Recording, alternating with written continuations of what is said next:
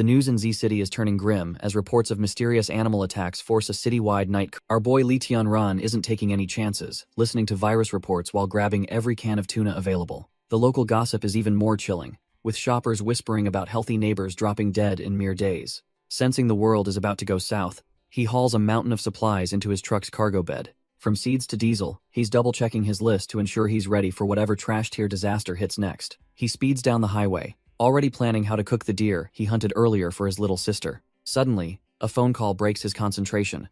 Though he remains focused on the winding road ahead, it's his girl offering a fancy job, but only if he agrees to dump his sister at an orphanage. Tianran isn't cut from that cloth, firmly telling her that his family is non-negotiable, regardless of her ultimatums. When she finally screams for a breakup, he just shrugs it off and ends the call without a regret. Just as he's cooling off, something slams into his truck with a sickening thud and a spray of blood.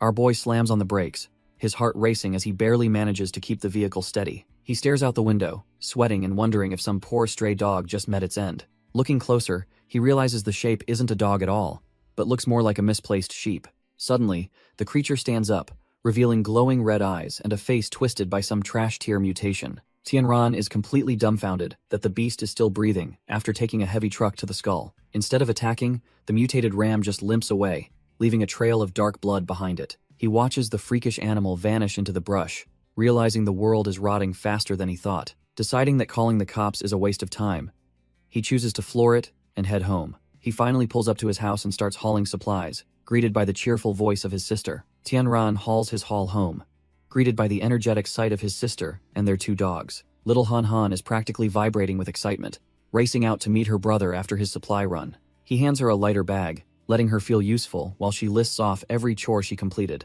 Our boy finally lets out a genuine smile, momentarily forgetting the freakish sheep he encountered on the road.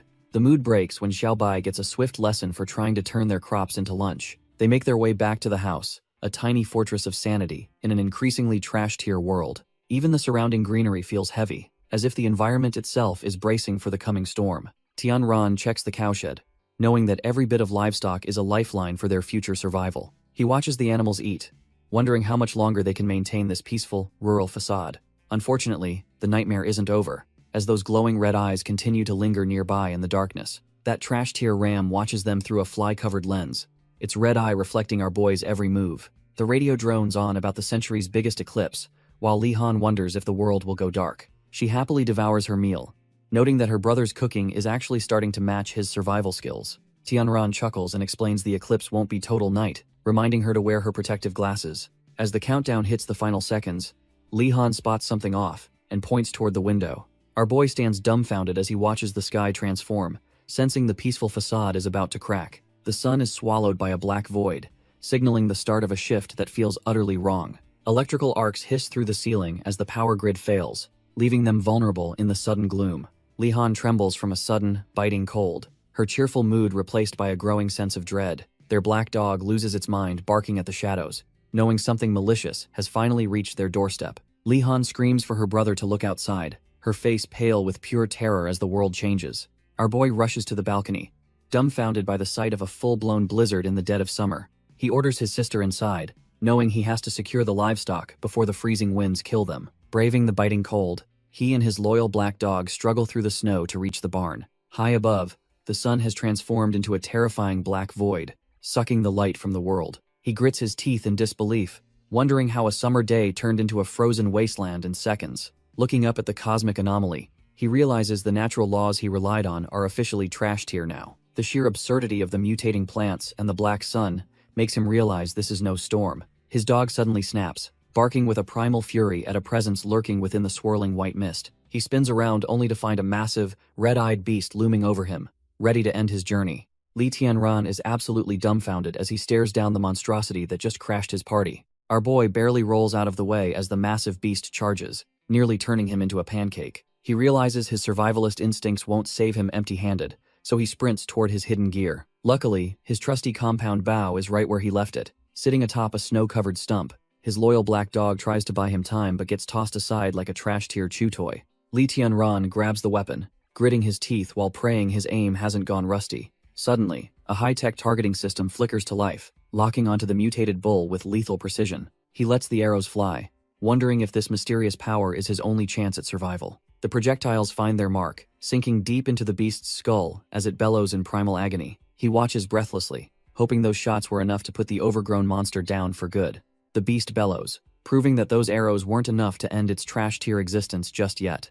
Our boy realizes he's in deep trouble and desperately needs more firepower to finish the job. The system confirms his worst nightmare, showing 0 ammo left, while 3 life forms remain in range. He reaches for another arrow, only to find his quiver is completely empty at the worst possible moment. Before he can react, the massive bull slams into him, sending him tumbling through the freezing snow. He hits the deck hard, gasping for air while his loyal black dog barks in a frantic panic. Coughing up blood, he looks up to see the mutated monster still standing, ready for another round. His vision blurs from the impact, but the dog's constant barking keeps him from fading out completely. The pup starts tugging at him, desperately trying to lead him toward safety or a new plan. Looking toward the house, he realizes that if one cow mutated, the rest of the farm is doomed. Lihan realizes the corruption has reached her favorite pet as the creature growls with murderous intent. She tries to reason with the fluffball, but the playful companion she knew is long gone. The beast's eyes glow with a feral hunger, proving it's been fully consumed by the supernatural blizzard. It lunges forward with a snarl, ready to tear into the very girl who once cared for it. Luckily, our boy arrives just in time, delivering a heavy kick to send the monster flying. He pulls his sister close, frantically telling her to get to the safe house and stay inside. He knows the situation is trashed here now that even their most loyal companions have turned into predators. Sprinting through the deepening snow, he realizes the entire farm has become a literal death trap. Every second counts as he carries her through the storm, his mind racing to find a solution. Suddenly, the system pings as he spots the massive bull still stalking them through the frozen wasteland. Tianran stares at the system screen, dumbfounded that he's out of ammo, while multiple life forms close in. He shoves Han into the safe house, pleading with her to stay hidden and trust her big brother. As the door slams shut, the system detects another threat, just as the mutated Xiaobai slashes his back.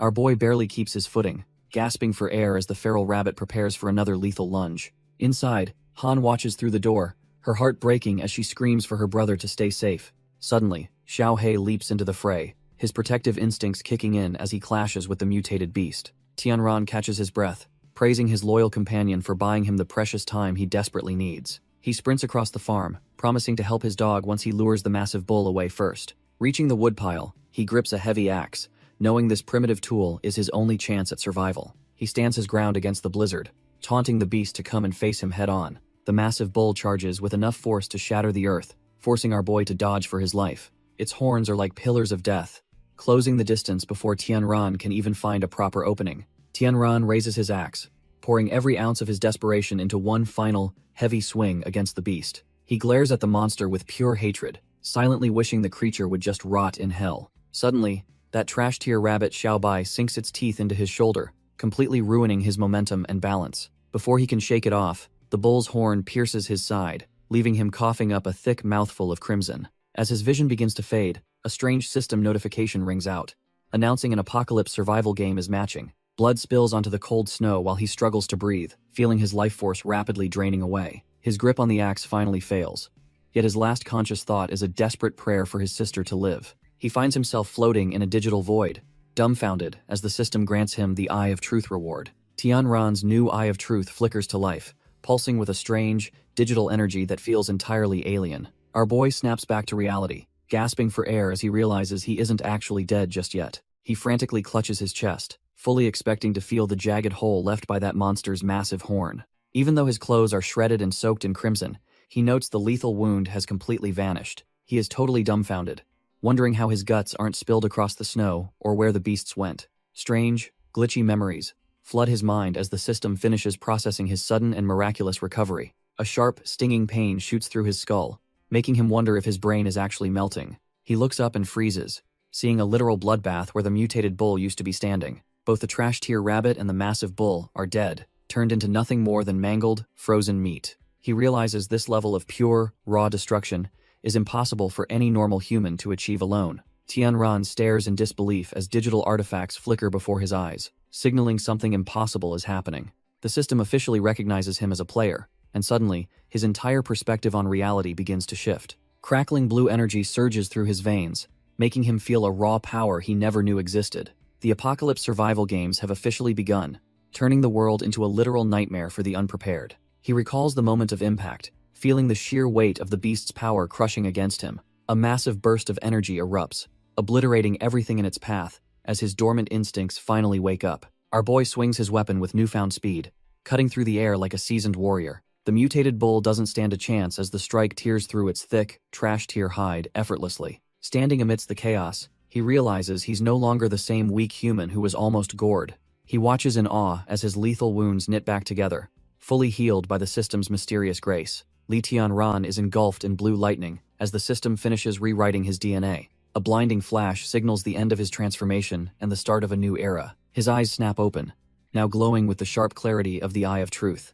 Our boy screams in agony as his shattered bones knit back together in seconds. Gasping for air, he realizes he actually cheated death thanks to this insane system. He looks around at the holographic screens, feeling like he's trapped inside a literal video game. The system confirms his shelter is bound, rewarding him for surviving the initial trash tier tutorial. Static crackles in his mind as information is forcibly implanted directly into his brain. His mission is clear: turn his home into an unbreakable fortress to survive the coming disasters. If the first round poisoned the earth, he wonders how much worse the next season will be. Our boy looks down at Xiao Bai, realizing the poor pup is completely out cold after the chaos. The system explains that the livestock mutated because they ate trash-tier plants, poisoned by the sudden radiation. He decides to bundle the beast up securely so it won't snap at anyone once it finally wakes. Desperate to find his sister, he rushes into the barn, praying she managed to stay safe inside. He descends into the cold basement, the dim light of his phone barely cutting through the oppressive shadows. The power is dead and the signal is gone,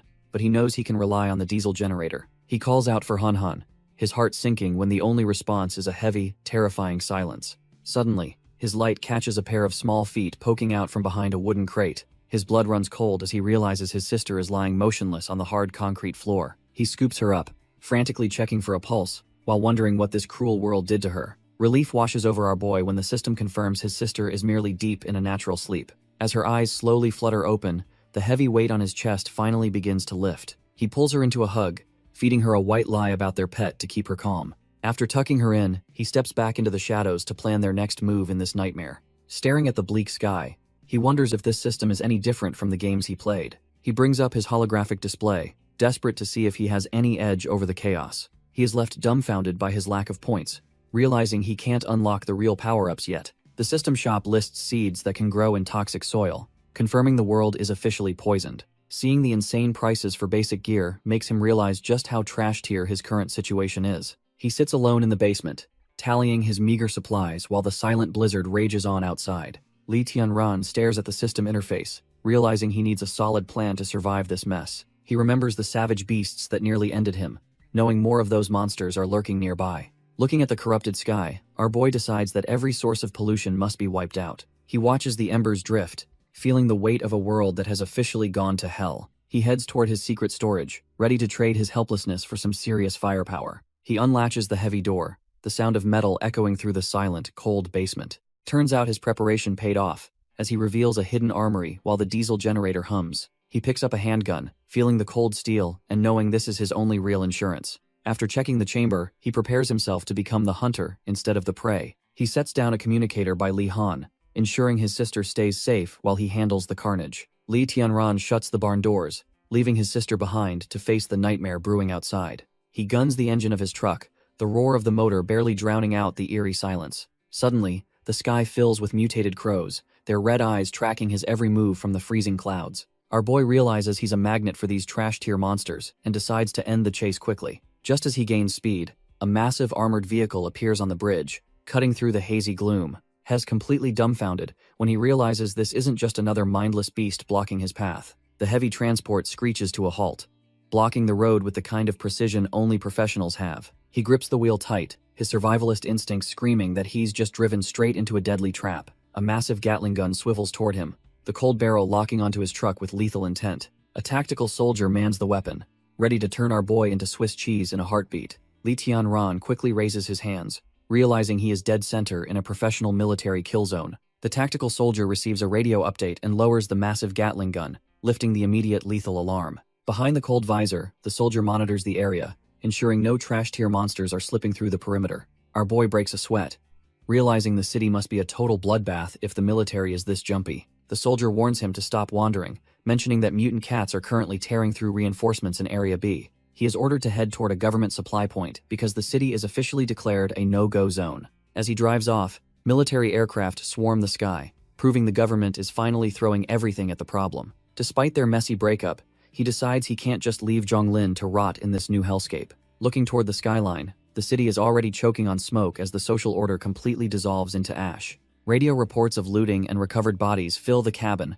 while he maneuvers his truck through the wreckage. Li Tianran keeps his head down and his foot on the gas as the city begins its final descent. He watches the rearview mirror, noting that only emergency vehicles are left to navigate the debris-strewn streets. Paramedics scramble to load a bloody victim, another casualty of the mysterious lung damage sweeping the population. The hospitals have become literal death traps, with medical supplies exhausted and patients left to rot in the halls. Our boy realizes the healthcare system is totally paralyzed, unable to counter the toxic spread of the radiation plants. He white-knuckles the steering wheel, wondering if he can actually carry his sister through this twisted survival game. He pulls up to a government supply site, but the scene is already a chaotic mess of desperate survivors. Law enforcement tries to keep the peace with megaphones, but their authority is hanging by a very thin thread.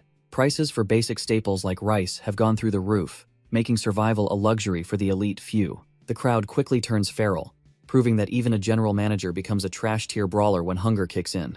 A mother and child wail on the cold floor as their last scrap of food is snatched away. Our boy watches the chaos from his truck, knowing the world has officially gone to the dogs. Everywhere he looks, trash-tier brawls break out over a single piece of bread as humanity's mask slips. The procurement site is a sea of desperation, where thousands wait for supplies that will never be enough. He steers toward a nearby apartment, focused on finding a specific target amidst the urban decay. The streets are a blur of panic as he maneuvers through the wreckage of a dying civilization. He slams on the brakes, his survivalist instincts screaming as he reaches his destination. A shady dealer lurks in the shadows, clutching a bag of supposedly fresh goods like a precious treasure. The man taps on the window, asking if our boy is looking for the good stuff from the market. He shows off a haul of veggies, but Tian Ran just smirks, daring the fraud to take a bite first. The dealer starts sweating, desperately trying to act like they're best buds to hide his trash-tier scam. He gets defensive when called out, telling our boy to just move along if he isn't buying. Tian Ran isn't playing games, his sharp eyes seeing right through the man's pathetic and transparent lies. Suddenly, the cold click of a handgun echoes, shifting the power dynamic in a heartbeat. The dealer nearly wets himself, pleading for his life while claiming he is just a law-abiding citizen. Tian Ran warns him that heartless scammers don't last long in this world before telling him to vanish. Terrified, the fraud scurries away, clutching his bag of contaminated junk like his life depends on it. He curses his luck for running into such a tough customer while retreating back into the urban shadows. Our boy doesn't waste another second, driving his pickup through the wreckage of the crumbling, gray city. He arrives at a derelict building, ready to secure the real resources needed for his sister's survival. Our boy climbs the stairs, his footsteps echoing through the silent, derelict apartment building. He reaches the door and knocks, calling out for Zhonglin, but only silence greets him. Finding the spare key hidden under the mat, he realizes she might not be home after all. The door creaks open into a dark, empty room as he cautiously steps inside, still searching for her. He is dumbfounded by the mess, knowing she is usually a neat and organized person. The bed is unmade and her phone is left behind, sending a chill down his spine. On the desk, he spots a box of antibiotics from a pharmaceutical company with a trash-tier reputation. He picks up the medicine, wondering why she would ever buy something so dangerous and contaminated. Scanning the room, he notes there is no blood, but something feels incredibly wrong about this scene. Looking at an old photo, he concludes the ransacked state of the house is definitely not her style. Li Tianran notes the lack of forced entry, realizing this whole scene feels way too deliberate. He shifts focus to his guesthouse-grade manor on the outskirts, utilizing his eye of truth for intel. Our boy realizes his dilapidated greenhouse is currently a loss, meaning he needs more survival points. He gets straight to work, slamming his hoe into the dirt to prepare the land for growth. Wiping away sweat, he hears his sister shouting that the seeds have finally sprouted from the ground. Even the black dog is curious, staring intently at the tiny green life emerging from the soil. Li Han is completely dumbfounded by the sight, while her brother stands tall after a hard day's work. The system confirms these anti-radiation tomato seedlings will reach full maturity in only 48 hours. He smiles, knowing that as long as they keep grinding, they can actually survive this post-apocalyptic world. While they admire the sprouts, he asks his sister if she remembers the rules, and she confidently agrees. Li Han carefully recites the survival rules, promising to stay inside and keep the dog out of trouble. Suddenly, the system pings with the news that their first batch of anti-radiation tomatoes is finally ripe. Our boy examines the fruit, wondering if these supernatural crops can actually level up his physical body. He takes a big bite, testing the results of his hard labor in this harsh, radioactive world. A surge of energy washes away his fatigue, confirming that being a farm owner comes with massive attribute bonuses. The system explains that recycling crops and minerals is the only way to earn points for base upgrades. He realizes his current harvest is just the bottom tier, with god-tier crops sitting at the very top. The point values for higher grades are insane, promising to turn his farm into a literal military fortress. He grins while gripping the tomato, already imagining the terrifying power he'll gain from the higher-level plants. However, his face falls when he sees the pathetic 10% maturity rate of his medicinal-grade crops. Our boy spots a fully grown batch of medicinal carrots, finally securing a way to treat future injuries. He decides to recycle most of his haul for points while stashing the rest as emergency reserves. Without hesitation, he confirms the trade, eager to see how much his hard work is actually worth. The system pings with success, flooding his warehouse with points and high-grade crops for later use. Turns out, he just unlocked a recycling achievement, rewarding him with a specialized agricultural robot for the farm. He is genuinely surprised that the system actually gives out decent loot just for doing basic chores. However, he feels a bit let down seeing how tiny the little guy is, doubting its actual efficiency. The little machine just stares back with its glowing green eyes, almost like it heard his rude thoughts. Suddenly, the pint-sized worker leaps from his palm, ready to prove its worth to its skeptical master. It begins moving at a blinding speed, leaving our boy dumbfounded as it starts tearing through the workload. Lee Tian-ran wonders if his thoughts are linked to the system, as the little robot works with terrifying efficiency. Seeing the farm's progress, he realizes a combat-grade robot is the only way to truly keep Lee Han safe. Our boy is finally impressed by the convenience, while the little machine lets out a sassy beep in response. As night falls over their isolated manor, he calls his sister away from the TV for a rare feast. He presents a massive roasted chicken, causing Lee Han and the loyal dog to practically drool in anticipation. The girl is confused, reminding him of his own rules about being frugal during this trash-tier apocalypse. He reassures her that the successful seed germination means they can finally afford to dip into their secret stash. Lee Han looks at her brother with pure admiration, feeling lucky to have him in this dying world. However, he warns her that if anyone finds out about their food, she'll face a brutal 3-day fast. He hands the first-choice cut to the black dog, rewarding the beast for its loyalty during the storm. Lee Han hugs the loyal black dog while worrying about their other pet's health. She asks if the white dog is feeling better, her innocence making the situation even more tragic. Our boy comforts her with a lie, promising they can play together once the injuries heal. He gives a stern warning to stay away from the attic to ensure she stays safe. Inside the cage, the mutated beast growls with glowing eyes, having lost all traces of its former self. A sudden system alert interrupts the moment, warning him that an intruder is approaching the manor's perimeter. He identifies the intruder as a middle-aged man with a low threat level lingering outside. It turns out to be Uncle Nan, who looks completely exhausted while nervously puffing on a cigarette. The man is startled when he realizes he's being watched, dropping his smoke in a moment of desperation. Our boy approaches the gate to hear the man's plea for help in this trash-tier world. Uncle Nan clings to the gate, desperately begging for scraps after being robbed in this trash-tier world. His eyes are bloodshot and sunken, showing the sheer exhaustion of a man who has reached his limit. Our boy stares back in silence, weighing the risks of revealing his stash to a starving neighbor. He lies, claiming the mutation destroyed his crops, while the old man's hope visibly withers into nothingness. The man admits he's been rejected by everyone else and feels utterly ashamed for even asking for help. Seeing the man's genuine despair, our boy decides to repay past kindnesses despite the danger of being targeted. Uncle Nan is completely dumbfounded by the sudden generosity, his face lighting up with a flicker of life. He hands over a bag of instant noodles, warning the man that this is all he can spare. As the neighbor leaves, our boy realizes those scraps won't last, and plans a secret midnight delivery. Later, he drives through the frozen wasteland with Lee Han to deliver a real feast to the old man. Lee Han happily recalls the kind neighbors who gave her candy, though she quickly tries to hide it. The streets are eerie and silent, making our boy realize that even the stray dogs have vanished. He stays focused on the road, wondering if the neighbors abandoned their pets to save on precious food. They finally pull up to the quiet residence, hoping their arrival hasn't been noticed by any unwanted eyes. The siblings unload the heavy bags, with Han Han even offering up her own snacks to help the neighbor. Suddenly, a blood-curdling scream for a son echoes through the air, sending a chill down his spine. He freezes as violent coughing fits erupt from inside the house, signaling that something is terribly wrong. Inside, a young man is hacking up thick, dark blood, his body clearly losing the fight against radiation. Uncle Nan weeps in total despair, watching his son's condition take a sudden, lethal turn for the worse. As blood splatters across the floor, the old man's world collapses, leaving our boy standing in grim silence. Our boy watches through the window, his face pale as he realizes the situation is worse than he imagined. Lee Han clings to him, terrified that the neighbor won't make it, but he tells her to look away. He recognizes the telltale signs of radiation poisoning, likely caused by eating trash-tier vegetables out of sheer desperation. A risky idea forms as he wonders if the dying boy could be the perfect test for his crops. Uncle Nan breaks down, explaining that the hospitals are full and the doctors have already issued a death sentence.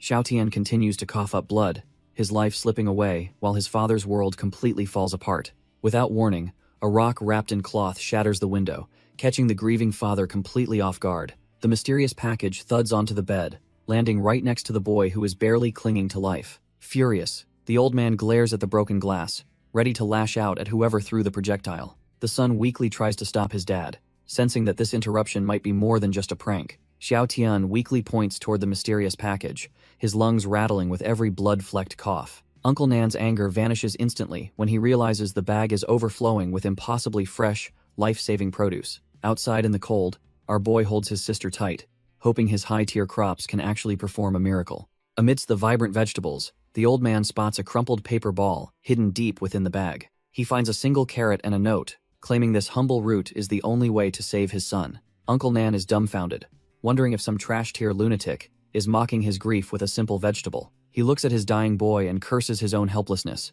feeling like a complete failure of a father. As the light fades from the boy's eyes, the weight of their desperate situation becomes almost too much to bear. The broken man collapses into his hands, sobbing as he realizes he has absolutely nothing left to lose. Through the haze of pain, the boy calls out one last time, forcing his father to make a choice. Xiao Tian grips his father's hand, deciding that even if he dies, he wants to try one last thing. Uncle Nan breaks down, realizing the hospital failed, and this weird carrot is his only remaining hope. He desperately shoves the crop into his son's mouth, begging him to chew through the blood and pain. The boy forces himself to swallow, the bitter taste of survival clashing with the metallic tang of blood. Suddenly, his body begins to violently twitch as the high-tier nutrients start a brutal war against the radiation. Uncle Nan watches in absolute horror, fearing he might have just accidentally killed his own son. Xiao Tian lurches forward, vomiting up a dark, corrupted sludge that was rotting him from the inside out. He continues to purge the filth, his breathing finally becoming clearer as the radiation's grip begins to slip. Seeing the color return to the boy's face, the old man is dumbfounded by the literal miracle occurring. From the shadows, our boy watches with a satisfied smirk, knowing his farm just saved a life. The flickering streetlights finally buzz back to life, signaling that the local power grid is starting to stabilize. Our boy notices the change immediately, realizing that a restored signal means he can finally reach out for help. He wastes no time dialing Zhonglin, desperate to confirm she survived the initial wave of the apocalypse. His heart sinks when the line remains dead, leaving him with nothing but a cold, automated rejection. Little does he know, her phone is actually vibrating right now in the pocket of a captive. Inside a dark van, some trash-tier thugs grow irritated by the constant buzzing coming from their human cargo. One of them realizes the signal is back and orders his partner to shut the woman's phone up. These lowlifes are only thinking about the massive payday of food and water they'll get for this delivery. They pull up to a pharmaceutical building, completely indifferent to the twisted fate awaiting the people they've snatched. Back on the road, Li Han is left dumbfounded by her brother's competence as they navigate the collapsing world. Li Han can't stop talking about how Xiao Tian miraculously recovered just by eating one of their special carrots. She's absolutely hyped, mentioning how his sickly gray skin turned healthy again right before her very eyes. Our boy just listens as she vows to become a powerhouse who can knock out bad guys just like him. Suddenly, a dark shadow lunges from the dense tree line, targeting their moving vehicle with predatory precision. A heavy thud rattles the frame, leaving Li Tianran wondering what on earth just landed on their roof. A massive, obsidian claw slams against the glass, proving that whatever is out there isn't just a normal animal. Glowing red eyes peer through the darkness, locking onto the siblings like they're nothing more than canned meat. A mutated primate lets out a bone-chilling roar, its distorted features showing the true horror of the apocalypse.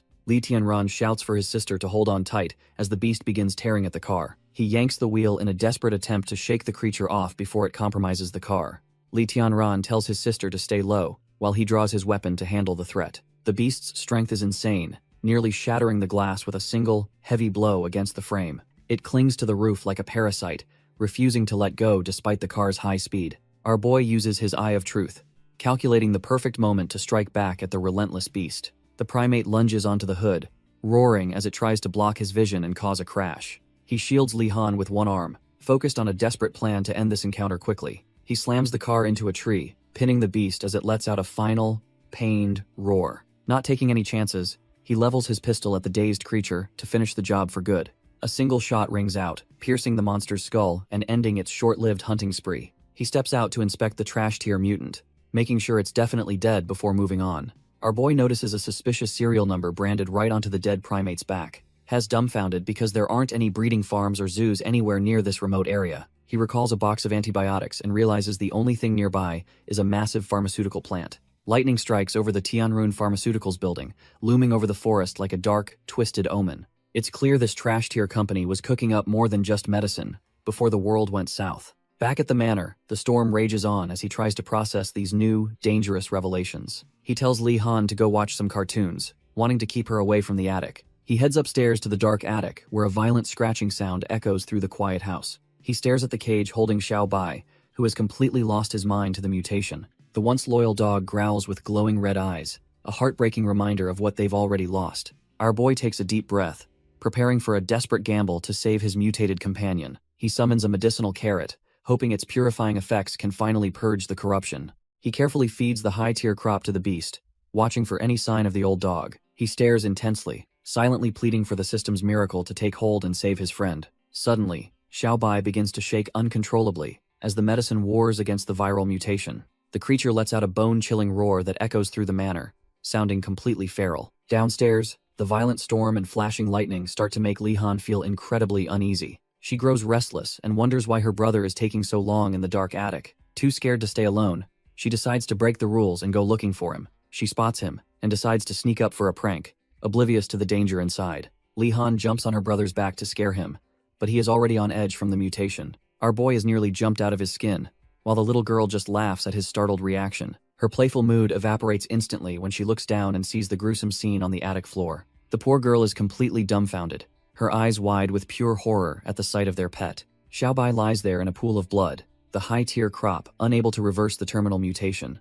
The shock is too much for her young mind, and she begins to collapse right then and there. Li Tianran catches her, urgently telling her to pull herself together as the reality of the apocalypse hits. She breaks down in tears, begging him to use their miracle crops to bring their best friend back. He pulls her into a tight embrace, heartbroken as he explains that some mutations are simply beyond saving. Li Tianran sits in the dark with his fallen friend, listening to his sister's heart-wrenching cries. After the embers fade, they stand before a fresh grave, mourning the loss of their loyal companion. Our boy watches his sister closely, worried that the trauma might finally break her spirit. He reaches out and takes her hand, a silent promise that he won't let her go too. Leaving the pet's favorite toys behind, he decides they must head back before the temperature drops further. Back at the manor, he prepares her favorite meal, hoping to coax her out of her shell. She remains completely unresponsive, staring blankly at the screen to escape the weight of her grief. He puts together a high-tier sandwich, realizing they need every bit of nutrition to survive the coming days. He tells his loyal hound to stay by her side while he heads out to manage the property. Suddenly, his system pings with the news that a massive haul of radiation-resistant crops is ready. With his little agricultural robot assisting, he successfully harvests a mountain of life-saving medicinal supplies. Our boy starts burning through his hard-earned points to give the manor a much-needed facelift. He watches as the trash-tier greenhouse transforms into a more reliable structure for his precious crops. However, a system warning reminds him that his current defenses are barely enough to stop a stray dog. He realizes that expanding production is pointless if some mutant beast can just waltz in and wreck everything. Without hesitation, he dumps 1,000 points into reinforcing the outer walls to keep the world out. To add some extra bite, he installs a high-voltage power grid that will fry anything trying to climb over. He even snags a specialized radar unit to ensure no sneaky threats can catch him off guard. Even with the upgrades, he worries that his sister needs more personal protection while he is busy. His eyes widen as he spots a high-tier mechanical guardian in the shop that looks absolutely beastly. Unfortunately, the price tag is way out of his league, leaving him feeling a bit broke and frustrated. Our boy realizes he can scrape together enough points by selling off the grain stored in his warehouse. He decides to pull the trigger on the purchase, hoping these 2 units are worth the massive investment. Suddenly, a sleek mechanical hummingbird and a combat-ready hound materialize, ready to serve their new master. To see if they are actually elite, he orders the bird to target some falling leaves for a test. The tiny drone zips through the air with blinding speed, leaving Li Tianran watching with focused intensity. It shreds the foliage with surgical precision, proving that this isn't just some trash-tier piece of tech. With an aerial sniper now patrolling his skies, he feels much better about the manor's overall security. Next, he points toward a massive boulder, eager to see what kind of heat the hound is packing. The mechanical beast begins charging a core of pure energy, lighting up the area with a fierce glow. A massive beam erupts from its maw, vaporizing the rock and proving its raw, destructive ground power. Li Tianran finally breathes a sigh of relief, knowing his new mechanical muscle is the real deal. He heads back inside to find his sister, who is still staring blankly into the distance. The mechanical hound approaches her slowly, its cold metallic frame surprisingly gentle as it nudges her. It stands perfectly still, its glowing eyes scanning the girl it was built to protect at all costs. Our boy explains that this beast will be her personal shadow, never leaving her side in this hellscape. He suggests naming it after their old friend Xiao Bai, hoping to bring her some much-needed comfort. Li Han is nearly dumbfounded, her eyes welling up as she touches the machine that reminds her of home. Far away from the manor, the towering headquarters of Tianrun Pharmaceutical looms over the desolate city. Inside, some trash-tier suits discuss how their experimental samples are becoming strong enough to punch through solid steel. They fear Vice President Ren will be furious if she discovers they failed to secure the necessary medical gear. When his subordinate warns that the head office might find out, Liang Tianyu just gives a dismissive huff. He believes their secret moves are untraceable, and even if someone investigated, they wouldn't know where to start. The manager orders his man to keep a tight leash on Ren Xiao to protect his bottom line. He sits back in his chair, staring at the motto that claims this land is a gold mine. A dark smile plays on his lips as he thinks about the great treasure his research will uncover. Meanwhile, Vice President Ren Xiao is storming through the building, while the trash-tier staff tries to stop her. She bursts into the office with zero chill, demanding to know what is going on in his head. Ren Xiao is livid, yelling that he should be donating medicine instead of running these twisted animal experiments. She confronts him directly, but the manager just sits there, looking like he could not care less about morals. Liang Tianyu finally stands, coldly stating that he is a businessman, and today's medicine is useless against this disease. Liang Tianyu reminds her she is a shareholder, dangling the massive rewards of a potential breakthrough to buy her silence. Ren Xiao plays along with his game, asking if his shady research has actually made any real progress yet. Since the government is failing, she insists on seeing his lab, while her pendant glows with a mysterious energy. Liang just smirks and claims he was joking, suggesting things would move faster if she provided more manpower. She refuses to cooperate until she sees the facility, so he graciously offers her a personal escort to the lab. Once they are alone, her assistant admits their quick office scan failed to find the secret entrance they needed.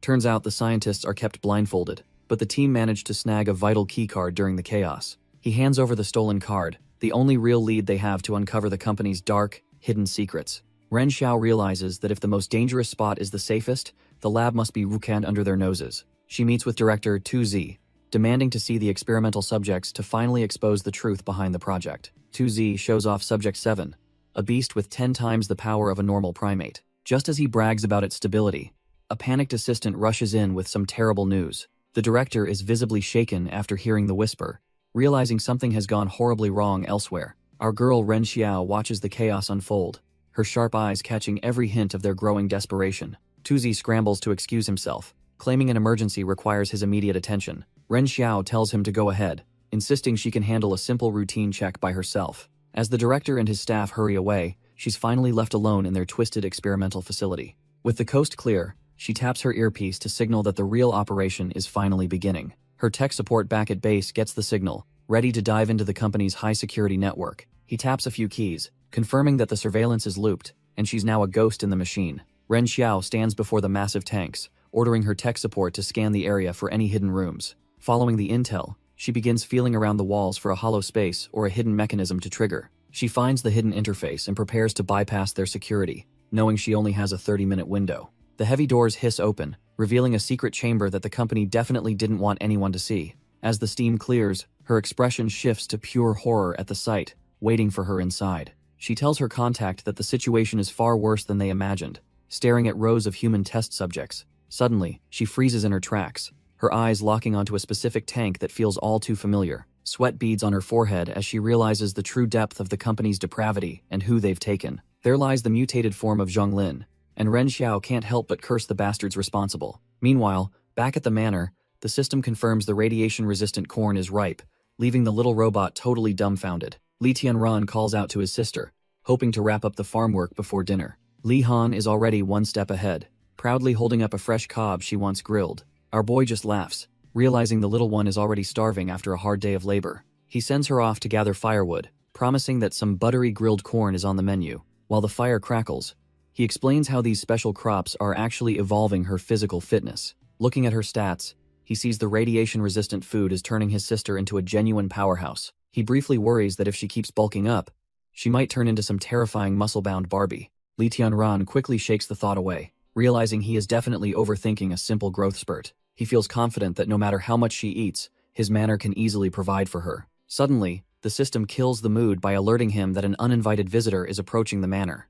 Lee Tianran spots Xiao Tian at the gate, clutching a bag of food that looks suspiciously familiar. Our boy heads down to the entrance, wondering why the kid is hanging around his manor's perimeter. Turns out, the kid's family wants to repay the favor by sharing some of their recent food haul. He realizes these are just the noodles he gave them, but appreciates that they aren't trash-tier people. Curious about their sudden surplus, he asks where exactly they managed to score all these supplies. Xiao Tian explains they just found it in their yard, assuming some mysterious guardian angel dropped it off. After the small talk, the kid gets nervous and asks if he can request one more big favor. He wants to borrow the truck to hit a distant grain center that still has plenty of stock. Lee Tianran agrees, but the kid admits he lacks a license and needs a lift to the outskirts.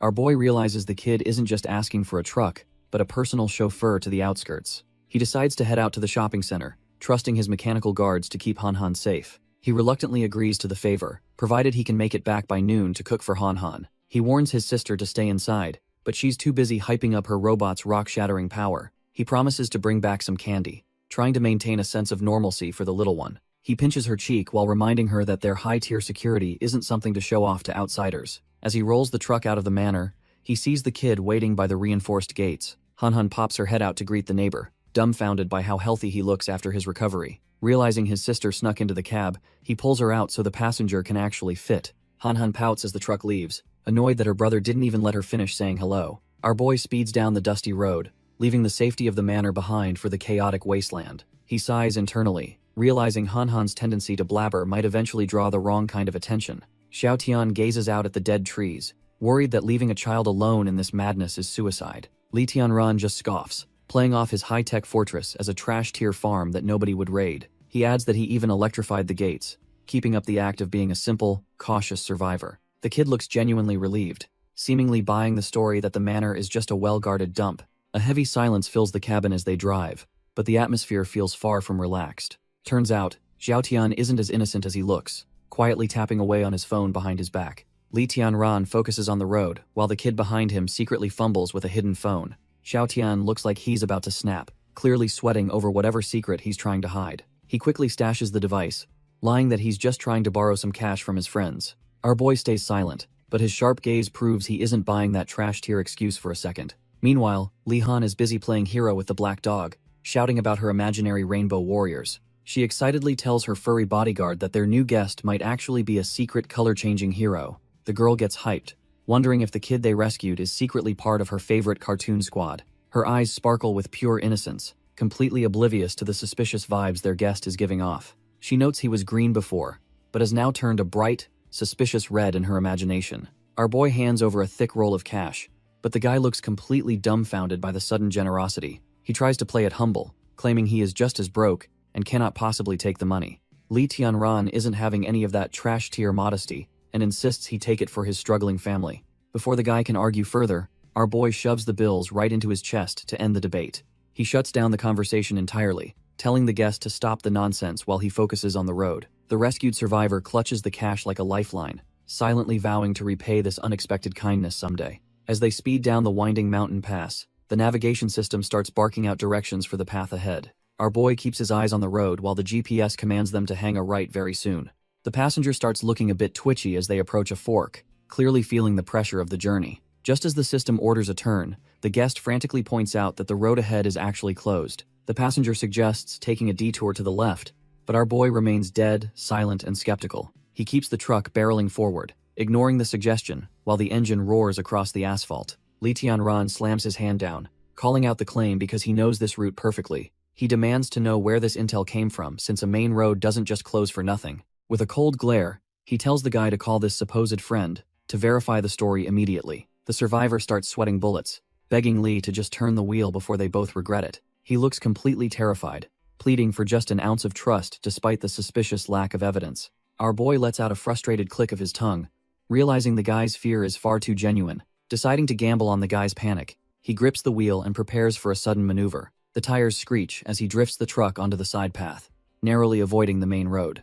A tracking signal begins to beep as the target suddenly deviates from the planned route. Liang Tianyu slams his hand down, enraged that his carefully laid trap is falling apart. He can't believe the trash-tier survivor had the guts to go back on his word like this. His men scramble for orders, wondering how they're going to salvage this mess before the boss snaps. He smirks and hits his earpiece, revealing Hez already got a backup plan ready to go. The order goes out to block the road and capture the target alive for the pharmaceutical lab. Our boy guns the engine, unaware that he's being hunted from both the front and the back. The survivor collapses in guilt, sobbing about how he sold them out just to survive. Through his tears, he explains that the company took his father and forced him into this betrayal. Li Tianran tries to stay calm, demanding to know exactly what these monsters want from them. Xiao Tian breaks down, confessing that Tianrun used him to lure our boy away and kidnap his little sister.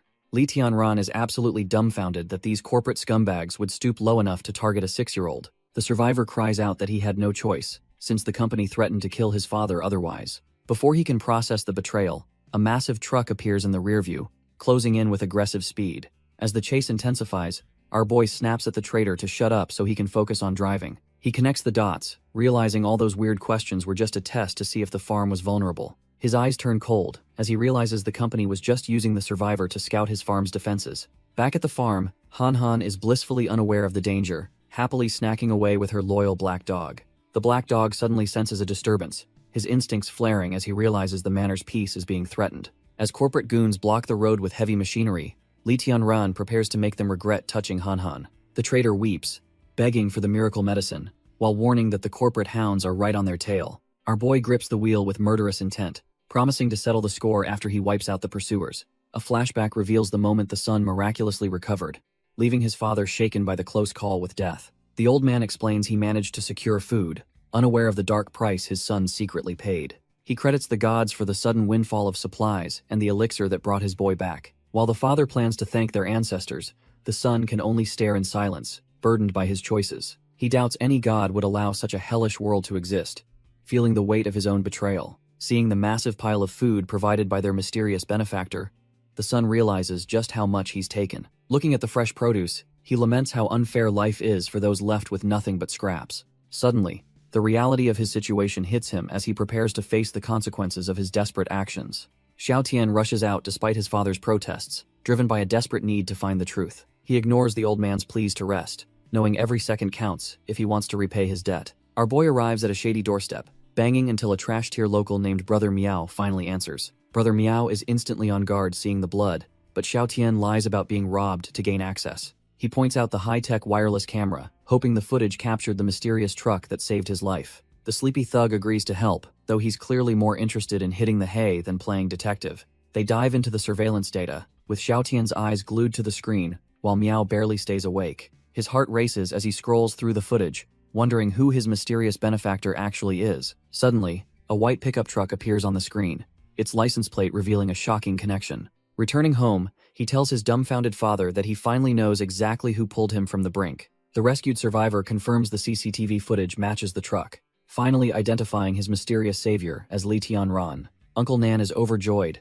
praising the young boss as a saint for providing food and saving his son. However, the mood sours when the boy mentions the massive bounty the pharmaceutical group is paying for information. Uncle Nan is absolutely dumbfounded, realizing his own son is actually considering selling out their only benefactor. The boy argues that charity won't last forever, and they need a real way to survive this hell. Disgusted, the old man delivers a heavy slap, cursing his son for being an ungrateful, trash-tier beast. He even threatens to break the boy's legs before he lets him commit such a spineless act of betrayal. Bleeding and bitter, the survivor wipes his mouth, convinced that survival is the only thing that matters anymore. Meanwhile, our boy is tearing down the road, but a persistent black SUV is glued to his rear bumper. He checks the mirror with a grimace, realizing these corporate hunters aren't going to be shaken off so easily. Suddenly, two white SUVs lunge across the road, creating a trash-tier blockade that forces our boy to react. He slams the steering wheel, tires screeching as he desperately tries to maneuver his heavy truck around the trap. The grille of his beastly vehicle barely misses the metal as he fights to keep control of the skid.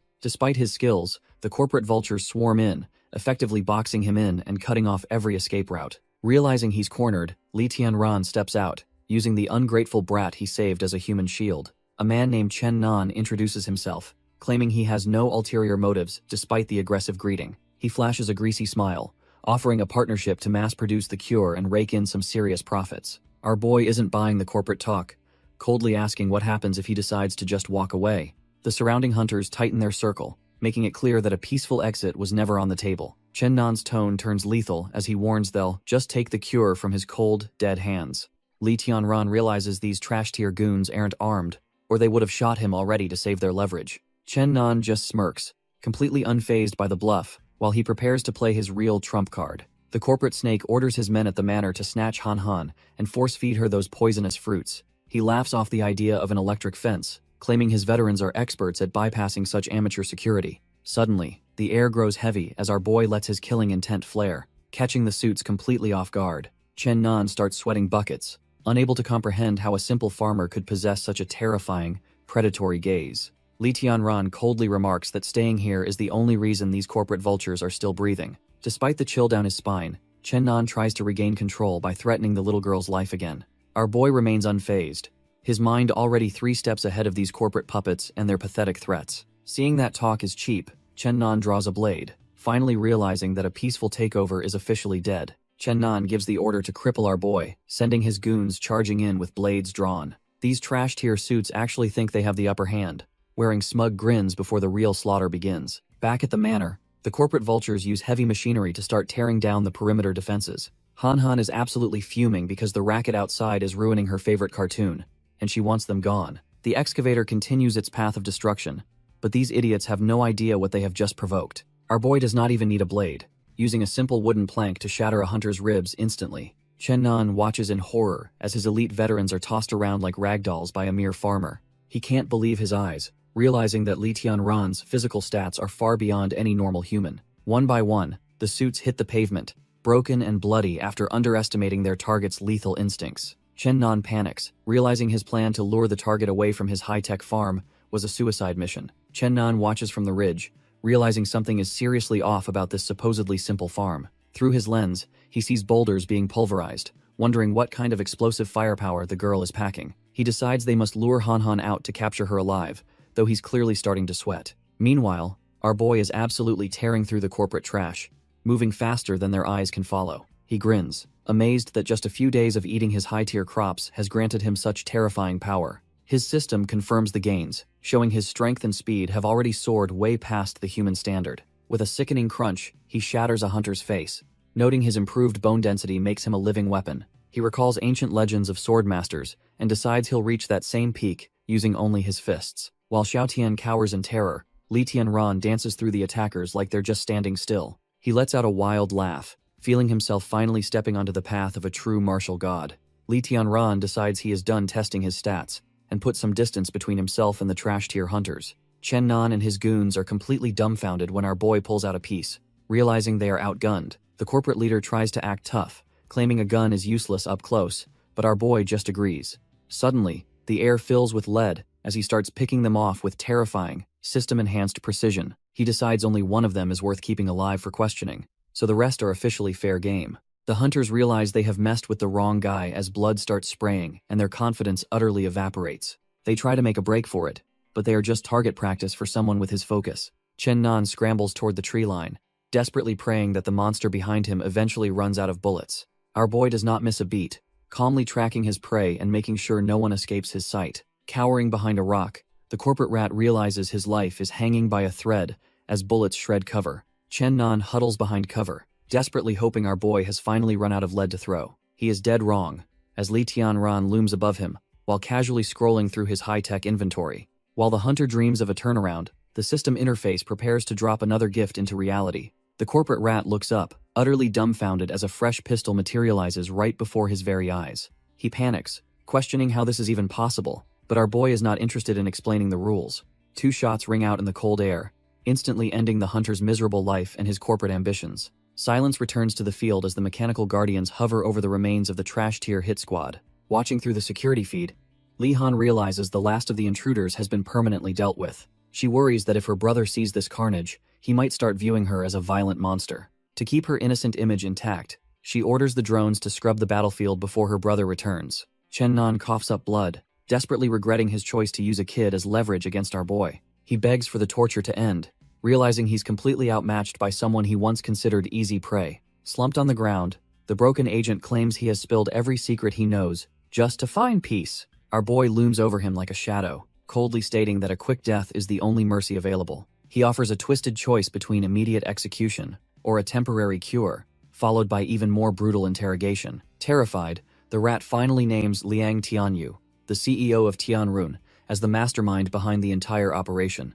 Li Tianran connects the dots, realizing this CEO is the same trash-tier human who hiked up drug prices. The agent explains that Liang is keeping his move secret from other executives to crush a rival vice president. Our boy is dumbfounded to learn that the massive Tianrun Corporation is actually just a subsidiary of something bigger. He delivers a sharp wake-up call, demanding to know if the higher-ups at headquarters have been notified yet. Chen Nan admits that Liang Tianyu is playing a dangerous game by keeping the headquarters in the dark. Our boy realizes the news hasn't leaked yet, meaning he can still handle this mess quietly. Suddenly, a phone starts buzzing on a desk, signaling that the big boss is finally checking in. Liang Tianyu answers, smugly asking if the target is finally under control as his men promised. He gets annoyed when told the target refuses to talk without a face-to-face meeting at the warehouse. The CEO slams his phone down in a rage, fuming because a low-level grunt dared hang up first. He storms out of his office, already dreaming of the day he replaces everyone at the main headquarters. Back at the scene, Li Tianran cuts the call,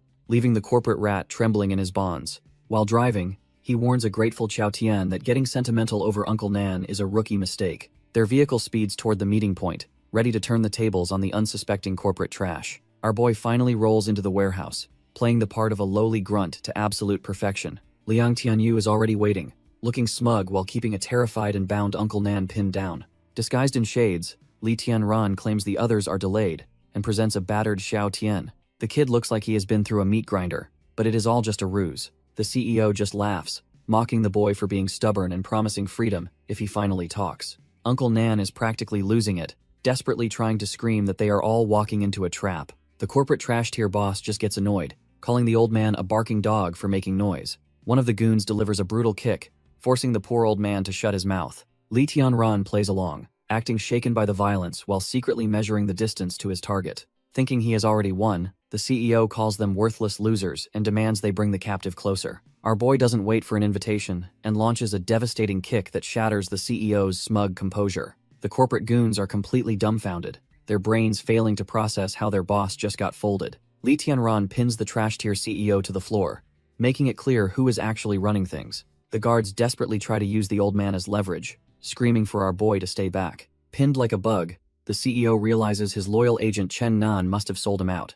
Li Tianran just mocks him, wondering how such a heartless jerk managed to lead a major pharmaceutical company. The CEO's arrogance evaporates instantly, as he stares into the eyes of a man who truly does not care. Even the battered Xiao Tian watches in silence, seeing the tables turn on the monsters who threatened them. When the CEO threatens to kill the old man, our boy just laughs, calling his bluff with chilling indifference. The remaining hunters start losing their minds, begging their supposed comrade to stop before things get even bloodier. The trash-tier CEO loses his mind and orders his men to execute the hostages immediately. A hunter pulls the trigger, but he is nowhere near as fast as our boy's survival instincts. Li Tianran opens fire, turning the warehouse into a lead-filled nightmare for the corporate goons. Bodies hit the floor as the dust settles, leaving the CEO pinned and utterly dumbfounded by the carnage. One last hunter tries his luck, but our boy puts a bullet through him without breaking a sweat. The walls are painted red, serving as a grim reminder of what happens when you cross him. Uncle Nan and his son drop to their knees, begging for mercy after their pathetic attempt at betrayal. Li Tianran looks down coldly,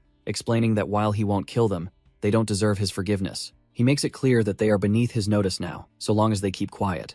Our boy orders the survivors to pile up the trash as he prepares for the next phase. Li Tianran coldly informs the old man that they need to eliminate every trace of the slaughter. He begins the grim task of dragging the corporate trash away to be permanently disposed of. The survivors realize our boy plans to burn the evidence, leaving nothing behind for the pharmaceutical company. Uncle Nan struggles with the heavy bodies, his spirit broken by the weight of his son's betrayal. Hidden from view, the son grips a jagged glass shard, his mind finally fracturing from the stress. The boy suddenly lunges at his father, deciding that a mutual death is better than facing the consequences. Uncle Nan narrowly avoids the lethal strike, while his son laughs like a man who has lost everything. Li Tianran watches the pathetic display, realizing the kid is far too gone to be saved now. The boy corners his terrified father, convinced that pulling someone down with him is a fair deal. Our boy moves like a blur, intercepting the strike and putting the crazed kid in his place. Uncle Nan lets out a gut-wrenching scream as the weight of the tragedy finally shatters his spirit. Suddenly, the white SUV slams into the warehouse wall with enough force to rattle everyone's teeth. The impact is massive, sending debris flying everywhere as the vehicle finally comes to a dead stop. In the chaos, Uncle Nan rushes to his son's side, finding the boy broken and bleeding out. Xiaotian struggles to breathe, the light fading from his eyes as he realizes his betrayal led here. Our boy stands back, watching the tragic scene unfold while the father begs for a miracle. The kid's hand trembles with his last bit of strength, finally feeling the weight of his selfish choices. He mentions the candy Han gave him, a small kindness that somehow still matters at the very end. With a final, peaceful breath, the boy who tried to sell out his savior finally finds some rest. Uncle Nan is left completely devastated, cradling his son's body as the silence of the warehouse turns deafening. Liang Tianyu stumbles away like a hollow shell, his spirit completely crushed by the weight of his defeat. Our boy stands silent, letting the man walk toward the car that will soon become his metal coffin. He starts frantically smashing the car, choosing a fiery end over facing the consequences of his trash-tier actions. The warehouse erupts in a violent blaze, signaling the permanent end of the pharmaceutical giant's reign of terror. Ren Xiao enjoys a quiet moment until an aide rushes in with news that changes everything for the company. She is left dumbfounded as the report confirms that the man she was investigating has been eliminated. Forensics confirm the dental records match, proving the charred remains belong to the man who once ruled the city. The doctor explains that with the police force spread thin, a deeper investigation is basically impossible right now. It turns out this wasn't an accident, as the autopsy reveals bullet fragments lodged deep within the bone. Looking at the charred skull, she concludes that the CEO definitely offended someone way out of his league. Ren Xiao wonders if the hit was a personal vendetta or a direct strike against the corporation. She covers the remains, deciding that if the company is the target, she has a new enemy. Standing in the morgue, she realizes the scale of the chaos is far beyond her initial expectations. Our boy buys a high-tech bomb from the system, preparing a lethal insurance policy for his ally. He installs the device on Uncle Nan, warning him that this is the price for seeking revenge. The needle sinks in, serving as a grim reminder to stay loyal and avoid a tragic end. Back at the manor, the peaceful scenery hides the fact that things have gotten pretty wild lately. Han looks completely caught off guard when she realizes her big brother has finally returned home. Li Tianran is speechless, while Uncle Nan looks like he's seen a ghost after witnessing her handiwork. Turns out Han was just playing a digging game, which involved burying several trash-tier intruders alive. Han feels guilty, fearing her brother will label her a monster for being so violent against the intruders. She tearfully asks if he'll throw her away, now that she has actually taken lives to protect the manor. Our boy immediately shuts that down, promising to carry the weight of any mistake she ever makes together. He gently wipes her tears, expressing how relieved he is that she finally knows how to defend herself. He explains the harsh reality that being peaceful just invites more trash-tier wolves to their doorstep. Han vows to blow the head off anyone bullying her brother, while Uncle Nan struggles to process the scene.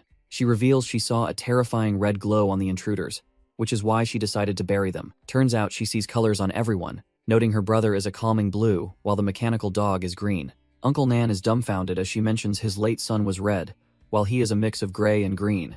Li Tianran's mind races, asking if she sees words or numbers, wondering if she is also a system player. Li Tianran squishes her cheeks, learning this color-seeing power manifested about a week ago during the initial chaos. He realizes she isn't a system player, but likely evolved from eating those high-tier radiation-resistant crops. Our boy flashes a grin so wide and intense that it actually starts to creep his little sister out. He analyzes her ability, realizing she is basically a walking radar for detecting malicious intent in others. He dubs it the Eye of Good and Evil, officially making her his most vital tactical assistant for survival. After the heavy talk, he gives her a head pat and promises to whip up a legendary meal. He serves up a steaming bowl of braised meat, a luxury that most trash-tier survivors would kill for. At dinner, he announces that Uncle Nan is joining the squad to help manage the manor's growing farm. When she asks about his son, Uncle Nan sadly claims he went to another world to atone for sins. Han casually notes that anyone glowing red with hate toward her brother usually ends up dead pretty quickly. Han declares she will take out anyone who messes with her brother,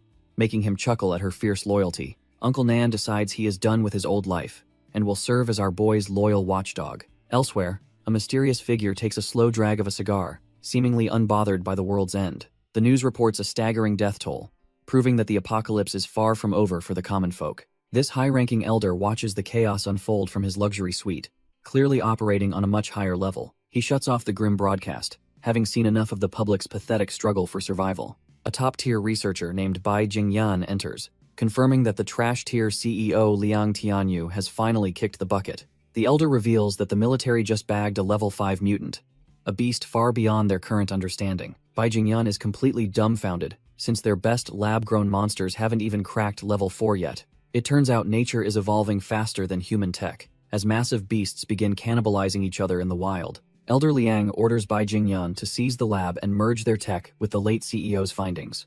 As Bai departs, the elder demands he extract the virus immediately to stay ahead of the evolving chaos.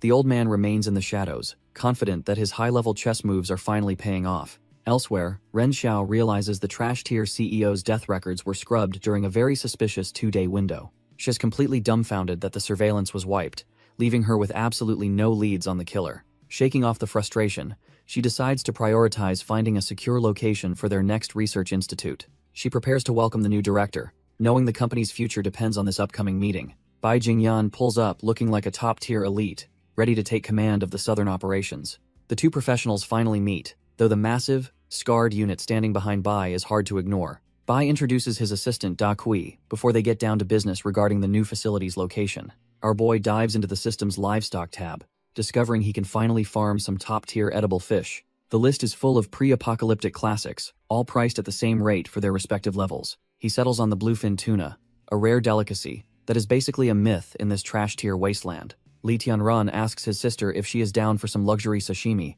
and she is absolutely ecstatic. Since they are not broke anymore, he decides to build a proper pond and puts the robot to work. He marks the ground with a tool, setting the stage for the Manor's next big resource upgrade. The whole squad watches as the excavator prepares to tear into the earth for their new project. Uncle Nan notices something weird while petting the black dog, realizing the mutt has grown significantly larger. Our boy is dumbfounded because an adult dog should not be growing unless the farm's food is truly supernatural. It hits him that the dog has nearly doubled in height, a detail he missed by being around him daily. Our boy worries the dog might mutate like Xiao Bai, wondering if those radiation-resistant crops are the cause. He realizes he needs to keep a sharp eye on the mutt to prevent another disaster at the manor. Just as the work gets going, the system pings him about unexpected visitors arriving at his front door. 3 strangers stand at the gate, and the system identifies them as a serious threat, level 8. The head researcher, Bai Jingyan, seems impressed with the farm and decides this is the place they will buy. Ren Xiao finds the man impossible to deal with, since he ignored every other site she carefully selected. Their muscle, Da Kui, keeps hammering on the gate, while the corporate duo waits for a response. Li Tianran demands to know what they want, but Bai Jingyan just smiles and asks to talk face-to-face.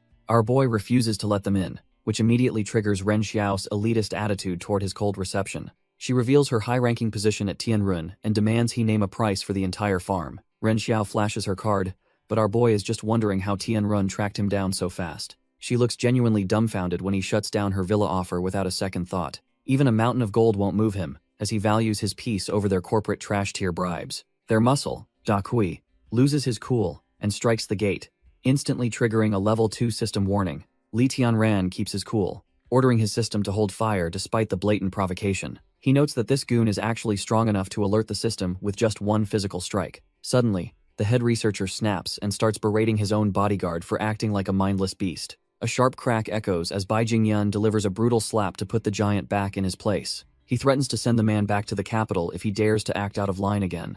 The researcher smoothly apologizes for the ignorance, piquing our boy's interest with his surprisingly calm demeanor. Li Tianran smirks and tells the big guy to step a bit closer for a surprise. Before the goon can react, our boy delivers a heavy gut punch right through the metal bars. He even has his hummingbird warrior on standby just in case things get even messier. As the musclehead wheezes on the ground, Li Tianran declares they are finally even for the gate.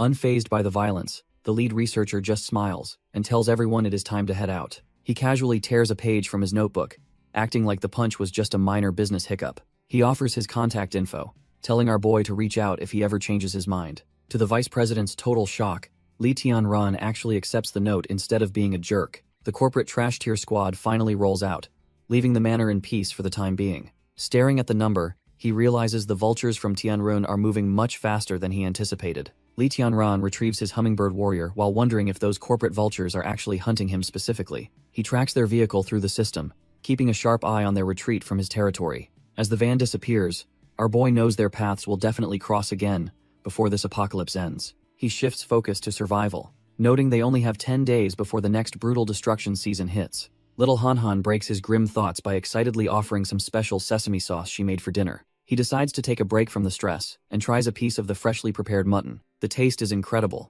reminding him that even in this trash-tier world, some things are outside. The supernatural blizzard rages on.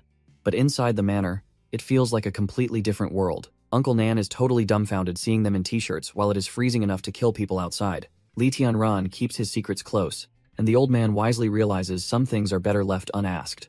Our boy warns them to be ready, because this food is definitely not some trash-tier grocery store produce. He explains that long-term consumption will cause physical changes, leaving Uncle Nan feeling like he is in a movie. Li Tianran just grins, noting that this whole apocalypse is basically a science fiction nightmare come to life. He points out that in a world this crazy, having superpowers is actually the new normal. When he mentions the word evolution, the old man admits he has no clue what the boss is saying. While little Li Han celebrates her cooking, Li Tianran casually asks if any uninvited guests stopped by today. The mood shifts instantly when he mentions the name Tianrun, sending a visible chill down the old man's spine. Uncle Nan starts trembling, realizing the sheer scale of the power and the danger they are actually facing. He wonders if someone as useless as himself could truly become stronger just by eating these special crops. Li Tianran gives him a sharp, confident look and confirms that everyone under his roof will eventually evolve. Uncle Nan finally understands the situation while our boy Li Tianran prepares for a secret night mission. He tracks the signal to the Harmony Villa district, where the corporate elite are currently bunkering down. Ren Xiao welcomes the researchers into her home, unaware that a mechanical spy is hovering right behind them. She plays the perfect host, offering Bai Jingyan a room, while he graciously accepts her hospitality. After a long day of schemes, they both decide to call it a night and get some rest. As she heads upstairs, the hummingbird warrior follows her every move to gather more intel on the target. Ren Xiao finds the buzzing sound annoying, wondering why trash-tier mosquitoes are still around in this freezing weather. She finally relaxes in a bathrobe, thinking a spa session is the only way to fix her exhaustion. Looking in the mirror, she admires her own reflection and feels her beauty is unmatched in this world. She begins her skincare routine with a smile, totally oblivious to the drone recording her every single move.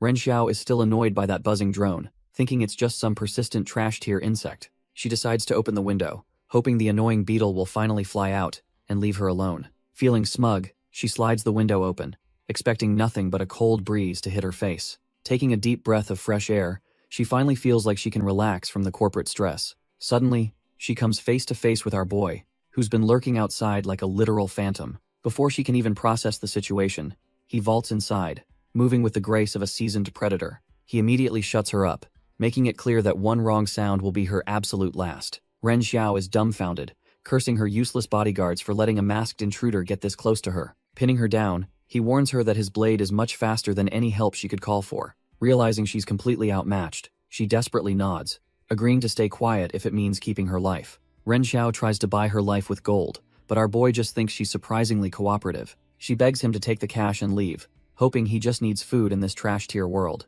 When he says he isn't there for money, she's completely dumbfounded and starts to fear the worst. Panicking, she screams wild insults and even lies about being sick just to keep him from touching her. Tired of the noise, he shuts her up physically, making her realize he isn't playing any games. He demands to know if she offed the former CEO, secretly mocking her for being so slow. After he lets go, she wonders how a random outsider could know so much about their internal corporate mess. She admits the investigation is a dead end, proving the police are useless at finding the real culprit. Our boy tests her by suggesting she staged the hit to steal the top spot for herself. She fires back that the man had endless enemies, and he realizes she's actually quite sharp under pressure. Ren Xiao desperately explains that the former CEO wiped every trace of his shady dealings before biting the dust. Li Tianran realizes the trail is cold, while she begs him to finally let her go in peace. Suddenly, our boy's sharp senses pick up heavy footsteps approaching the room, signaling their little chat is over. The guards outside start pounding on the door, demanding she open up immediately before they break it down. To make her look like a victim, he delivers a swift strike that sends her reeling across the floor. Outside, the panicked housemaid screams for the muscle-bound Da Kui to save their boss from the intruder. With a roar of pure strength, the scarred giant shatters the entrance to hunt down whoever dared enter. He finds her sprawled out on the cold marble, looking like she barely survived a brutal encounter. The maid rushes to her side while the bodyguard scans the area, realizing the culprit is already gone. Looking out into the dark night, he curses his luck, as our boy vanishes into the shadows undetected.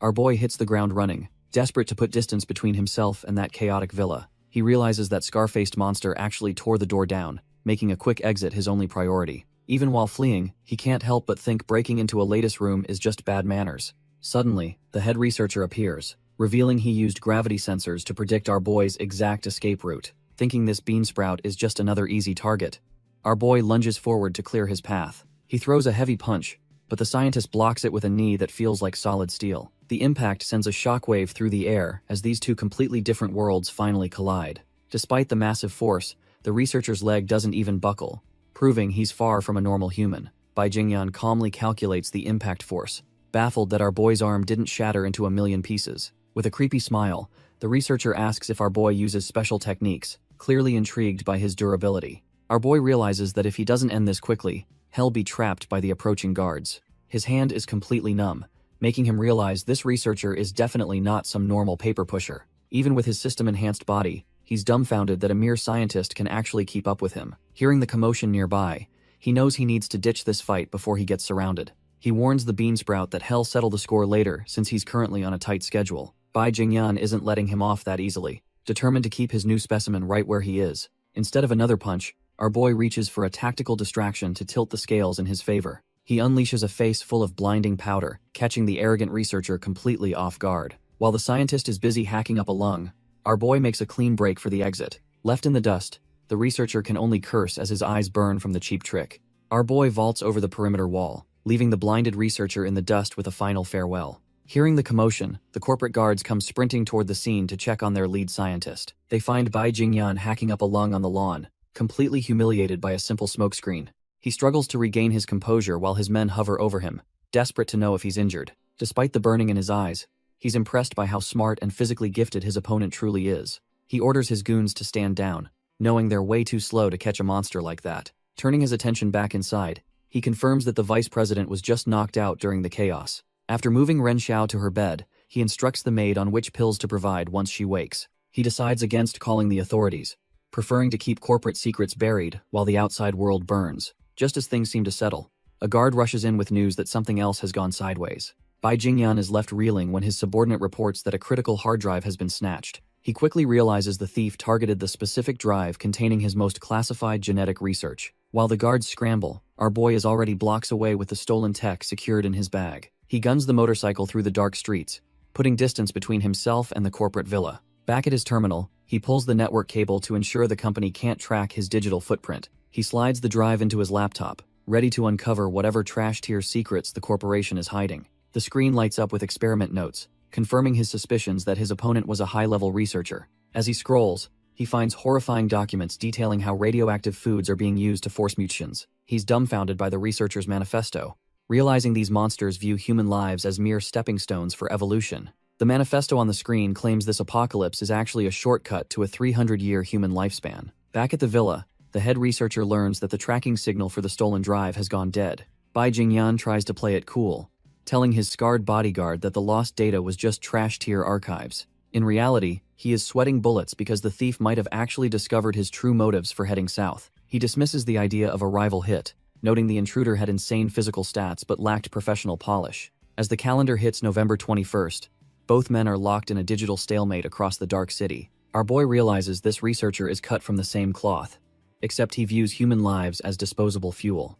He is absolutely dumbfounded by the sheer arrogance of a man who thinks he can play God with nature. The truth is even grimmer than he imagined, as the files reveal rows of humans trapped in experimental tanks. Li Han discovers a group of high-tier livestock cubs and immediately starts calling out for her big brother. She is totally obsessed with the fluffy critters, making the black dog growl in jealousy from the sidelines. Our boy realizes explaining a complex survival system is impossible, so he tries to simplify things for her. He tells her he has a magical treasure bag that can produce anything, successfully masking his system's true power. Han Han is thrilled, and immediately starts giving a rabbit a trash-tier makeover using some colorful crayons. After making her swear to keep their secret, he is impressed by how quickly she accepts their strange life. He stands there dumbfounded, staring at the poor rabbit that has been turned into a walking piece of art. Suddenly, he gets gritty, and reminds her that these animals are precious food that belongs in the shed.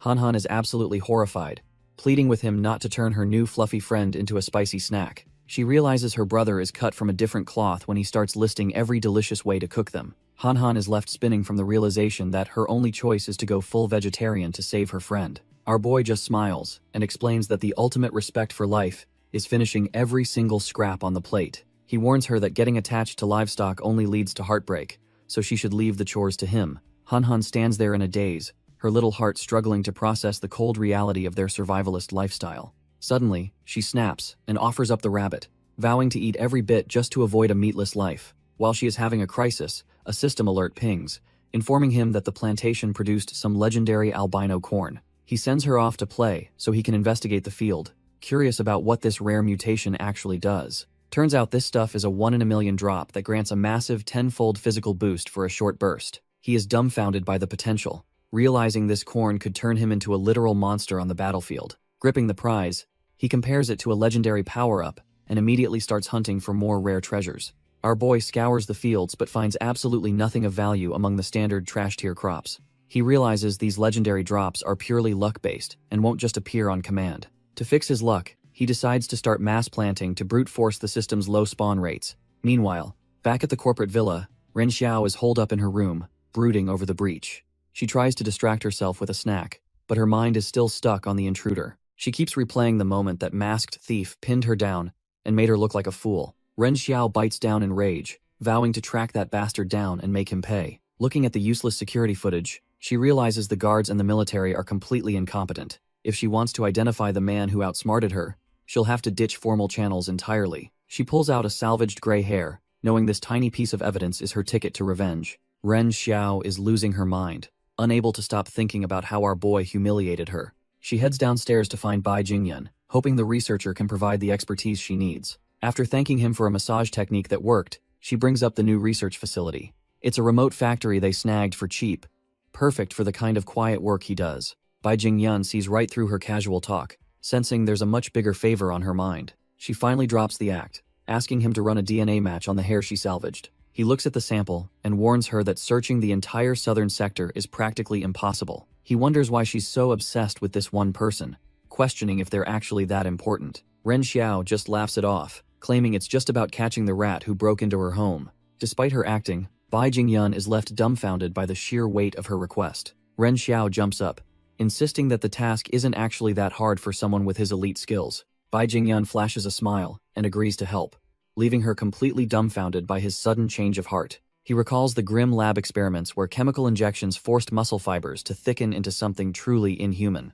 A horrific beast eventually emerged, its genetic code contaminated by the DNA of several other predatory organisms. The creature entered a violent state, snapping its heavy iron chains as if they were made of trash-tier paper. When the virus experiment was declared a failure, the researchers realized their containment wouldn't hold for much longer. With a bone-chilling roar, the monster began shattering the reinforced glass, separating it from the terrified scientists. A younger Bai Jingyun watched the chaos unfold, realizing that immediate destruction was the only logical solution left. The memory fades as blood splatters across the horizon, painting the sky over a quiet, luxury estate. Back in the present, the corporate lobby is buzzing with staff members who remain oblivious to these horrors. A young Bai Jingyun stands alone as his own brother mocks him for being a pathetic little bastard.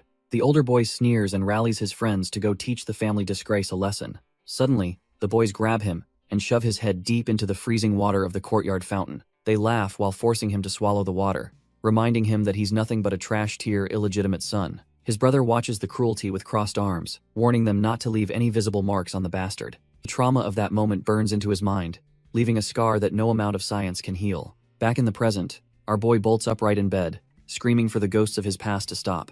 He sits alone in the dark, realizing that even with all his power, those memories still own him. Bai Jingyun wakes up in a cold sweat, the humiliation of his childhood still burning in his soul. He stares into the dark, whispering his brother's name like a curse he's finally ready to break. His only path to victory lies in stabilizing the virus and birthing a mutant that can crush his enemies. Meanwhile, the world continues to rot as reports of mass livestock deaths flood the morning news cycle. Li Han watches the grim broadcast with her loyal guardian, sensing the shift in the world's dying breath. Our boy walks in and teases her for ditching cartoons, but she just pouts about being treated like a kid. He smiles, knowing her ability to read the darkness in people's hearts is his greatest tactical advantage. She hugs the massive hound, vowing to get stronger so she can finally stand by her brother's side. Suddenly, something catches her eye on the table, drawing her toward a mysterious glowing object. It turns out to be a chest containing high-level seeds, the key to their next massive power spike. Li Han finds some glowing nuts that look tasty enough to eat right then and shattered. Strange creaking echoes through the storage room, signaling that something or someone is moving in the dark. Uncle Nan wakes up groggy and grabs his flashlight, wondering what on earth is making that racket. Uncle Nan shines his light on a bloody, hairy mass, wondering what kind of nightmare has invaded the storage. The beast reveals a maw full of razor-sharp teeth, looking like it crawled straight out of a trash-tier horror. Before he can even scream, the creature lunges, its predatory instincts completely overriding its usual calm demeanor. He gets slammed into the floor, the sheer weight of the mutated beast pinning him down like a rag doll. His flashlight clatters away as he stares into the abyss, certain that his time on the farm is over. The beast looms over him, its massive frame looking more like a legendary wolf than a simple guard dog. Suddenly, the red glow in its eyes flickers, as if a spark of recognition is fighting through the mutation.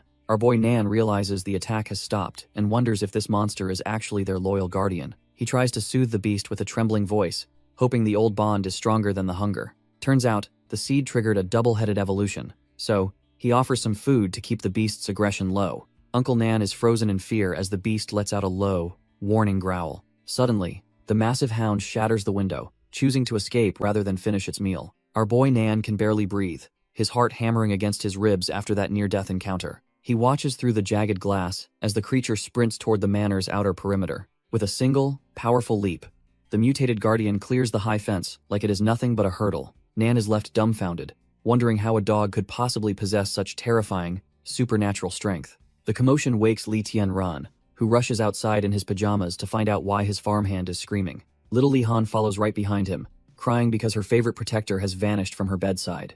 Our boy tries to play it cool, suggesting the dog just needed some fresh air to clear its head. He scoops up his sister, noticing her bare feet while secretly worrying if the beast has truly lost its mind. Li Han innocently explains that they snacked on some glowing nuts from his special box earlier that day. Our boy's heart sinks as he realizes those glowing nuts were actually his rare level 4 divine seeds. He panics as the system ignores his pleas, realizing the high-tier seeds likely caused this violent evolution. He promises his crying sister that he'll bring their protector home, no matter what it takes. As the dog sprints through the dark, it feels an unbearable heat radiating from deep within its soul. The beast's mind is consumed by a dark hunger, craving the sensation of biting through warm flesh. It suppresses the urge to kill, fearing it will lose its place by its master's side forever. Deep in the forest, a mysterious hooded figure watches the beast, claiming it is a sacred animal. The fanatic is convinced this is the oracle's sacred beast, and plans to kidnap it for his god. Li Tianran gears up and hits the road, but his patrol units have 0 leads so far.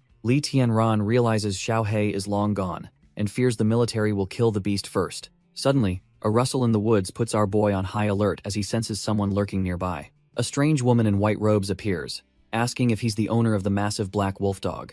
She starts preaching about the apocalypse being divine punishment, but he only cares about finding his companion. Sensing a trash-tier scam, he sarcastically asks about the requirements for joining her little survivalist cult. The fanatic explains their tiered membership fees, promising that the more you pay, the closer you get to God. He just scoffs, telling her to practice her brainwashing elsewhere, because he doesn't have time for games. Revving his engine, he declares that in this dying world, he's the only one responsible for his own salvation. He leaves the crazy lady in the dust, focused entirely on tracking the beast's trail through the woods. The elder seethes with rage, cursing the non-believer as a lowly maggot destined for an eternity of suffering. Our boy takes a quick smoke break when a faint whimpering from the woods catches his sharp ears. He pushes through the brush, half expecting a trash-tier mutant to jump out and try its luck. Instead, he finds a dead wolf and a tiny, round puppy still trying to nurse from its mother. He picks up the little survivor, marveling at how something so small can be this tenacious. It's just a helpless ball of fur, but it clearly has the spirit to survive the apocalypse.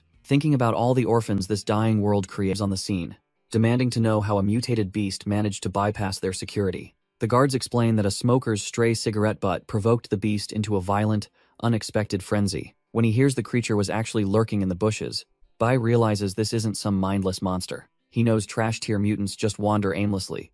But this one is showing a terrifying level of intelligence. Noticing the beast only crippled a guard instead of killing him, Bai sees a reflection of true evolution. The predator is using the hostage as a human shield, proving it's the perfect specimen for his research. He orders his men to secure the area and capture the beast alive before the military police interfere. A dark smirk crosses his face as he imagines the breakthroughs this high-level specimen will finally provide him. Taking a tranquilizer gun, he reminds his team to aim for the limbs to keep their prize intact. Bai Jingyan takes aim with his tranquilizer gun, determined to bag this high-tier specimen for his research. He pulls the trigger, sending a volley of darts whistling through the air toward the snarling beast. The black dog isn't playing around, sinking its teeth into a guard's arm to keep its human shield effective. Despite the precise aim, the darts fly wide as the creature moves with a speed that defies logic. Bai Jingyan and his men open fire again, desperate to suppress the target before it can slip away. The beast's glowing eyes narrow, its predatory instincts screaming that these humans are nothing but a nuisance. With a powerful burst of strength, the dog tosses the guard aside like trash and prepares to bolt. Bai Jingyun clicks his tongue in frustration, realizing his team is completely outclassed by this monster's agility. The mutated predator lets out a final snarl, realizing it has the perfect opening to escape into the woods. Before anyone can react, the beast vanishes into the dark forest, leaving the corporate hunters empty-handed and dumbfounded. Our boy gets a ping from his hummingbird drone reporting massive paw prints just a few hundred meters away. Without wasting a second, he revs his bike and tears off into the night to find his companion. He skids to a halt when he spots fresh blood pooling inside those giant prints on the asphalt. Seeing the carnage, he realizes his dog is badly hurt and wonders what kind of hell it's been through. Meanwhile, a fleet of corporate SUVs is hot on the trail, tearing through the woods like a pack of wolves. Bai Jingyan grips his weapon, noting that the creature's speed is far beyond any trash-tier mutant they've seen before. The researcher's eyes gleam with a twisted excitement, obsessed with the potential of such a perfect specimen. High above, the beast leaps through the canopy, its rippling muscles showing off the true power of its evolution. The hummingbird drone finally locks onto the target, feeding the live footage directly to our boy's interface. Seeing his friend in the crosshairs, he kills the engine and prepares to jump into the fray. The drone feed locks onto the convoy, tracking the hunters as they close in on their target. Our boy commands the hummingbird to zoom in, needing to see exactly who is leading this operation.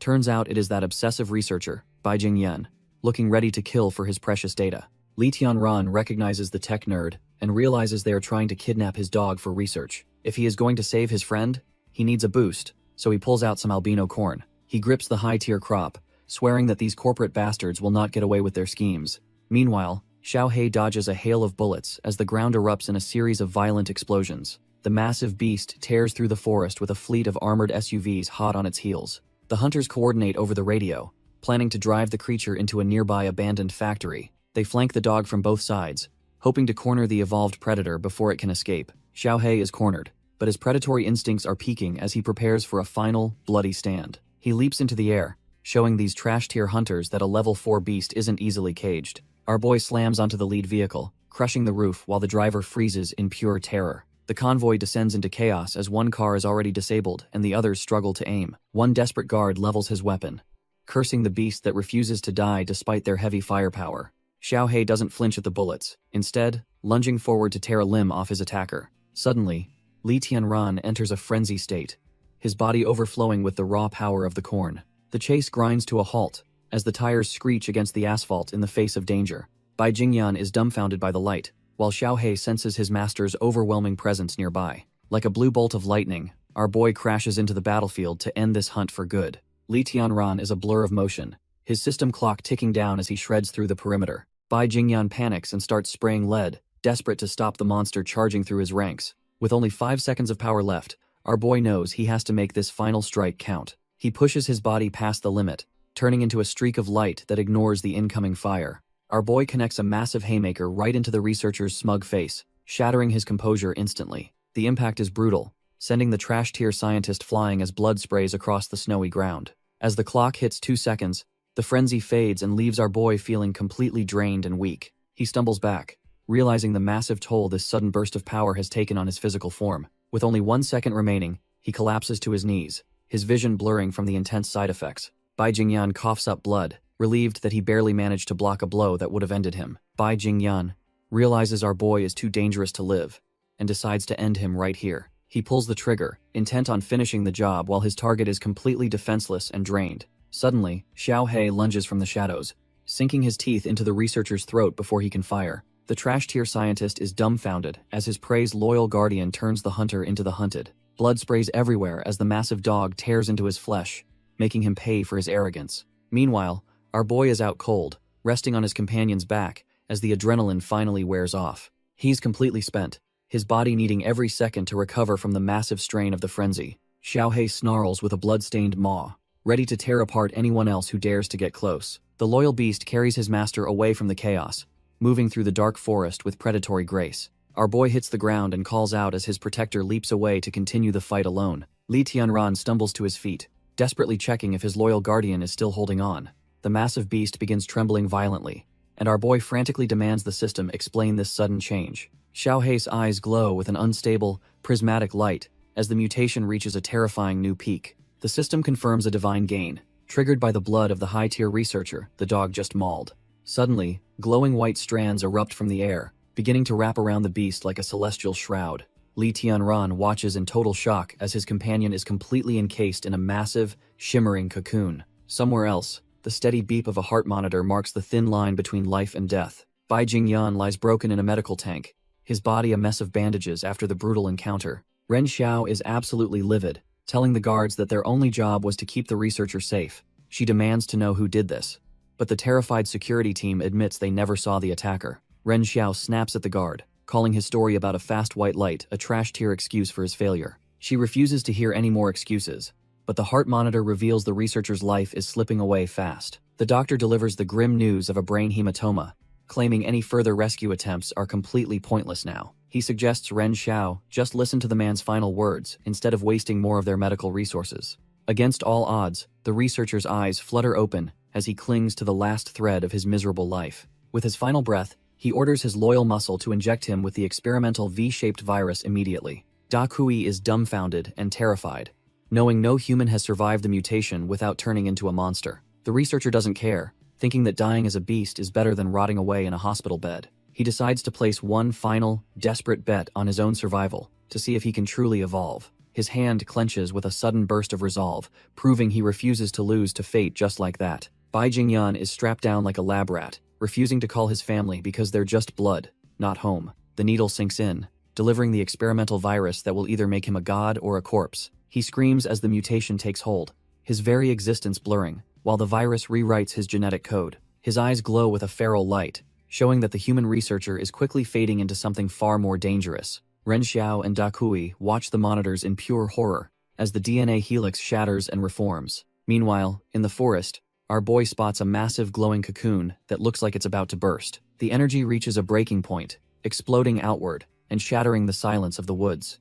Out of the light steps a massive, muscular wolfman, leaving Li Tianran completely dumbfounded by the sight. The beast exhales a cold mist, its glowing blue eyes fixed on the world with a new, predatory intelligence. Li Tianran can hardly believe his eyes, wondering if this terrifying monster could actually be his loyal Xiao He. Li Tianran stares at the towering beast, wondering if his loyal companion is still hidden inside that form. Our boy is completely dumbfounded, his mind racing to process this impossible and terrifying supernatural transformation. He feels a sharp pang of realization as the sheer intensity of the beast's presence overwhelms his senses. Back at the manor, Li Han refuses to sleep until her big brother safely returns from the dark forest. Uncle Nan tries to convince her to rest, but she insists her health has reached a new, superhuman level. She offers her hand to the old man, proving that her body is unnaturally warm despite the freezing blizzard. Turns out the special crops have turned her into a literal superwoman, with incredible, radiating vitality and strength. Uncle Nan smiles, realizing the little girl is now a human heater, keeping them both cozy and safe. As the sun begins to rise over the manor, the long, tense night of waiting finally comes to an end. Li Han struggles to keep her eyes open, her patience wearing thin as she continues her loyal morning vigil. Li Han jolts awake from her restless nap, sensing that the long, tense wait is finally over. She screams for her big brother, her heart racing as she hopes he survived the nightmare in the forest. Sprinting toward the manor gate, she spots a massive, unfamiliar silhouette standing tall in the morning light.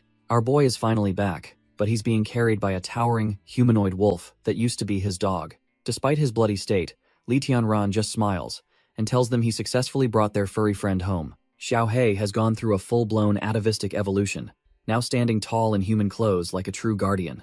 The little mistress doesn't care about the scary claws, immediately demanding a shoulder ride from her evolved protector. Later, Li Tianran realizes Xiao He's sudden mutation might be linked to the high-tier blood he tasted earlier. When Uncle Nan brings the medical supplies, our boy prepares to deal with the nasty bullet wound in his shoulder. He grabs a sterilized blade, ready to dig the lead out himself, while Uncle Nan worries about a potential infection. Li Tianran digs out the bullet and summons a high-tier carrot to kickstart his recovery. Uncle Nan watches in awe as the miracle crop triggers a violent, glowing regeneration that seals the wound. Our boy stands up, feeling his bones knit back together, while the lingering pain reminds him he's alive. Turns out, the apocalypse has rewritten the rules of biology, turning stable cell replication into a genetic gamble. For some, like the Manor's guardian, this mutation is a gift that grants them power beyond human imagination. This is what he calls true evolution, where the body adds new, beneficial functions to survive the chaos. But most aren't so lucky, ending up as mindless beasts with fatal genetic flaws and a short lifespan.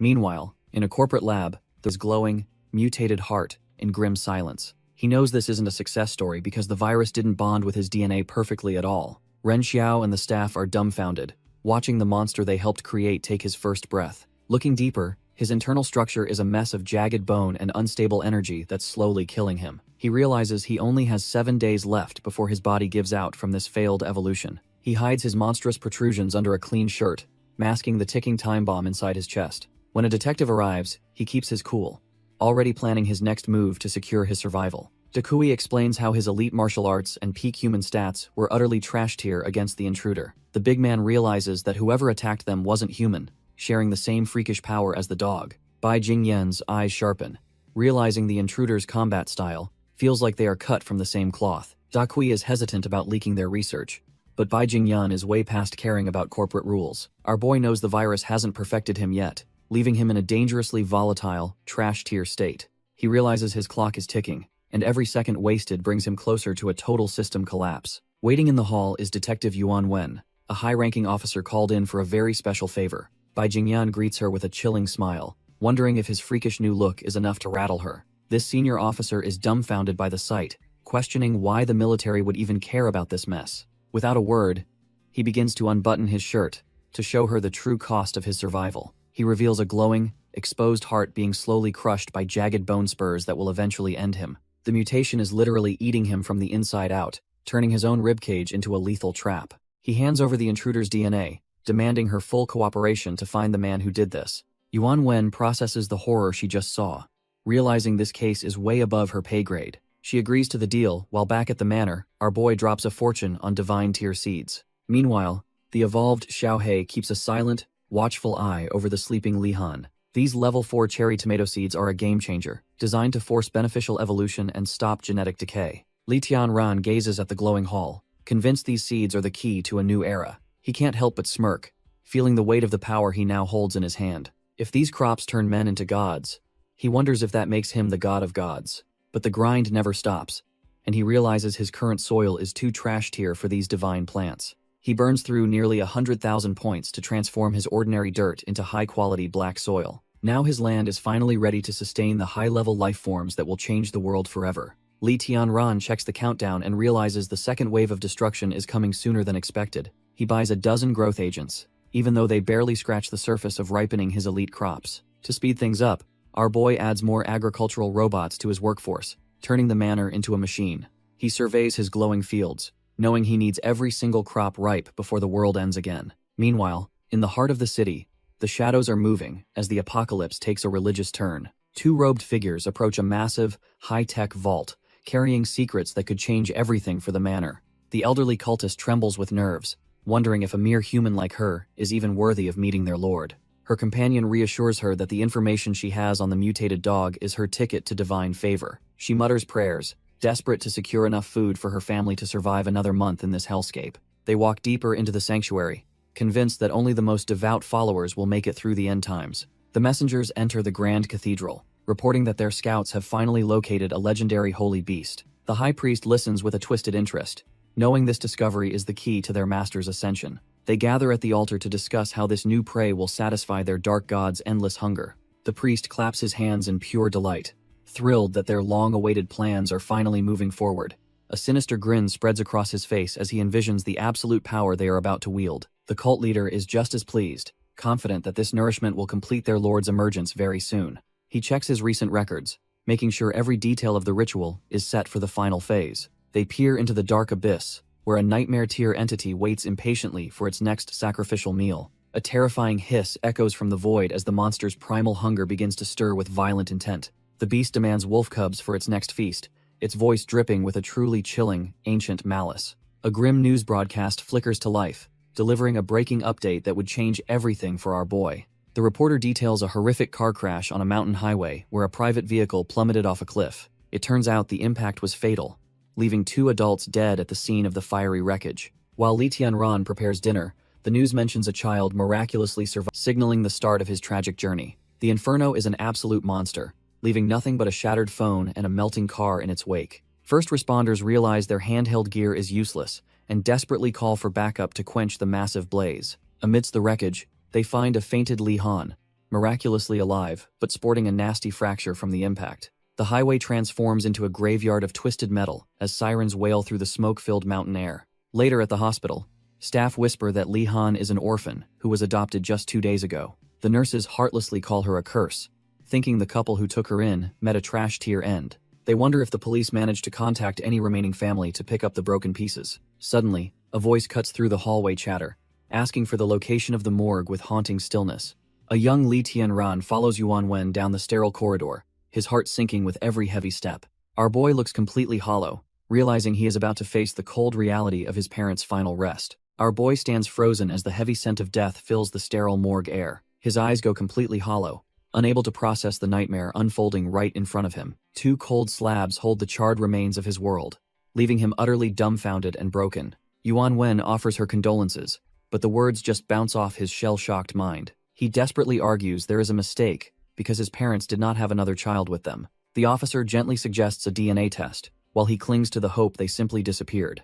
Left alone in the hallway, the weight of reality finally crushes him into a heap of misery. He breaks down, sobbing into his hands as the life he knew vanishes into thin air. Suddenly, a tiny, bandaged hand reaches out and tugs on his jacket, breaking his spiral of grief. He looks up to find the little girl who survived, realizing they are now. Poor girl breaks down completely, her tears soaking into our boy's jacket as she sobs. Li Tianran pulls her into a tight embrace, gently telling her that none of this is her fault. Yuan Wen approaches them in the cold hospital hallway, carrying the final confirmation of their nightmare. The DNA results are a perfect match, officially stripping away the last shred of Li Tianran's denial. They sit there as a broken pair, 2 orphans now bonded by a loss that changed everything forever. Back in the present, 2Z rushes in with the news that the intruder's identity is finally revealed. Bai Jingyan looks up, his mutated body tensing as he prepares to hunt the man who blinded him. Turns out our boy was just a top-tier student turned farmer before the world went to hell. Bai Jingyan stares at the files, dumbfounded that the man who blinded him has such a trash-tier background.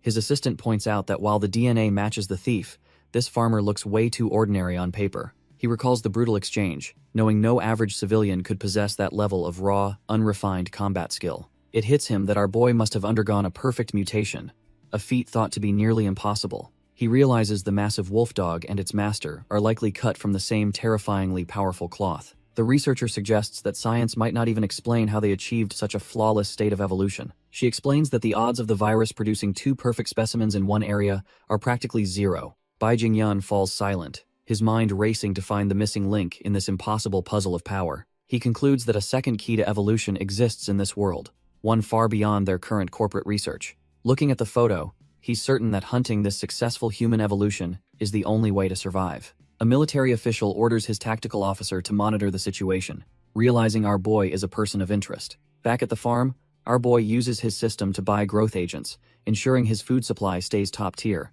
He sprays the solution, watching as the system slashes the ripening time for his divine crops by half. The plants surge with life, leaving little Li Han wide-eyed at the glowing harvest ready to be picked. Their peaceful farming is interrupted when Uncle Nan rushes over, sounding completely dumbfounded by the dog's strange behavior. He explains that the massive guardian has been camping on the roof and refuses to budge for anyone. Looking up, they see the evolved beast staring into the distance as if he's seen a ghost. The black dog growls low, his instincts screaming that a disaster like the first apocalypse is coming back. Our boy doesn't hesitate and commands his mechanical hummingbird guards to scout the entire area for incoming threats. The drones zip into the sky, scanning the horizon to protect the manor from whatever is spooking the dog. Li Tianran hears a notification, wondering who could possibly be texting him during the end of the world. He stares at his phone, thinking it must be some trash-tier scammer still trying to work a fraud. Our boy's face pales as he reads the message, realizing this is no joke and something major is happening. He is so shaken that he drops his entire harvest, leaving Li Han and Uncle Nan completely dumbfounded. He can't believe what he's seeing and wonders who would play such a cruel prank right now. Without a second thought, he hops in his truck and peels out of the manor in a hurry. He pushes the engine to the limit, desperate to reach his destination before it's too late. Little does he know, his every move is being tracked through a high-tech surveillance lens. Back at the command center, the officers note that their target has finally taken the bait and left. They find it overkill to use a stealth drone for a farmer, but they aren't taking any chances. The corporate snakes notice something strange on their monitors, spotting the high-tech drones buzzing around our boy's farm. Bai Jingyan is baffled that such a trash-tier-looking farm has micro-reconnaissance tech and crops surviving in toxic soil. He knows most plants are death traps due to the virus.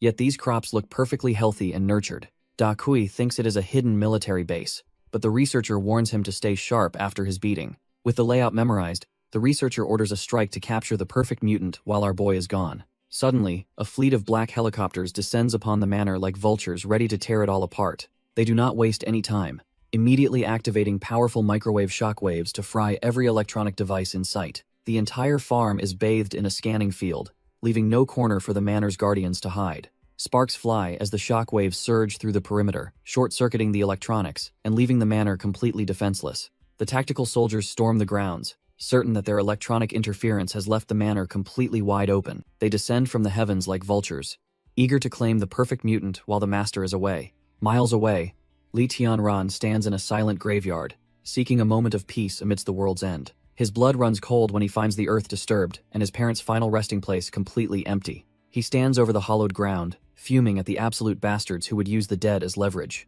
It finally clicks that this isn't a prank, leaving him dumbfounded as to who could be this depraved. A notification pings his phone, showing a cherished photo of his parents that confirms his worst fears. The mysterious sender demands the manor's guardian and his own limbs in exchange for the stolen remains. Our boy just scoffs at the trash tier threat, knowing his parents would haunt him for making such a deal. Our boy quickly connects the dots, realizing the holy beast these trash tier kidnappers want is actually his companion, Xiao He. He smirks while typing, finding it hilarious that his dog's casual walk managed to attract such high-level corporate interest. Instead of playing along, he tells them their leverage is worthless and promises to bury them alongside his parents. While he tries to figure out if Tianrun is responsible, a sudden system warning screams that his home is under attack. His heart drops as he realizes the manor is being breached by intruders while he is miles away.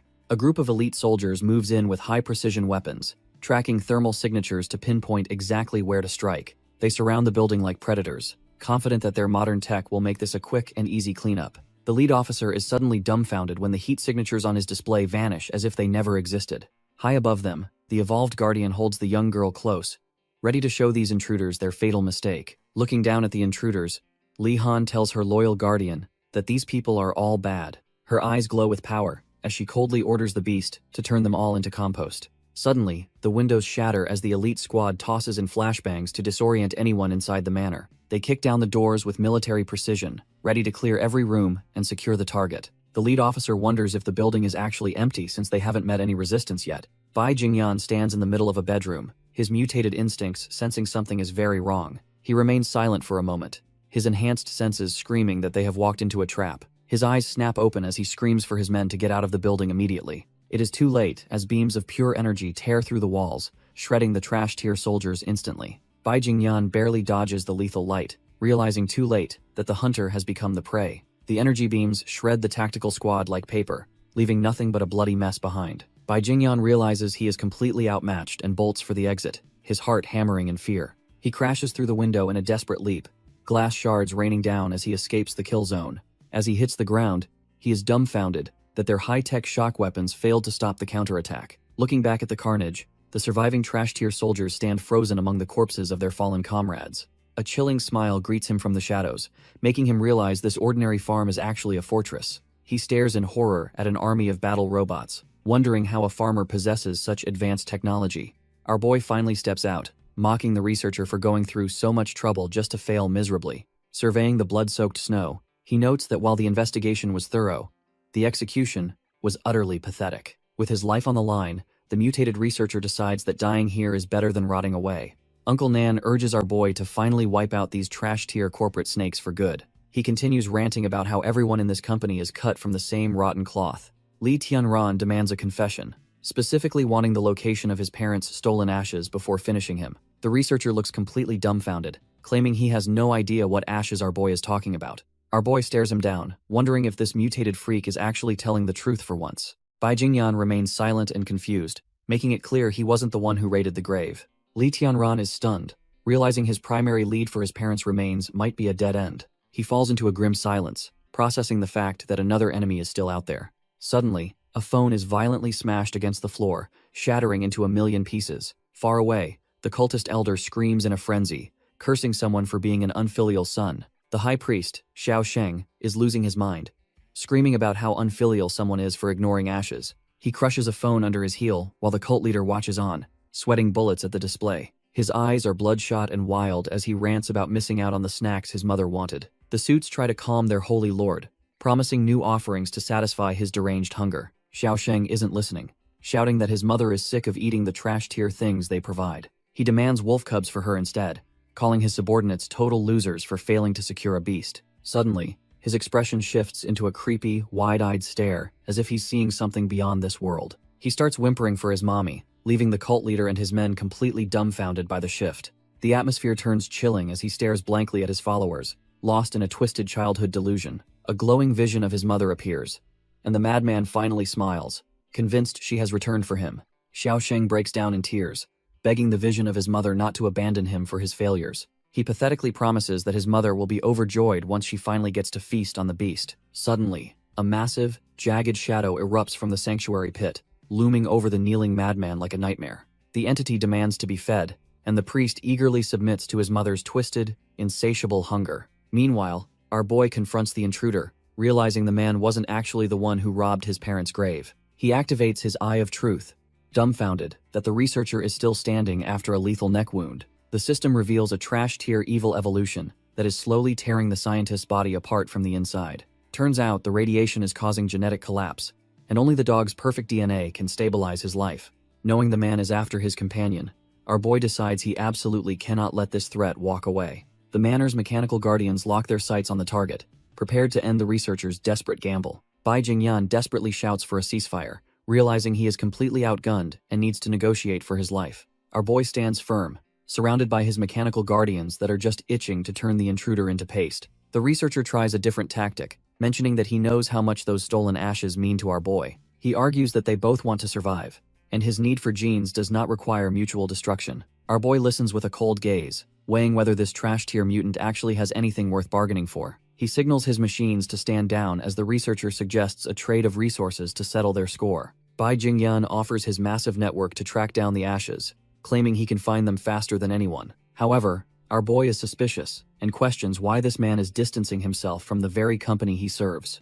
The scientist admits he only cares about his own survival, regardless of who gets killed or what gets raided. Stepping over the blood of the fallen, our boy realizes this man could be the perfect tool for his goals. Li Tianran finds the proposal interesting, while Uncle Nan watches his young boss with a look of pure concern. Bai Jingyan continues his pitch, suggesting they trade resources for the evolutionary genes required to save his failing life. He extends a hand, trying to sell the idea as a win-win scenario for both parties involved. Our boy just offers a cold, knowing smile, clearly seeing through the researcher's desperate attempt at a bargain. He casually walks past the man, showing he isn't intimidated by the corporate trash standing in his home. He commands the researcher to disarm his remaining men and follow him if he wants to see the prize. Inside, the scientist is dumbfounded to see the Manor's elite guardians, including a humanoid beast and a child. Li Han activates her unique perception, scanning the researcher's intent as a sickly green aura begins to manifest. Our boy tells him not to be nervous, identifying the massive beast as the source of the desired genes.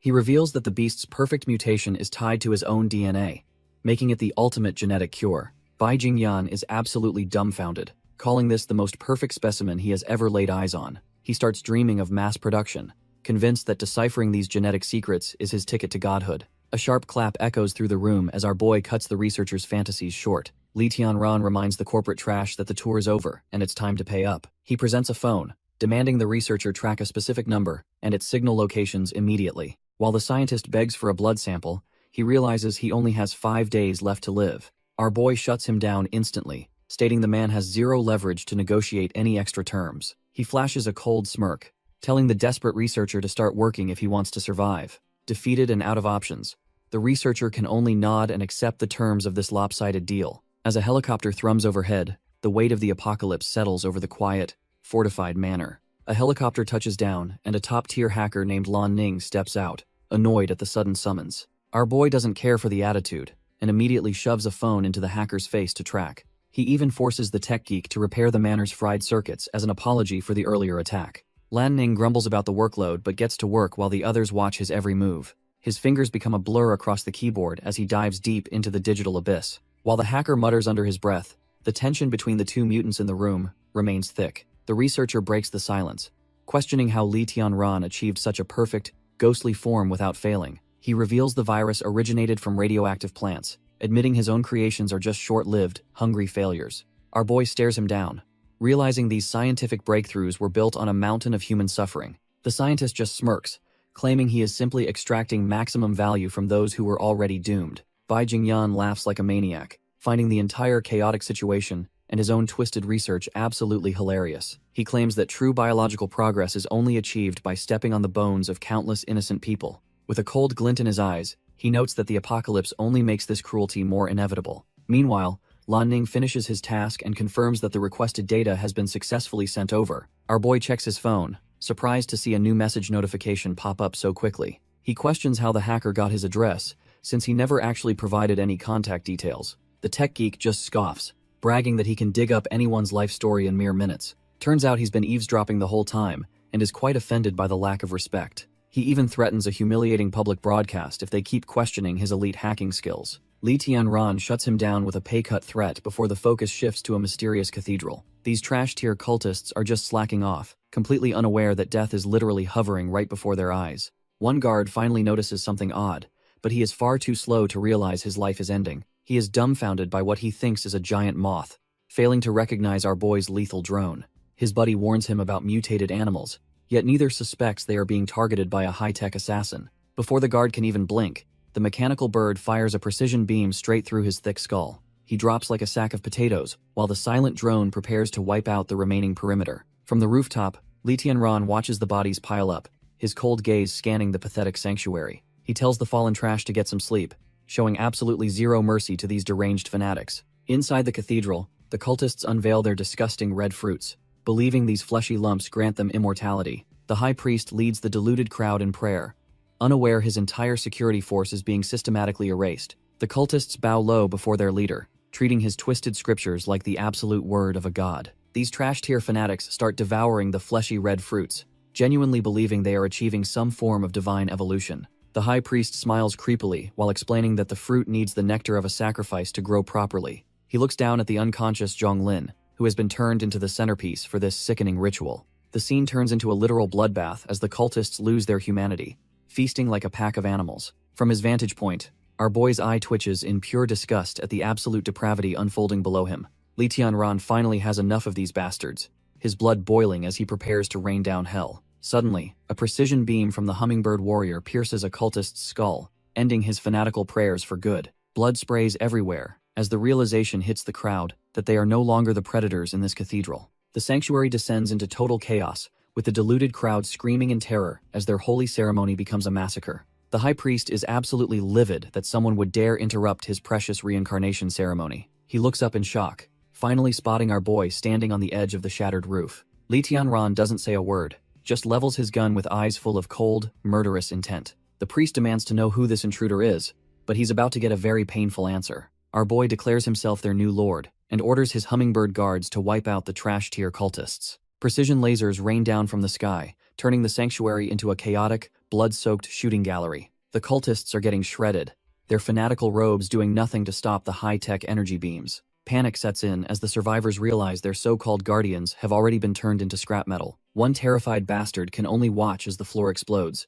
realizing their divine protection was a total lie. Landing amidst the wreckage, Li Tianran realizes these subhuman scumbags are actually far worse than any animal. The high priest finally recognizes the intruder, his face twisting into a mask of pure, unadulterated terror. Our boy doesn't hesitate, leveling his gun and demanding his parents' ashes in exchange for a quick death. Instead of begging, the priest's fear melts into a sickening, confident smirk that suggests he has an ace. Nearby, the mangled remains of a trash-tier cultist lay cooling, but the air around the corpse begins to shimmer. A dark, oily limb suddenly forces its way out of the dead man's mouth in a grotesque display. The priest mocks him, cackling that killing him now ensures the location of the ashes stays a permanent secret. Li Tianran warns him to stop the provocations, completely unaware of the shadow rising directly behind his back. Sensing a sudden, lethal presence, he spins around to find a jagged, dark entity manifesting from the wreckage. The high priest screams in delight as his brothers finally hatch, a blue nightmare tearing through its human shell. Our boy stands dumbfounded as a massive,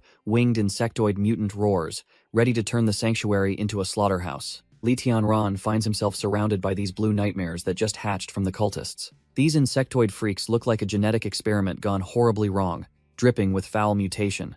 Our boy grumbles about the situation, pulling a second pistol from his inventory to even the odds. He mocks their hideous appearance, wondering if these trash-tier bugs can actually handle some lead. The lead mutant snarls back as our boy notes just how disgusting these newly hatched freaks truly are. Suddenly, the winged monsters lunge with terrifying speed, forcing him to react instantly. He opens fire with both guns, filling the air with a rhythmic bang of desperate defense. Sparks fly as the bullets harmlessly ricochet off the creature's unnaturally hard, metallic carapaces. He's nearly dumbfounded when his bullets bounce off, realizing his standard handguns are just toys to these things. Knowing he's in trouble, he quickly accesses his system warehouse to find a much more lethal solution. Li Tianran frantically scrolls through his system, hoping to find a bazooka to blow these trash-tier bugs away. He curses his luck after realizing he is too broke for upgrades because he spent all his points on seeds. He deploys his hummingbird warriors, praying their high-speed precision can finally crack the monster's thick, metallic hides. To his horror, the mechanical sniper's shots just bounce off, proving these freaks are far tougher than they look. As the lead mutant roars, he realizes this cult is hiding something much more sinister than simple financial scams. The high priest cackles in the distance, taunting our boy who is currently regretting leaving his heavy-hitting guardians behind.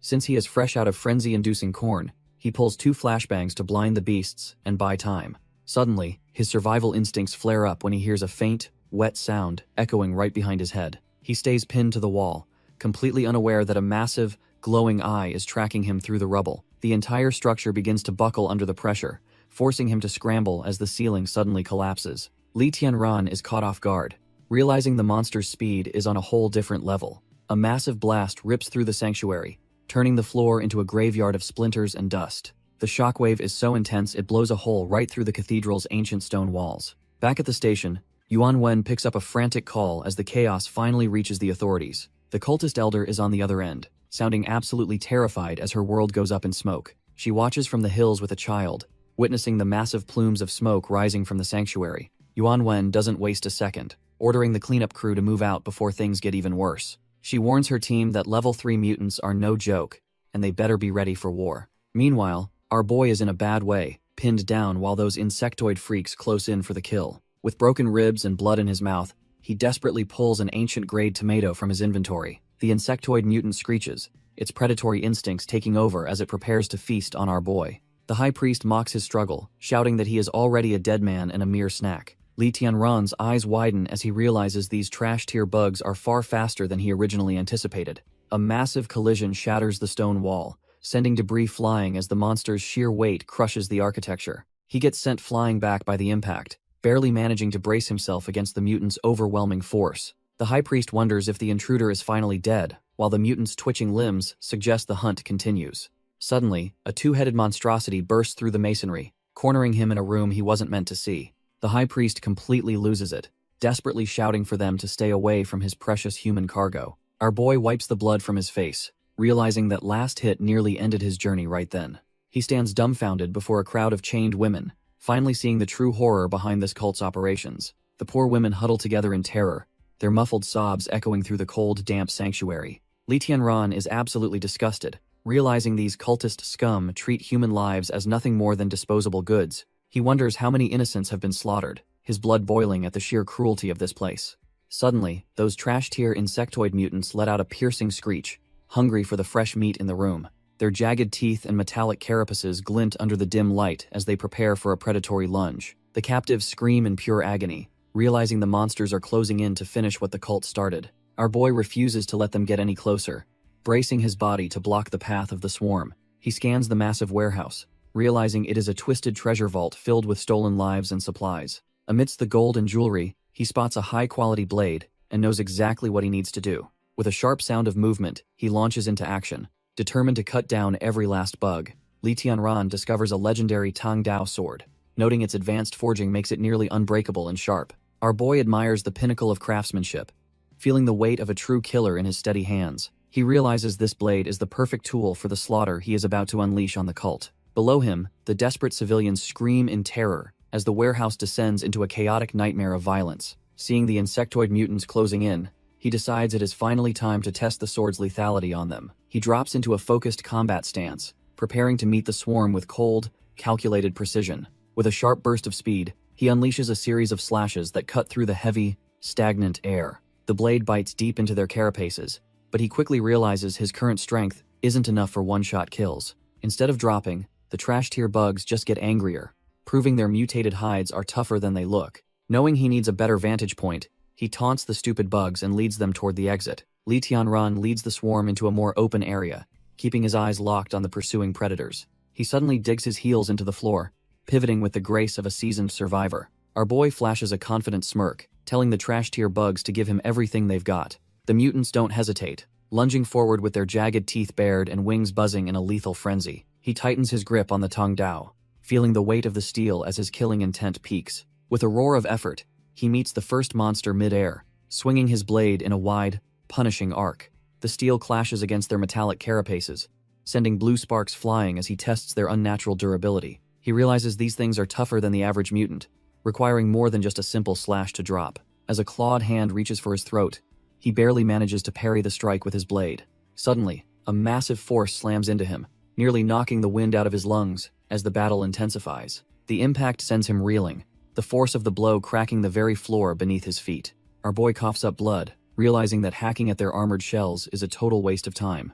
The trash-tier bug screeches, its jagged teeth dripping with hunger as it prepares for the final kill. He stares death in the eye, knowing he has to find a weak point before his stamina hits zero. He tightens his grip and channels his energy, focusing every ounce of his killing intent into the blade. With a sudden burst of speed, he unleashes a blinding strike that cuts through the air like butter. The steel finds its mark, sinking deep into the monster's throat where the armor is the thinnest. He lets out a primal roar, pouring his system-enhanced strength into one final, desperate vertical cleave. The mutant is split clean in two, its unnatural life ending in a messy spray of blue fluid.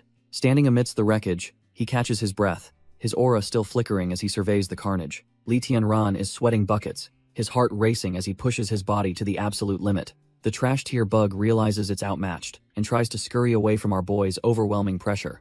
Nearby, the captive women tremble in fear, praying that this chaotic battle doesn't end in their own demise. The high priest loses his mind, screaming about how dare anyone touch his precious collection of human sacrifices. He slams his hands down, threatening to let his mutated brothers feast until not even a bone remains. But it's already over, and the priest is dumbfounded that his supposedly impenetrable guards were slaughtered so easily. Li Tianran doesn't care about the priest's pathetic superiors and prepares to send him straight to hell. A sudden metallic ring echoes through the cathedral as a new force intervenes to stop the killing blow. He adjusts his grip on the hilt, feeling the vibration of the impact travel up his tired arms. Our boy stands his ground, staring down the shadowy crowd, while wondering if he can actually save everyone. Yuan Wen bursts in with her squad, immediately leveling her rifle and ordering the fighting to stop. The trash-tier priest starts wailing like a baby, begging the police to gun down our boy immediately. Li Tianran just smirks, suggesting that she should probably point that barrel at the real monster instead. He tells her to take a good look around at the depravity hidden within these cathedral walls.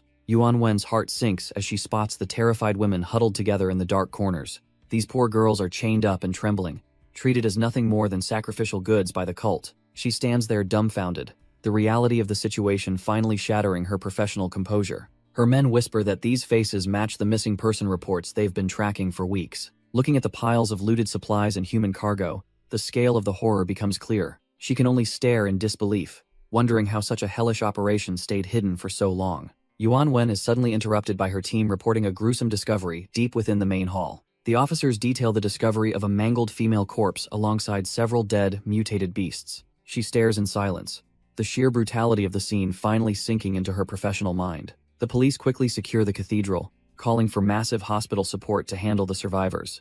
They finally slap cuffs on the high priest, but the trash-tier cultist just keeps laughing like a maniac. Even as he is dragged away, he mocks our boy, asking what he could possibly hope to achieve. Li Tianran doesn't say a word, his killing intent flaring as he tightly grips his blade. Yuan Wen suddenly stops him, asking if he remembers the first time they met years ago. She reminds him of the highway accident where she helped him identify his parents' bodies. She knows he is fueled by pure rage but warns him that acting rashly now helps no one. Li Tianran is dumbfounded as the officer reveals his DNA from the old accident led them to him. She pleads with him to stand down, reminding him that the Federation still has laws against street justice.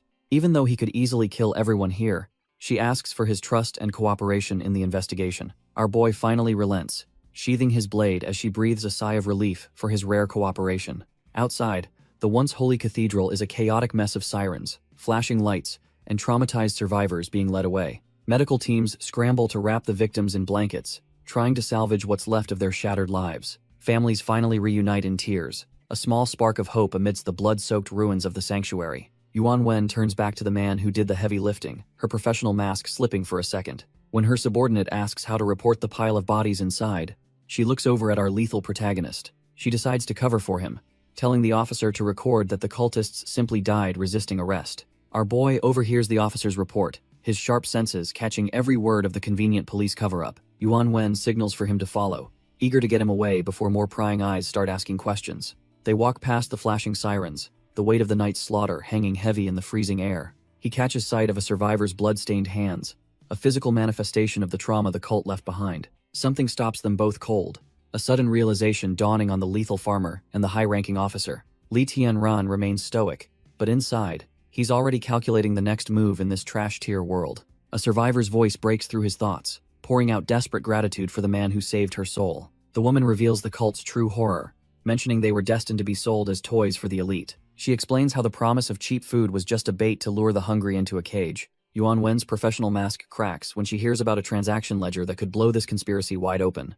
Li Tianran stands with Yuan Wen as the survivors process the nightmare they just escaped. Their every move is being watched, caught in the reflection of a mysterious vehicle nearby. Inside that car, a couple of shady observers smoke while keeping eyes on the lethal farmer. They believe their master still holds all the cards despite the absolute slaughter at the cathedral. As the cleanup begins, the survivors walk away from a scene of total trash-tier madness. Later, Li Tianran sits in a cold interrogation room, looking completely unbothered by the situation. He lets out a massive yawn, clearly finding this legal procedure a total waste of time. Our boy just wants to go home and check his crops, instead of dealing with red tape. Behind the one-way glass, a senior officer argues that even a hero can't ignore the law. Yuan Wen counters that they wouldn't have even found the victims without his brutal intervention. Yuan Wen asks if the higher-ups have actually issued an official order for his detention yet. Chief Chen explains they are still waiting for a response from the city council. Regarding the matter, he argues that the brass won't tolerate a dangerous man while the world's laws are crumbling. Yuan Wen prepares to speak bluntly,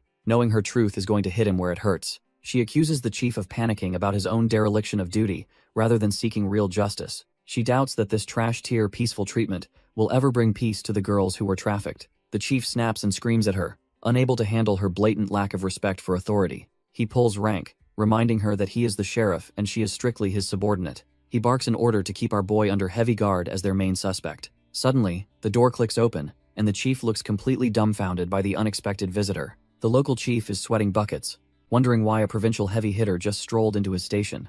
Yuan Zhenghong enters with an aura of authority, mocking the chief for being better at making enemies than arrests. He demands to know which corrupt higher-up has been pulling the chief's strings during this mess. To put the trash-tier officer in his place, he orders him to recite the police code like a schoolboy. After getting the lowdown from the bureau, he tells Yuan Wen he needs to see our boy immediately. Yuan Wen leads the way. Knowing the presence of a provincial inspector changes the entire game for them. Inside the quiet room, Li Tianran hears the door and realizes his peaceful nap is officially over. He sits up to find a room full of brass staring him down, including the big boss himself. The inspector introduces himself, making it clear that this isn't just another routine interrogation by some local goon. Our boy figures he's doomed if a provincial chief is involved, but the man just offers him a file. The inspector hands over a top-secret file, claiming our boy needs to see the truth about these mutations. Li Tianran takes the folder, wondering why such high-level intel is being shared with a simple farmer. The old man leans in, explaining that this classified data is specifically meant for unique cases like him. As he flips through the pages, he's met with gruesome photos of creatures that shouldn't even exist. Our boy freezes, his heart sinking as he realizes the scale of the horror unfolding outside his manor. One photo shows a nightmare fuel beast with dozens of weeping human faces fused into its very flesh. Yuan Zhenghong explains that patrol units found this thing in the mountains just a few days ago. Li Tianran's blood runs cold when he hears the beast wasn't just killing, it was actively feeding on people. Worse yet, these monsters are evolving rapidly, gaining human-like intelligence and toyed with the soldiers sent to die. Looking at those distorted, crying faces, he realizes the apocalypse is turning into something far more twisted. Li Tianran wonders if these monsters have somehow unlocked their genetic locks to gain human intelligence. Yuan Zhenghong confirms a new species is emerging by fusing human genes to transcend mere physical evolution. He calls these hyper-intelligent nightmares Beast Kings, revealing that 5 have already been spotted in the wild. As the files are snatched away, our boy asks why he's being trusted with such high-level intel. Without a word, the old man signals Yuan Yi to bring out something even more classified.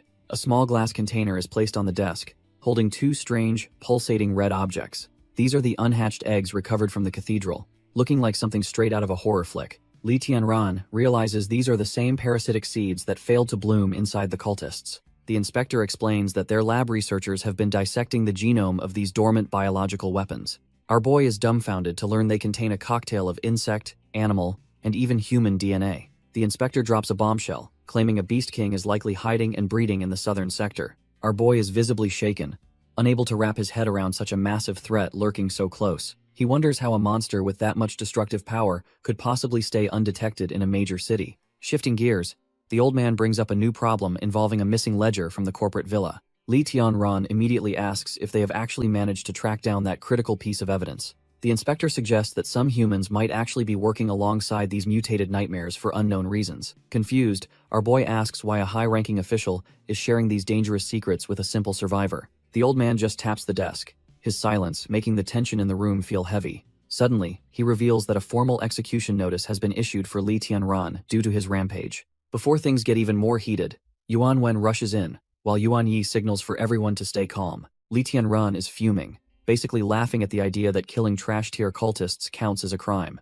The old inspector tells our boy to cool his head and actually listen to the bigger picture. He explains that as the world rots, the ruthless military police will soon replace the standard city cops. In a shocking twist, the official offers Lee Tian-ran a chance to join their elite ranks instead. He promises that an official title comes with special privileges that even the new military law can't touch. Our boy is dumbfounded, wondering if becoming a government dog is really his best move right now. When the inspector mentions this is the only way to keep his family safe, Yuan Wen finally breathes. Lee Tianran goes quiet, knowing he needs to weigh the cost of his freedom against his sister's safety. The old man hands back his sword along with an application, giving him a strict 2-day deadline. He makes it clear that signing that paper is the only thing standing between him and a firing squad.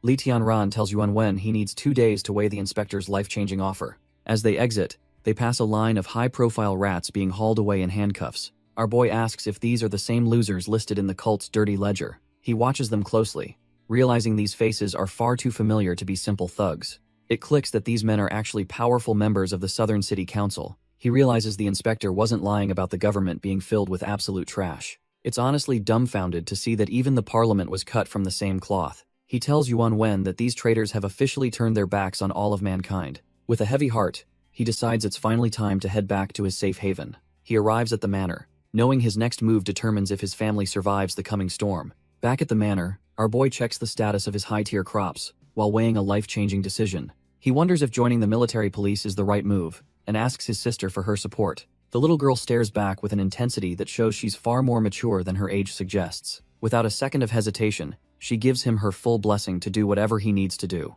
He worries that his absence will leave her lonely and vulnerable during the long, dangerous nights. She fires back that he shouldn't let his concern for her hold him back from his own path. He gently pats her head, reminded of the day he sacrificed everything just to give her a home. She insists that she doesn't want to be a burden, and is determined to grow stronger on her own. With a heart full of fire, she promises to support him regardless of the choice he makes. Hearing that she feels safe with her other guardians, our boy finally lets out a rare, genuine smile. Our boy puts Li Han in charge of the growth potions, warning her not to get distracted by cartoons. Meanwhile, heavy footsteps echo through the dark, oppressive corridors of the provincial detention facility. A silent figure stalks toward the high-security cells where the most dangerous prisoners are kept. Yuan Yi arrives at the gate, his cold professionalism masking the gravity of the transaction he is about to make. The high priest waits in the shadows, his eerie laughter filling the cramped stone cell. Even in chains, the cult leader looks absolutely delighted, sensing that his salvation is finally within reach. Yuan Yi silently drops a glowing,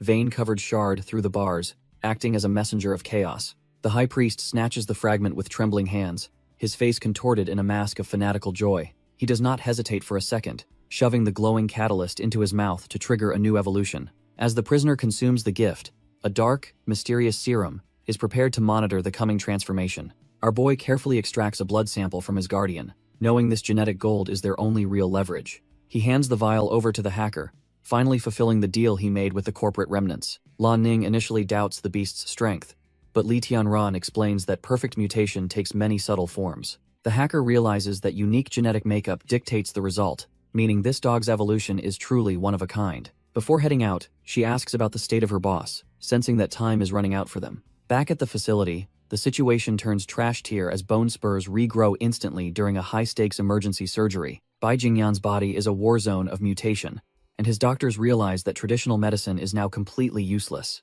Despite the excruciating pain, the researcher remains focused, refusing to let his consciousness slip away into the dark. Relief washes over the room when Lan Ning arrives with the samples needed to halt the total genetic collapse. Sitting up with a mutated spine, the researcher grimly notes he has exactly 1 day left to survive. The doctor notes that the dog's DNA is freakish, boasting an extra chromosome that defies all known biology. Bai Jingyan stares at the data, realizing the Guardian has finally unlocked the ultimate genetic code they needed. This single chromosome is responsible for the beast's massive strength and bone density, making it practically a god. To the researcher, this discovery is nothing short of divine, offering a way to finally stabilize his body. These are the genes of a perfect mutant, far superior to the trash-tier failures birthed by the virus. Knowing his life is on the line, he demands his team start the replication process right this second. Back at the farm, the system alerts our boy that his level 4 cherry tomatoes are nearly ripe.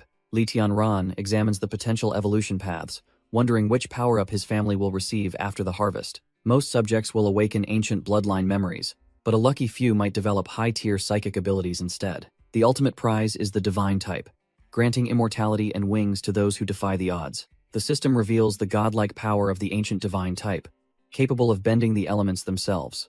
Our boy is completely dumbfounded, realizing how tempting these high-tier abilities actually are for his survival. However, he worries that the high probability of a trash-tier atavistic evolution might just ruin everything. He desperately asks the system if there is any way to reset the process if he fails. Turns out, he can just keep eating tomatoes until he hits the jackpot, making him grin like a madman. Meanwhile, the chief inspector is thrilled to hear that Li Tianran finally agreed to join their ranks. He feels his trip south was a total success now that he has secured such a rare talent. As he prepares to leave, he notes that he still needs to wrap up the messy cult investigation. Yet, he senses something is off, since the political department is staying suspiciously quiet about the arrested officials. Yuan Wen listens intently, suggesting her superior stick around a bit longer to see how the situation unfolds. Ren Xiao feels a heavy weight in her chest, sensing a storm brewing that she can't quite name. Meanwhile, a shadowy figure looms over a pulsing void, watching the darkness stir with a life of its own. The mutated executive simply nods as the pieces fall into place, his distorted face hiding a sinister agenda. Our boy returns home and swings the gates open, hoping for a moment of peace after the recent chaos. He clutches the recruitment form, realizing that signing his life away is the only way to protect his manor. But the air suddenly turns cold, and he freezes as a sickening realization washes over him. His eyes drop to the crimson stains on the dirt, trailing up to a pair of lifeless feet. Panic flares in his chest while he prays that his mind is just playing a cruel trick on him. He's absolutely dumbfounded to see his friend, Zhong Lin, hanging there, looking nothing like the happy girl he remembered. A raw, desperate cry erupts from his lungs as he charges toward her, praying there's still a spark of life. The senior officer is cornered by a legal shark claiming to represent the high-ranking congressman in custody. The smug official adjusts his glasses, clearly confident that his political connections will win the day. A sudden ringtone cuts through the tension, visibly irritating the officer as he tries to maintain control. The corrupt official just gestures for him to answer, acting like he already knows what is coming next. He picks up the call, but the grim report from the other end makes his expression instantly harden. His eyes nearly pop out of his head as the sheer weight of the news hits him. Meanwhile, our boy sits in a trance, listening to the gut-wrenching cries of a mother's broken heart. The cold atmosphere of the station offers no comfort as he drowns in his own silent apologies. He looks absolutely haunted, his spirit crushed by the realization that some wounds simply never heal. The trash-tier officials walk past the morning without a second glance, focused only on their corrupt masters. The trash-tier official tells the detained congressman not to worry because he'll handle everything personally. The grieving mother trembles as she recognizes the faces of the men who ruined her family. One of the corrupt bastards just smirks, wondering who this pathetic woman even is. Driven by pure agony, she lunges forward, screaming that they murdered her daughter. She claws at him, demanding he return the life he stole from her child. Instead of remorse, the official just kicks the poor woman away like she's literal garbage. She hits the cold floor hard while Yuan Wen rushes over to stop the madness. Our boy stands up, his eyes burning with a cold rage that these monsters can't even imagine. Yuan Wen cradles the sobbing mother, disgusted that they'd assault a victim inside a police station. The official just shrugs it off, claiming they were merely defending themselves from a crazy old lady. The smug lawyer flashes a grin, announcing that his trash-tier clients have already been released on bail. Yuan Wen stands there dumbfounded, realizing the system is even more rigged than she ever feared. He even has the gall to threaten the grieving mother, claiming she'll be held accountable for her outburst. Yuan Wen snaps, demanding to know how such monsters could walk free after everything they've done. The lawyer just adjusts his glasses, reminding her that touching a member of parliament is a career-ending move. Another corrupt official just scoffs, knowing the mountain of legal loopholes will keep them untouchable forever. Our boy watches silently, realizing that without undeniable electronic data, these snakes will just slip away again. He stares them down with a cold gaze, clearly done playing by their pathetic, broken rules. Yuan Wen desperately argues that the cult leader's testimony is coming, but she's clearly losing this fight. The lawyer smugly declares their time is up, preparing to walk the criminals right out the front door. The corrupt officials start walking away, patronizingly telling Yuan Wen to learn how to distinguish good citizens. Yuan Wen is absolutely fuming as they claim they are too busy to cooperate with her investigation. The smug lawyer adds that the witness she's counting on has already been declared mentally unstable. He dismisses the entire case, stating that any testimony from a certified lunatic is legally worthless.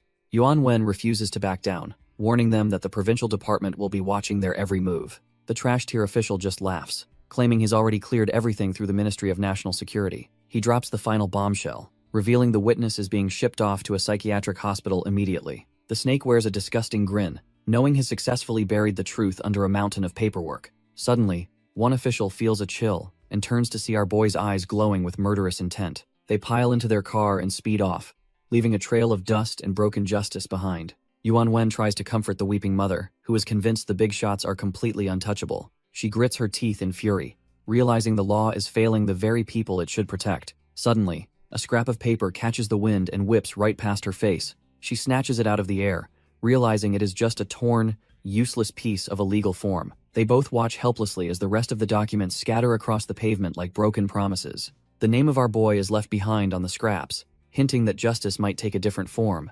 Back at the manor, the system pings with news that the level 4 divine cherry tomatoes are finally ripe. Li Tianran looks down at the glowing crops, knowing this harvest is the key to his next evolution. He gathers the fruit as the system confirms a massive haul of high-tier resources ready for consumption. After one bite, his DNA rewrites itself, granting him atavistic powers and doubling his stats for the coming storm. While the dust settles, a car speeds away with officials believing they've successfully buried their dirty secrets. These trash-tier politicians relax in the back, confident that their status protects them from any real consequences. The man with the mustache scoffs, planning to toss some pocket change at the victims to keep them quiet. His partner agrees, thinking a few fake handshakes and a scripted press conference will fool the gullible public. He can barely contain his disgust, finding it irritating to even pretend to care about the lives he destroyed. The official reminds his cohort that they just need to stay patient until their emperor completes his dark transformation. As he mentions food supplies, a sinister blue glow in his eye reveals he's already far from human. Suddenly, the sound of shattering glass cuts through their smug chatter as a cold blade pierces the vehicle. Our boy Li Tianran arrives like a vengeful ghost, his eyes locked onto the monsters hiding behind suits. He lands on the roof with lethal grace, ignoring the congressman's pathetic pleas as justice finally comes knocking. Li Tianran is done playing games, telling these trash-tier officials they have finally run out of luck. He sees the corruption in their eyes and realizes only a bloodbath can cleanse their rotten souls. The car sits wrecked in the woods, a grim monument to the justice our boy just handed out.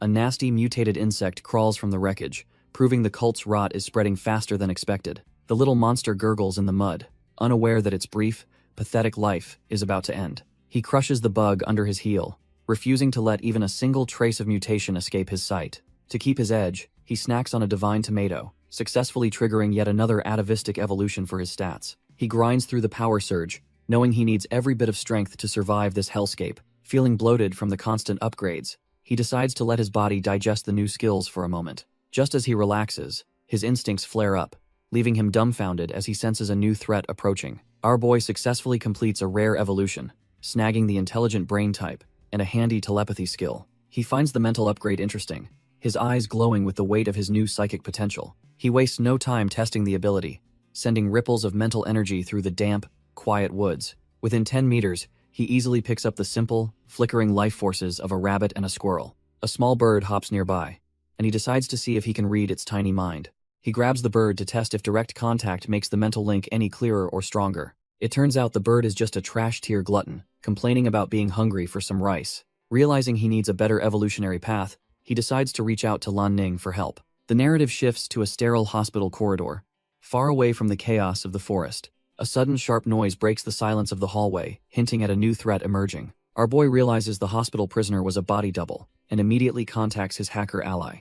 Lan Ning tells him not to worry since she can pinpoint the real target regardless of disguises. A digital map reveals the target is hiding underground, explaining why his senses couldn't find him. Deep within the flooded sewers, a figure in white robes stalks through the dark, damp tunnels. The mysterious figure pauses, sensing that he is no longer alone in the silent, brick corridors. It is the High Priest himself, looking absolutely deranged as he prepares for an inevitable confrontation. Li Tianran strikes with explosive force, determined to end this trash-tier cultist once and for all. The priest just laughs with his jagged teeth, mocking how much faster his opponent has become lately. He barely dodges a lethal blow, realizing this monster is cut from a much more dangerous cloth. Our boy slashes through the priest's defenses, sending a spray of mutated purple blood across the walls. The High Priest reels back as purple blood splatters, his face contorted in a mix of agony and madness. Even with a missing arm, the deranged cultist just keeps laughing, clearly having lost his grip on reality. Li Tianran pauses, sensing a sudden chill that tells him this fight is far from over. He swings his katana again, determined to silence the priest's mocking cackle once and for all. Strange black particles begin to swirl around his blade, as the atmosphere in the sewer turns suffocatingly heavy. Our boy raises his weapon, his instincts screaming that a much more dangerous predator is lurking nearby. Something moves with blinding speed, nearly catching him off guard as he struggles to track the new threat. A massive shadow looms behind him, mocking his slow arrival while radiating an overwhelming, mutated pressure. An insectoid mutant reveals itself, apologizing to its master for the delay, while flexing its newly evolved carapace. Facing this high-tier monstrosity, Li Tianran unleashes a massive whirlwind slash to carve out some breathing room. Li Tianran lands firmly, his boots splashing in the murky water as he readies his next move. The insectoid mutant hovers above, watching as our boy prepares to face the cult's final line of defense. The High Priest just scoffs, claiming he doesn't even have the energy to punish his subordinate right now. The creature is dumbfounded, unable to believe its holy lord was actually wounded by a mere human. Laughing maniacally, the priest ignores his mangled arm and claims his true evolution is only just beginning. Li Tianran doesn't wait for the transformation to finish, lunging forward with a strike aimed at his throat. His blade cuts through the air, but the priest's aura is already warping the space around them. Suddenly, the bug mutant strikes from the shadows, forcing our boy to defend against two monsters at once. A massive burst of mana erupts as their powers collide, shaking the very foundations of the underground tunnel. Li Tianran leaps back, realizing he needs better control over his frenzy if he wants to survive this. The High Priest casually pats his guardian, apologizing for his messy control over the newly hatched swarm. He orders the beast to execute our boy, and the mutant obeys without a second thought. Walking away, the priest decides to keep Li Tianran alive for later, needing a fresh snack post-evolution. He smirks, thinking about how much more nutritious a living sacrifice will be for his twisted hunger. The bug mutant locks onto its target as Li Tianran readies his blade for the incoming clash. Our boy remains silent, his sharp blue eyes tracking every twitch of the monster standing in his way. He realizes there is one thing he absolutely cannot stand in this trash-tier apocalypse. With a burst of speed, he lunges, declaring that he hates nothing more than a villain who brags. Meanwhile, the priest stumbles along the walkway, barely holding his crumbling form together as his strength fades. Desperate and bleeding out, he knows his only hope is returning to the void he calls mother. The High Priest decides it is finally time to pupate, his twisted face morphing with sick anticipation. Strands of silk begin to wrap around his failing body as the final stage of his evolution kicks in. A massive, pulsing cocoon forms in the tunnel, radiating a sickly purple glow that signals something monstrous is coming. Inside that shell, the priest's humanity is being ground away to make room for his dark mother's power. Suddenly, a high-tier insectoid mutant lunges at our boy, its speed almost too fast for the naked eye. The creature sneers, telling Li Tianran that he is proving to be quite a difficult pest to squash. It grows frustrated as our boy effortlessly weaves through every strike, seemingly predicting every move before it happens. The monster realizes it can read his mind, claiming to know every thought passing through his head. Li Tianran is dumbfounded when his system confirms the beast is using telepathy to track his every intention. The mutant laughs at his confusion, mocking him for stepping into a fight without knowing his opponent's true nature. The creature taunts him about the girl he found hanging like a sick trophy on a tree. Our boy's blood boils as the memory of that horrific sight flashes through his mind. The mutant catches his blade with bare claws, sparks flying as metal meets reinforced chitin. It sneers at his effort, clearly enjoying the psychological torture it is inflicting on him. Li Tianran snaps back that trash-tier bugs like them belong in the sewer drain. Nearby, the High Priest's cocoon pulses with terrifying energy, signaling a monstrous birth. Fine cracks begin to spiderweb across the shell as the transformation reaches its critical peak. Blinding light spills from the fractures, suggesting the priest is nearly done with his evolution. The insectoid mocks him again, asking if a puny human really thinks he stands a chance. Li Tianran doesn't blink, focusing all his strength into the blade to end this nightmare. Li Tianran activates his Eye of Truth, desperately searching for a single weakness in the mutant's armor. He strains against the creature's overwhelming strength, realizing these trash-tier bugs are stronger than they look. The insectoid's compound eyes reflect our boy's face, mocking his struggle as they lock in a deadly stalemate. A dark vision of the cathedral emerges, showing the high priest's early days of gathering high-ranking puppets. The priest tempted a greedy mayor named Wang Dongchuan, promising to elevate him far beyond mere mortality. He flashed a sinister grin, while explaining that human life is nothing compared to the coming evolution. Wang Dongchuan was completely dumbfounded by the offer, his hunger for power blinding him to the obvious trap. He eagerly accepted the deal, failing to realize he was just another sacrifice for a hungry god. A black appendage suddenly forces its way down his throat, beginning a horrific and painful transformation. The priest coldly reminds his new servant that his lord demands a constant feast of young believers. Slime drips from his mouth as the transformation takes hold, forcing out every last drop of his humanity. Wang Dongchuan stands dazed, a glowing core pulsing in his chest as he fully submits to the cult. Within the vision, he justifies his sins, believing that sacrificing innocents like Zhonglin was just business. He views the desperate civilians as mere stepping stones, convinced that this cruel ecosystem demands heartless evolution. Standing over a mountain of corpses, the mayor laughs at the sustenance they provided for his dark ascent. Suddenly, the insectoid mutant shrieks in terror, realizing its deepest, darkest memories have been laid bare. Our boy gasps for air, the mental strain of diving into that trash-tier soul nearly breaking his focus. He quickly downs a high-grade medicinal carrot, the system instantly flooding his tired veins with fresh energy. With his stamina fully restored, Li Tianran smirks and mocks the mayor for being a pathetic coward. The beast is completely dumbfounded, wondering how this human could possibly know the man he used to be. Li Tianran exposes the creature's arrogance, claiming he's seen every selfish thought buried in its dark memories. He then mocks the so-called fruit of hope, calling those bug eggs nothing more than slimy, disgusting waste. Our boy laughs because this isn't true evolution, but a parasitic bug slowly devouring its host's mind. Turns out, the mayor's human soul is being crushed by the weight of the insect's overwhelming consciousness. The beast's primal side is winning the war, drowning out the man's identity in a sea of hunger. If things continue, Li Tianran warns that the mayor's personality will vanish, leaving only a mindless monster. The mutant retorts that he consumed a high-level egg, claiming he is far superior to any lowly ant. He truly believes he's reached a higher state by finally abandoning his weak and useless human body. When he mentions a prince, Li Tianran pauses, realizing the scale of this mutation is far worse. Suddenly, he recalls the high priest's bloodthirsty grin, suspecting the bald lunatic took the same path to power. Our boy's system suddenly blares a warning as a new, powerful presence enters the fray. Before he can react, the mutated mayor lunges with a speed that defies his bulky frame. Li Tianran is dumbfounded by how quickly these parasitic eggs can fully hatch into killers. The beast stares him down, its human consciousness completely swallowed by the hunger of the hive. Suddenly, a second, even more terrifying insectoid emerges from the shadows, signaling that the real nightmare has arrived.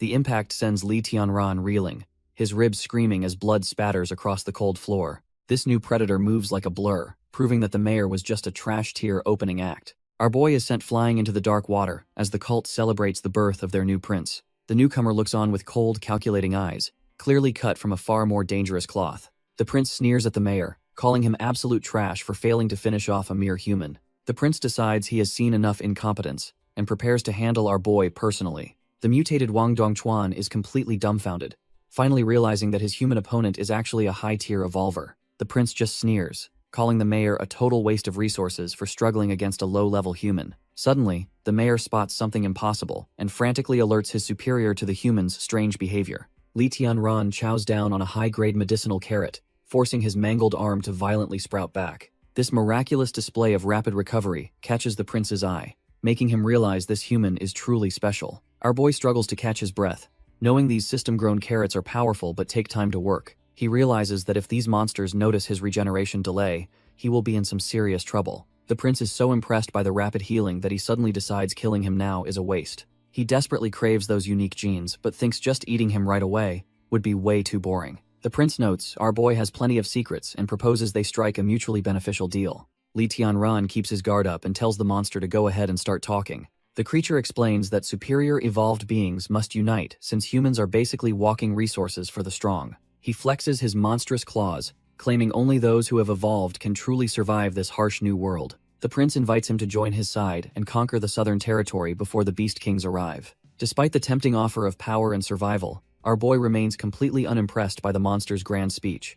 The mutant continues rambling about a future where they rule together as gods over the weak and dying. Li Tianran stays silent for a moment, letting the creature's trash-tier logic hang in the air between them. He tightens his grip on his weapon, retorting that while the speech was fancy, humans aren't just snacks. With a cold glare, he warns the prince that underestimating the human race is a fatal mistake. The prince realizes his offer was rejected, deciding that if a deal is off, then violence is on. He lunges forward with predatory hunger, declaring that our boy will simply become another meal for his evolution. Meanwhile, back at the manor, Li Han suddenly feels a sharp electric jolt of pain through her small body. She collapses in the dirt, leaving Uncle Nan and the evolved black dog completely dumbfounded and worried for her. Gritting her teeth, she claims it is just a temporary chest pain and insists she will be fine. But deep down, the strange palpitations in her heart feel like a dark omen she cannot quite explain yet. Despite the heavy sense of foreboding, she urges everyone to keep harvesting before the next wave of destruction. She forces a smile, determined to grow stronger so she never becomes a burden to her big brother again. Back in the tunnels, the prince screams as he uncovers the secret behind his opponent's seemingly endless stamina. He realizes our boy's rapid regeneration is fueled by those high-tier crops, making him an even more valuable target. The prince is fuming, realizing he just needs to stop our boy from snacking on those magical crops. Li Tianran is clearly at his limit, gasping for air as the exhaustion finally starts to set in. It is a total mess in the tunnels, with the prince pinning our hero down while others lie broken. The former mayor, now a trash-tier insect, pathetically crawls through the muck, begging for his life. He is absolutely desperate, pleading for the prince or their dark god to save his miserable hide. The prince looks down with pure arrogance, demanding to know the secret behind that insane healing factor. He even offers a quick death as a mercy if our boy just spills the beans right now. Suddenly, the hummingbird warriors swoop in, raining down high-precision laser fire to back up their master. The prince is caught off guard by the sudden swarm, wondering why these pests won't just stay down. He laughs it off though, claiming their puny firepower is nowhere near enough to crack his evolved armor. The prince mocks the incoming fire, warning that these stray bullets are more likely to kill the human. Li Tianran just stares back, knowing the danger, but secretly focusing on a much more important goal. Getting annoyed by the constant harassment, the prince compares the drones to noisy flies that won't stop buzzing. He easily brushes off the energy beams, claiming the high-tech weaponry barely even tickles his evolved carapace. This was the distraction our boy needed, signaling the hummingbird warriors to execute the real plan right now. A precision laser strikes the discarded katana, perfectly ricocheting the blade right back toward its master. While the monster is busy swatting at air, Li Tianran reaches out to reclaim his primary weapon. He grips the hilt with iron resolve, feeling the weight of the blade as he prepares a final gambit. Lunging forward, he drives the steel deep into the insectoid's leg, making that blue blood spray everywhere. The prince is left completely dumbfounded, unable to process how a trash-tier human actually managed to wound him. Li Tianran realizes that while the armor is tough, the joints are the perfect weak point to strike. He carves through the insectoid's leg, making the monster howl in agony as blue blood sprays the tunnel. The impact sends them both reeling back, with the creature desperately clutching its mangled limbs in the water. Knowing he's running on fumes, our boy quickly downs a medicinal carrot to kickstart his rapid regeneration. As his wounds knit back together, he prepares to use his remaining seeds to finish this grueling fight. Nearby, the former mayor's mutated body begins to fail him, as his energy reserves hit rock bottom. Wang Dongchuan collapses in a heap, realizing his fresh evolution is useless without any fuel to repair himself. The pathetic creature is consumed by a gnawing hunger, staring blankly as his body starts to fall apart. He pathetically begs the high-tier mutant for salvation, hoping for even a shred of mercy from his superior. The prince just looks down in disgust, declaring the former mayor a useless piece of trash-tier garbage. Wang Dongchuan desperately pleads to be taken to the mother entity, hoping her power can fix his broken form. The prince ignores the pathetic begging, feeling a gnawing hunger after his recent evolution into this superior state. He's in a foul mood because our boy is proving to be a slippery flea that refuses to die.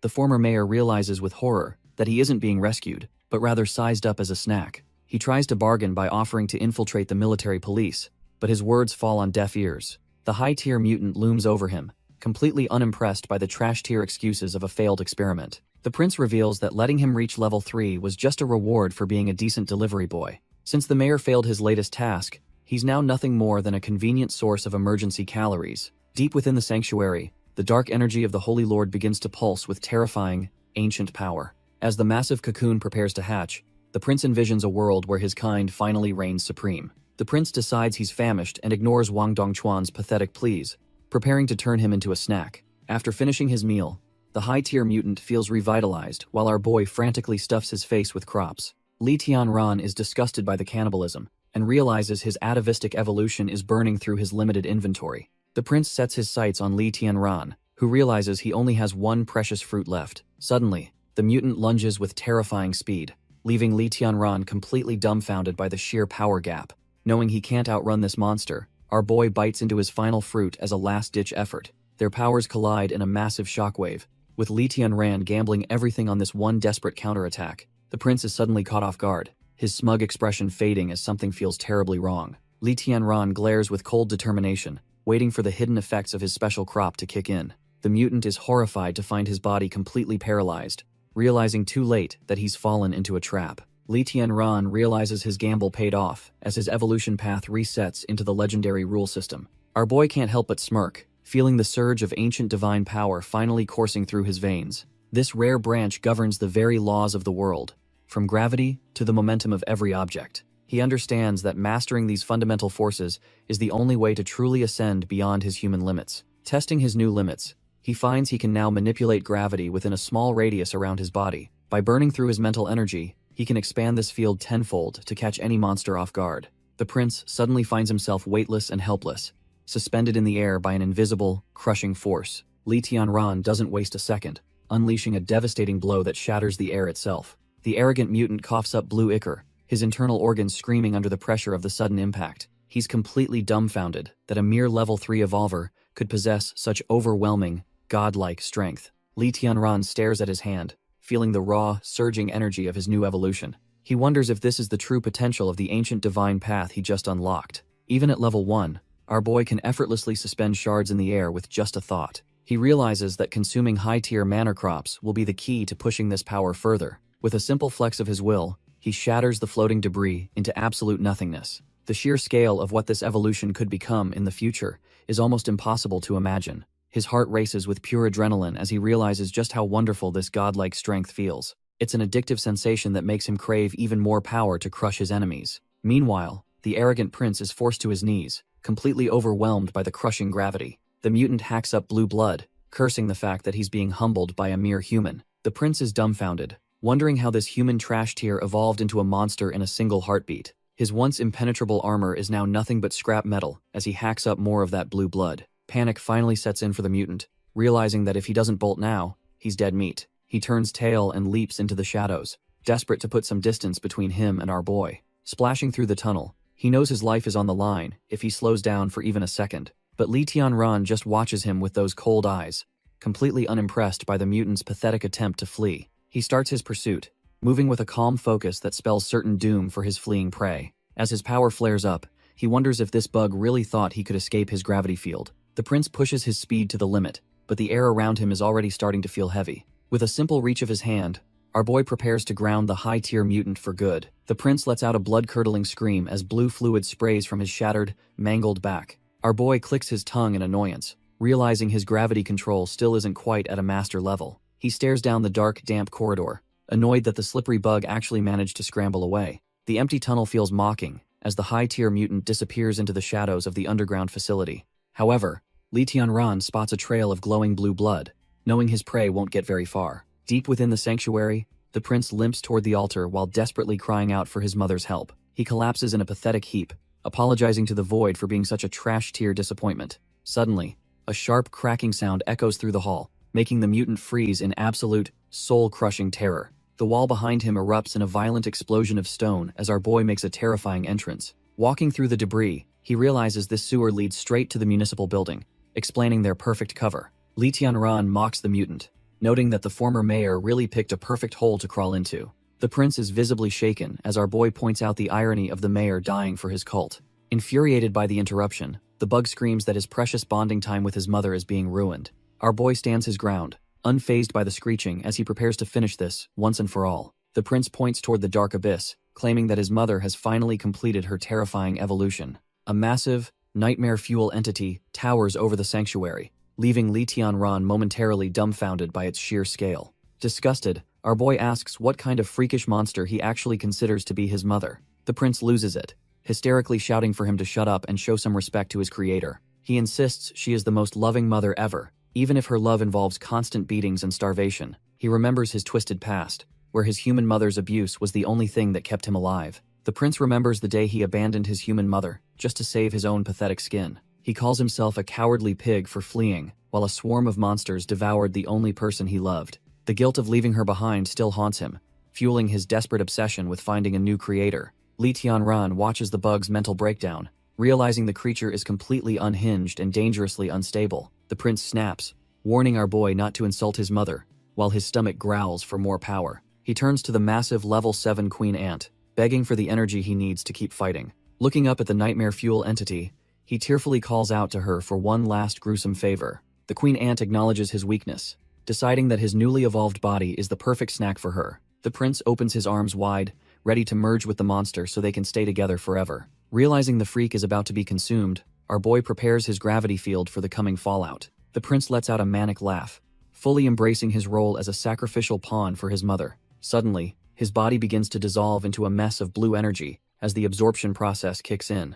He doesn't even resist as the queen ant's maw begins to swallow his very existence whole. The monster towers over our boy, having reached a terrifying new peak after snacking on her own kin. Li Tianran realizes the situation just went from bad to worse as the two entities merge together. The beast licks its chops, savoring the taste of the prince's evolved DNA while preparing for the main course. A blinding light erupts from the creature, forcing our boy to brace himself for a massive energy surge. Back at the corporate lab, test tubes rattle as the fallout from the tunnel battle reaches the surface.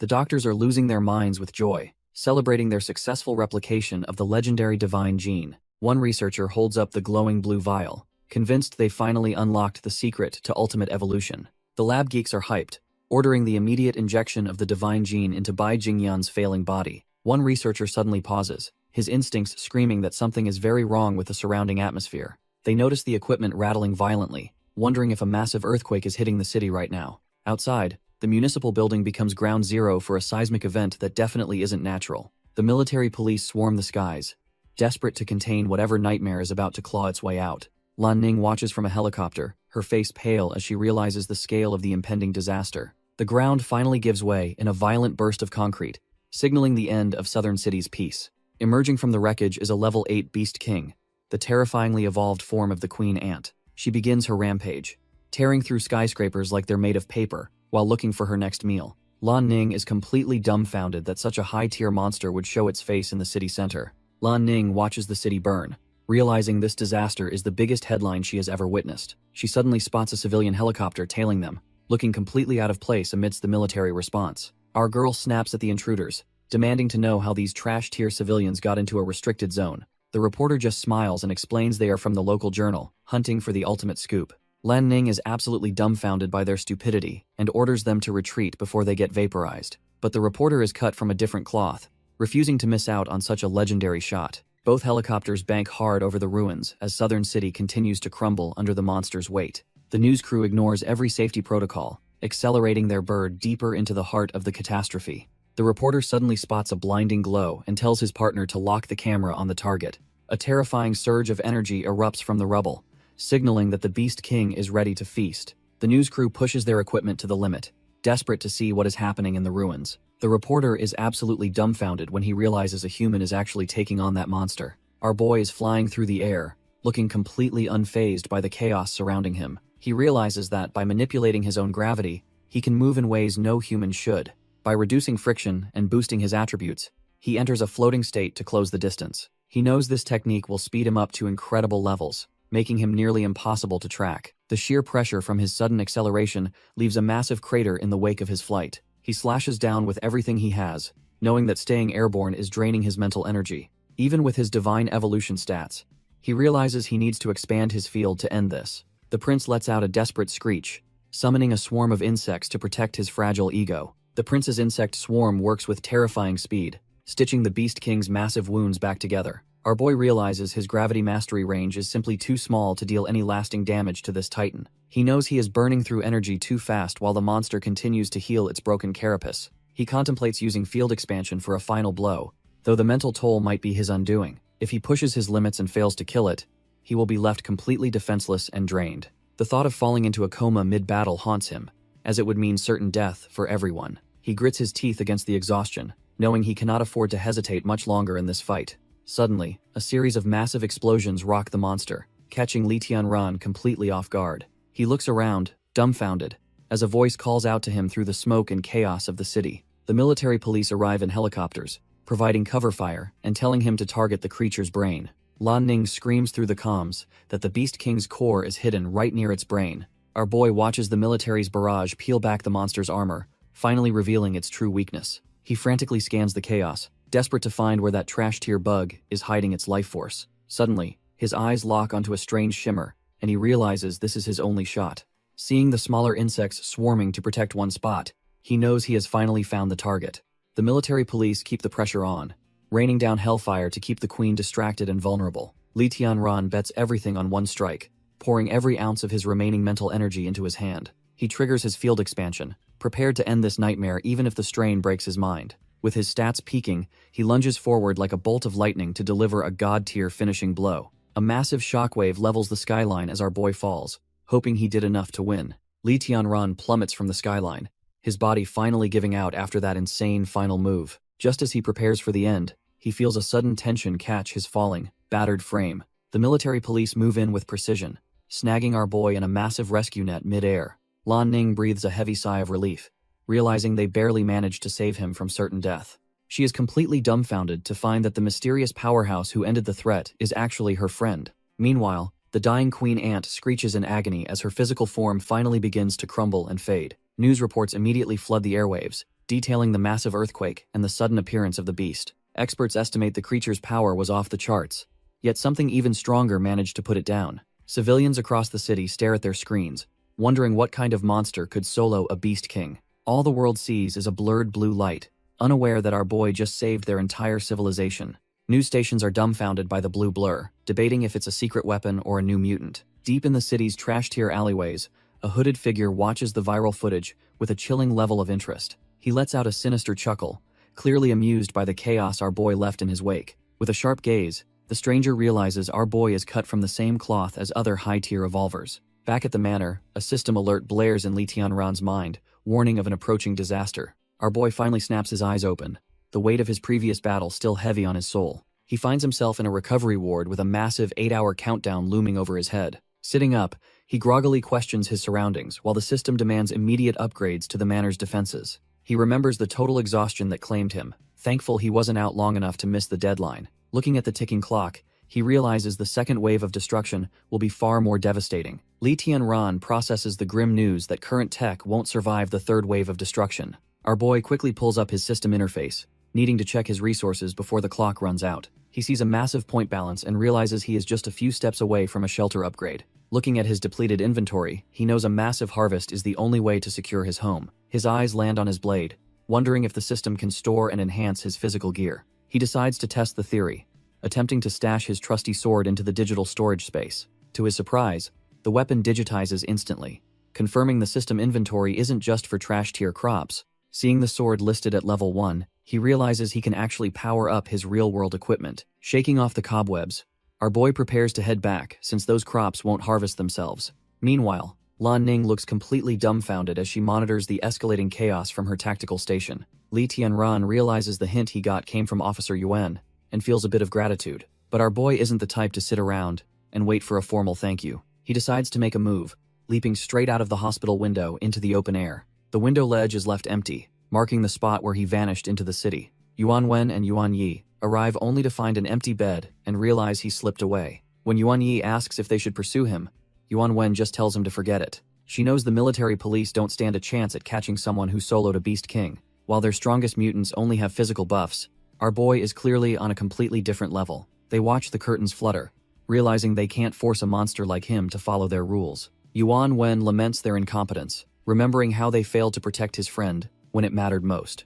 Yuan Wen insists she will convince her father that our boy has no ill intentions toward humanity. She decides to let him be, eager to see how powerful he will become in this new world. Back at the manor, the heavy security gates finally open as the master of the house returns. Li Han, Uncle Nan, and Black Dog rush out, completely dumbfounded with joy to see him back. Li Tianran scoops up his little sister, feeling guilty for making his family worry so much. The whole crew piles into a massive group hug, finally feeling safe now that their leader is home. He realizes his body is still trashed when their combined atavistic strength nearly crushes his internal organs. Uncle Nan proudly flexes his new muscles, explaining that he woke up with this insane power yesterday. Our boy's system confirms the shocker that both his sister and the old man are now atavistic, evolved. He realizes that while he was out fighting gods, his entire household turned into a squad of monsters. System pings that the crops are ready, so Lee Tian-ran tells the squad it's time to upgrade. He inspects the new camouflage chili peppers, a rare purple tier item that grants total invisibility for 10 minutes. Sitting on the hay, our boy realizes he finally has enough points to pull the trigger on the expansion. The level 2 shelter upgrade is pricey, but it promises better defenses and a brand new mastery skill. With a confident smirk, he confirms the purchase, ready to turn this farm into an impenetrable fortress. Suddenly, the ground shakes as the system force starts the renovation, catching him completely off guard. He sees a grim warning that the second wave of destruction hits in just 3 hours. The system works its magic, preserving his existing property while weaving high-tech reinforcements into the soil. Even the livestock sheds get a massive glow-up, transforming into futuristic structures fit for a top-tier base. As radar towers rise, he realizes his little sanctuary just became the most advanced stronghold on the planet. The system starts weaving high-tech energy into the perimeter, turning simple fences into massive, reinforced defensive walls. Massive automated turrets rise from the ground, ready to turn any intruder into Swiss cheese with futuristic firepower. Li Han, Uncle Nan, and Black Dog stand there completely dumbfounded as their humble home transforms before their eyes. Our little girl is especially hyped to see that the tiny pond has basically become a massive artificial lake. The system confirms the level 2 upgrade is complete, unlocking a military-grade fortress and some top-tier new skills. Looking at the results, our boy worries that this high-tech base is way too conspicuous for his liking. He decides to play it smart and orders the system to mask the fortress's true appearance from prying eyes. With the disguise skill active, the massive stronghold vanishes, looking like the same old trash-tier farm to outsiders. He knows keeping a low profile will save him a lot of trouble from greedy corporate vultures. Beyond the fancy new walls, he realizes he just unlocked a lethal new ability called Life Flaw Mastery. Our boy checks out his new Life Flaw Mastery skill, which lets him see any living being's weakness. He tests it on Black Dog and immediately spots a glowing fatal point on the Guardian's neck. Curious about the catch, he asks the system if there are any limits to this broken ability. The system confirms that every being has a flaw, even the legendary ancient divine types hiding in the shadows. He realizes that, with this power, he can end any fight with a single, well-placed strike. Suddenly, a notification pops up saying the level 4 divine cherry tomatoes are finally ready for harvest. He plans to reset his sister's evolution, so she and Black Dog start feasting on the crops. Li Han feels sick from the power, but he encourages her to keep eating to win the race. The two start a competitive eating contest until the little girl suddenly freezes as the energy peaks. A massive pillar of light erupts from the garden, signaling that the evolution reset is officially underway. Li Han completes her evolution, unlocking magnetic field mastery and the Eye of Truth while floating in mid-air. Our boy is absolutely hyped, cheering her on as she finally stabilizes her brand new, god-tier powers. The energy surge doesn't stop there. As the Manor grounds tremble under the weight of a massive awakening, Black Dog emerges as a sacred beast king, radiating a terrifying pressure that proves he's no longer just a pet. Meanwhile, in a cold laboratory, a countdown begins for a second wave of destruction that threatens the world. A nervous doctor checks in on their star patient, wondering if the experimental treatment actually took hold. The patient remains silent for a moment, feeling the raw, unstable power coursing through his newly reconstructed veins. Bai Jingyan reveals his horrific new form, boasting about his extreme speed and the bone armor covering his body. He believes he's finally replicated the divine gene, crowning himself a pioneer in this brutal new era of gods. But the power is too much to handle, and he realizes with horror that the mutation is spiraling out of control. Li Tianran feels a strange vibration as a countdown begins, signaling the arrival of something world-ending. The countdown continues as the very tides of the ocean begin to churn with a violent, unnatural energy. Suddenly, the second wave of destruction hits, lashing a lone warship with purple lightning and reality-warping storms. While Bai Jingyan watches the data, our boy realizes clean water is becoming a myth for all survivors. Across the globe, purple rifts tear through the sky, proving that the apocalypse is just getting started for humanity. Out at sea, the crew of a warship panics as their equipment dies, leaving them blind in the chaos. A terrified sailor rushes to the deck, desperate for the captain to see the nightmare unfolding in the water. The crew stands dumbfounded, unable to comprehend how the world could transform into such a hellscape so quickly. The captain stares in horror at the mutated monstrosities, wondering if every water source on Earth is now poisoned.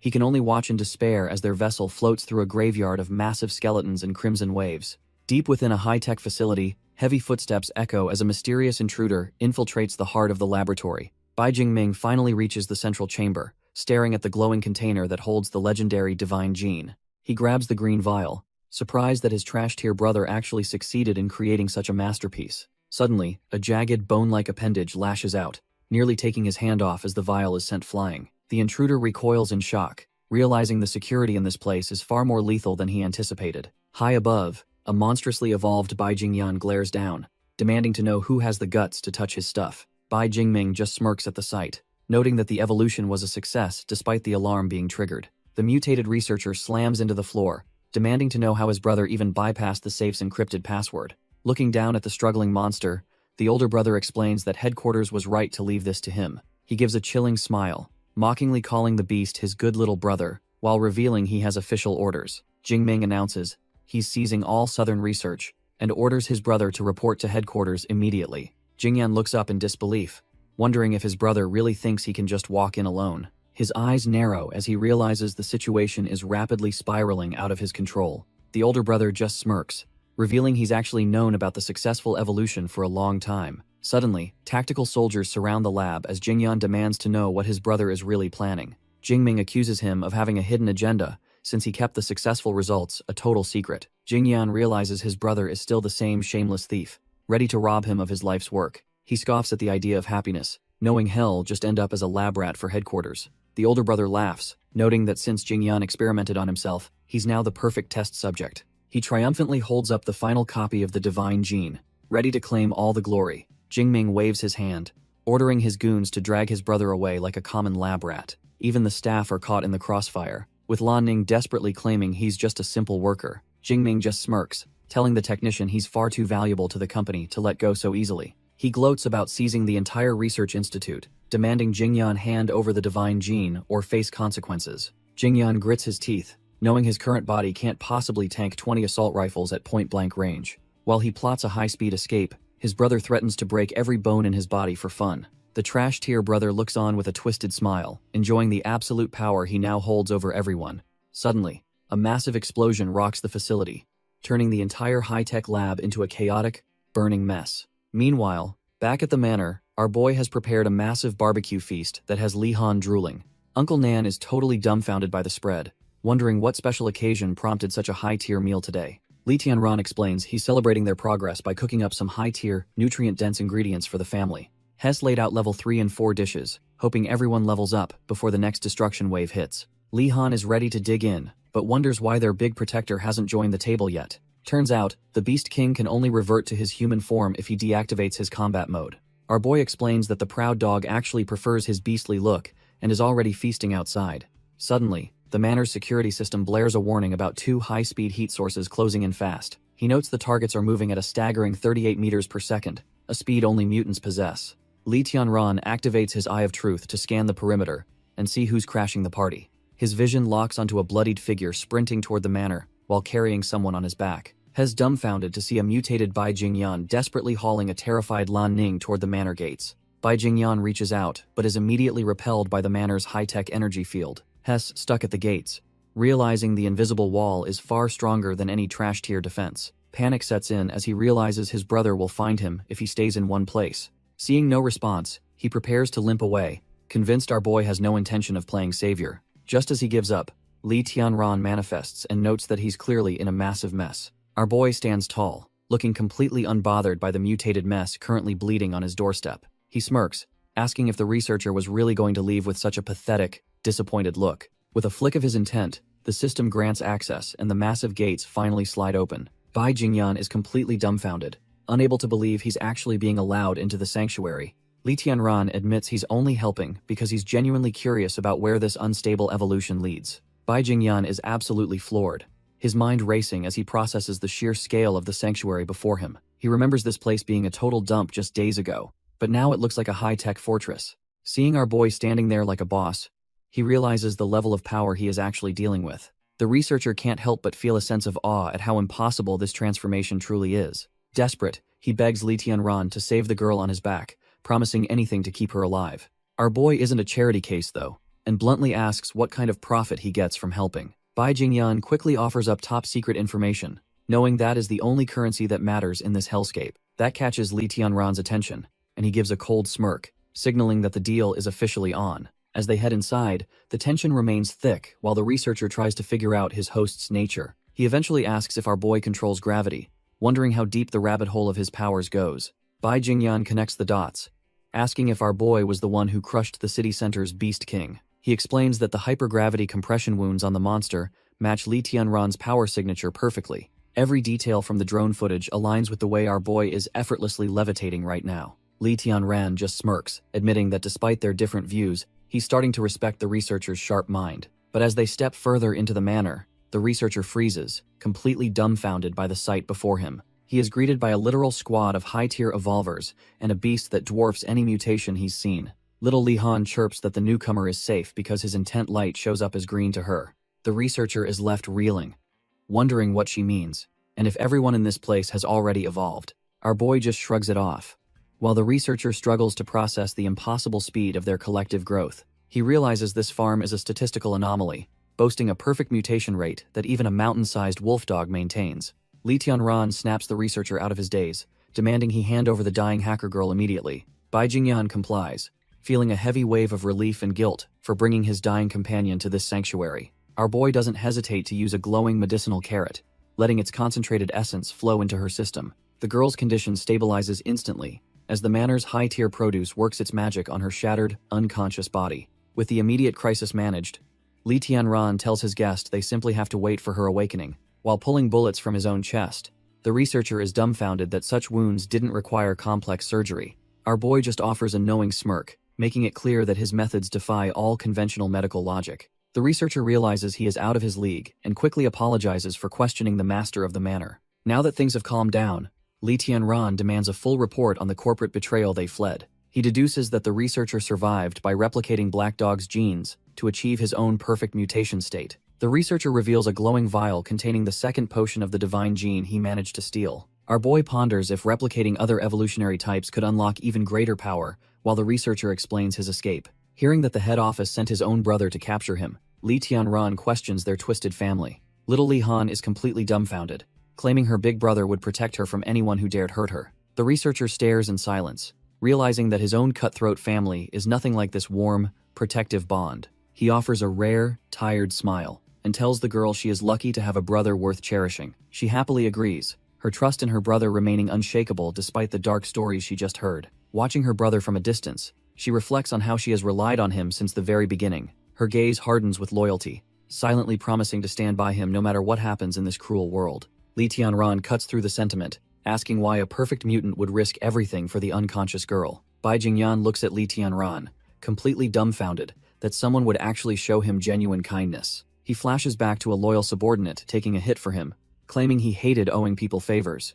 That man coughed up blood and died, leaving the researcher with a debt he could never truly repay. Back in the present, he falls silent, realizing his cold worldview is being challenged by this manor's warmth. Our boy Li Tianran admits he originally thought the researcher was just a ruthless, science-obsessed maniac. He gives a small, knowing smile, confessing that it seems he might have actually misjudged the man. But the mood shifts as Li Tianran points out that the corporate head office is already closing in. Bai Jingyan knows they will turn the entire southern side upside down to recover the precious divine gene. Looking at the siblings, he realizes that fleeing with an ordinary person is basically a death sentence now. His original escape plan was trashed by a corporate insider, leaving him with no choice but to adapt. Our boy decides to head for Storm Island, a place that sounds like a total nightmare for anyone sane. It is a literal hellscape in the middle of the ocean, constantly hammered by violent and unending lightning. Positioned right between the three major world powers, this no-man's land serves as the perfect place to vanish. Since the terrain is trashed here and lacks resources,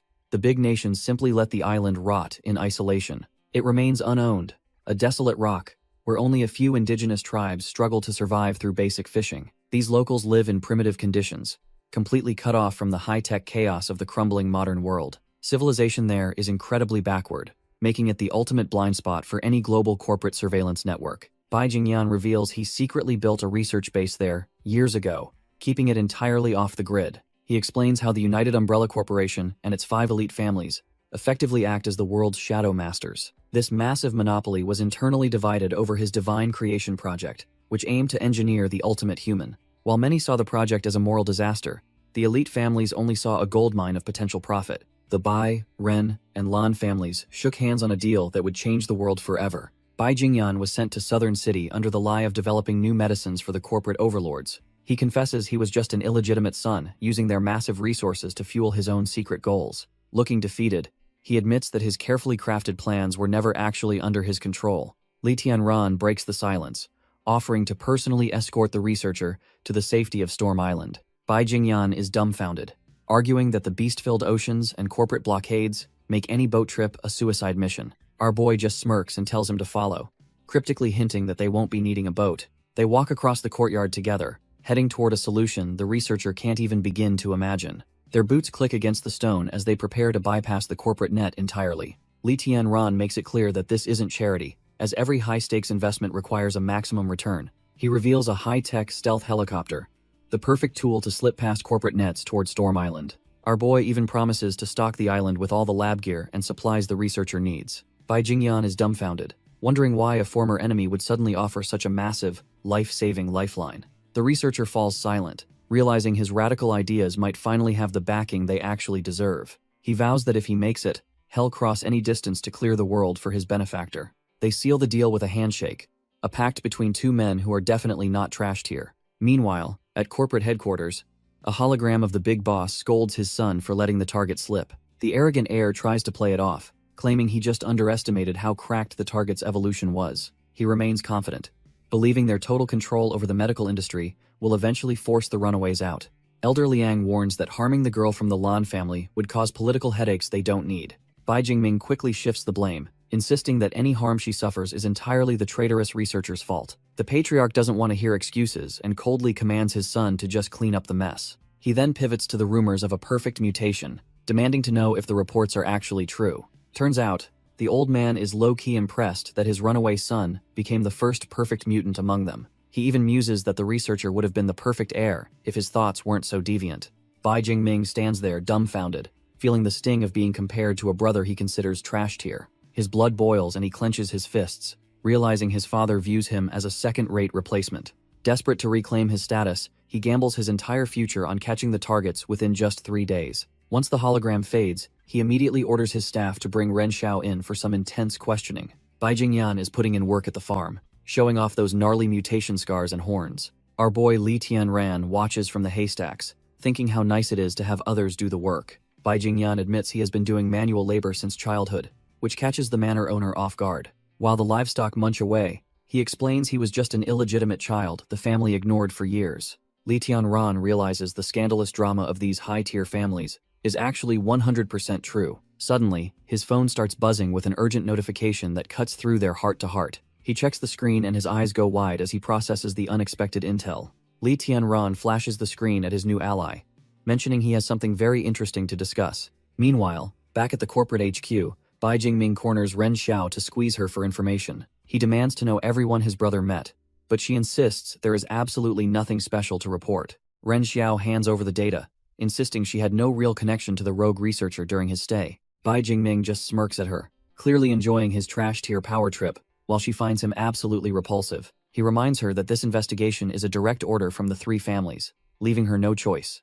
He brings up the stolen divine gene, labeling his own brother a traitor for snatching their ultimate prize. Ren Xiao starts sweating as she realizes the true power of that potion is far beyond her imagination. The pieces finally fall into place as she connects the lab horrors and our boy Li Tianran to human transformation. Bai Jingming warns her to stop asking questions, claiming these high-level secrets aren't for her to explore. He reveals his true goal is finding his brother to finally close the power gap between the ruling families. Ren Xiao scoffs internally, noting that if the powerful Bai family is lost, a small manager like her is clueless. After he insults her standing within the Ren family, she plays the victim just to escape his presence. Ren Xiao leaves the room while the trash-tier Bai Jingming throws one last sexist insult at her back. She flinches as the door slams shut, barely containing her rage at being treated like a mere tool. Standing alone in her office, she realizes she can't just sit back while the world burns around her. Her gaze hardens because she knows exactly who holds the key to this entire mess. She hops into her SUV and dials our boy Li Tianran to initiate a very dangerous conversation.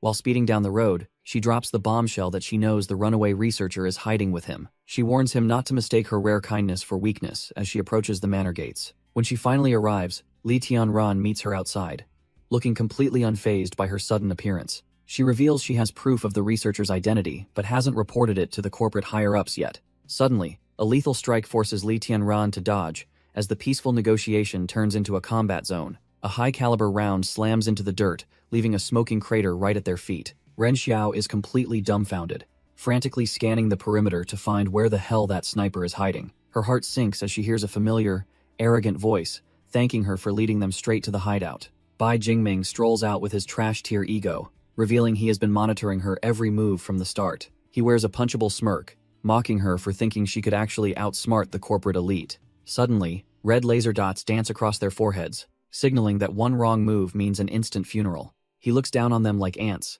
calling everyone garbage, while his snipers keep their fingers on the triggers. He offers Ren Xiao a way out but demands our boy hand over his brother immediately. Looking at Li Tianran's plain clothes, he assumes he is just some broke peasant struggling for supplies. He tries to buy him off with wealth, completely unaware that Li Tianran couldn't care less about his money. Bai Jingming keeps yapping, warning them not to cause trouble with his elite squad of goons. Our boy just listens, disgusted by this noble young master who treats everyone else like trash-tier peasants. Suddenly, the arrogant prick's face drops as he realizes something in the atmosphere has shifted. Before he can react, a hail of fire rains down, turning his well-equipped men into sitting ducks. With his eyes glowing, Li Tianran admits he absolutely loathes arrogant trash who think they own everything. Turns out his hummingbird warriors were hovering above the whole time, ready to shred the corporate forces. Panic finally sets in as Bai Jingming desperately screams for his snipers to open fire and end this. As the chaos erupts, Ren Xiao dives for cover while our boy remains eerily calm amidst the lead.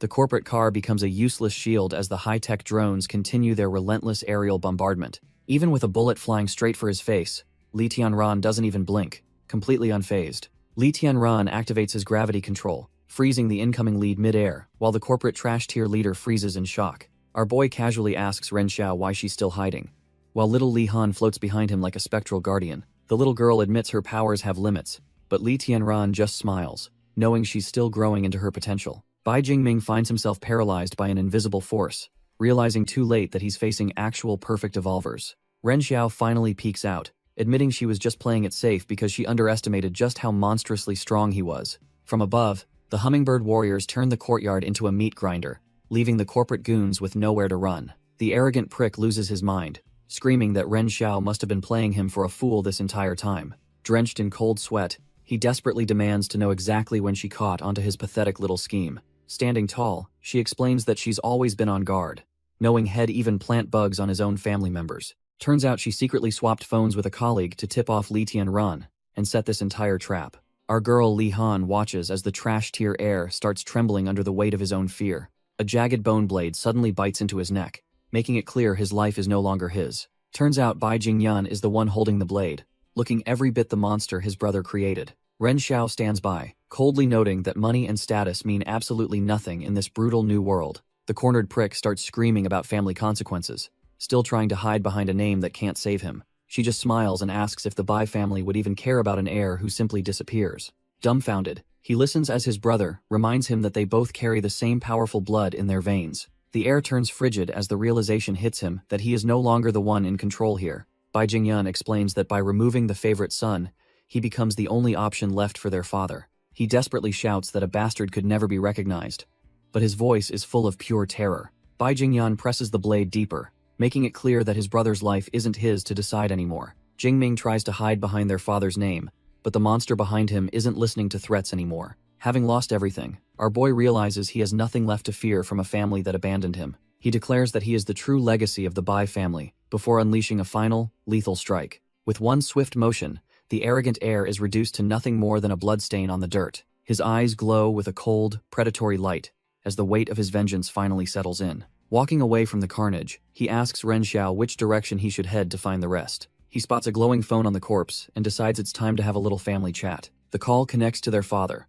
and for a second, the silence on the line is absolutely deafening. Bai Jingyan coldly tells the old man he is sorry to disappoint him before cutting the connection. Bai Jingyan scoffs at his father's fake concern, knowing the old man only plays the parent card for leverage. Standing over the bloody remains, he coldly informs his father that the family's precious heir is officially dead. Elder Liang is absolutely dumbfounded that his discarded son actually had the guts to commit such a brutal fratricide.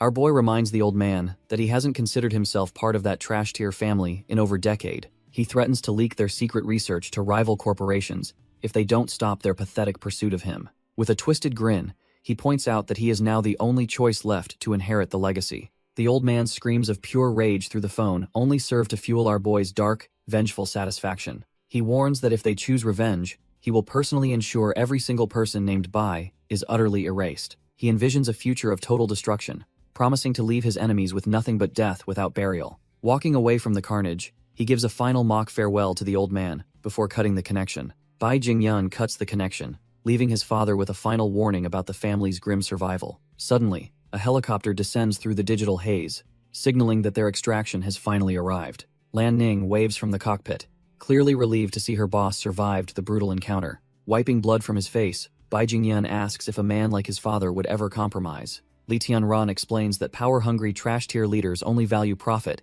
even over their own children. Bai Jingyun realizes his father is far too cowardly to ever abandon his seat of authority. Our boy simply nods, knowing the cold, calculating logic of corporate monsters better than anyone. He notes that the Bai family's obsession with revenge will actually keep the manor's location hidden. Ren Xiao approaches the group, looking absolutely dumbfounded by the absolute slaughter left in their wake. She can barely process the scene, realizing she is now entangled with truly dangerous, cold-blooded evolvers. Bai Jingyun clenches his blood-stained hand, his mutated body still pulsing with the adrenaline of the recent kill. Ren Xiao admits she played a part in the brother's death, effectively tying her fate to these monsters. Bai Jingyun remains skeptical, wondering why a corporate high flyer would risk everything to help a mutated freak like him. He warns her that keeping Li Tianran's identity a secret is the only way they all survive this. While Ren Xiao fumes at the lack of trust, our boy steps in, telling his ally to let her speak. She takes a deep breath, deciding that a risky gamble with them is better than corporate backstabbing. Thinking back on the pathetic gender biases of the great families,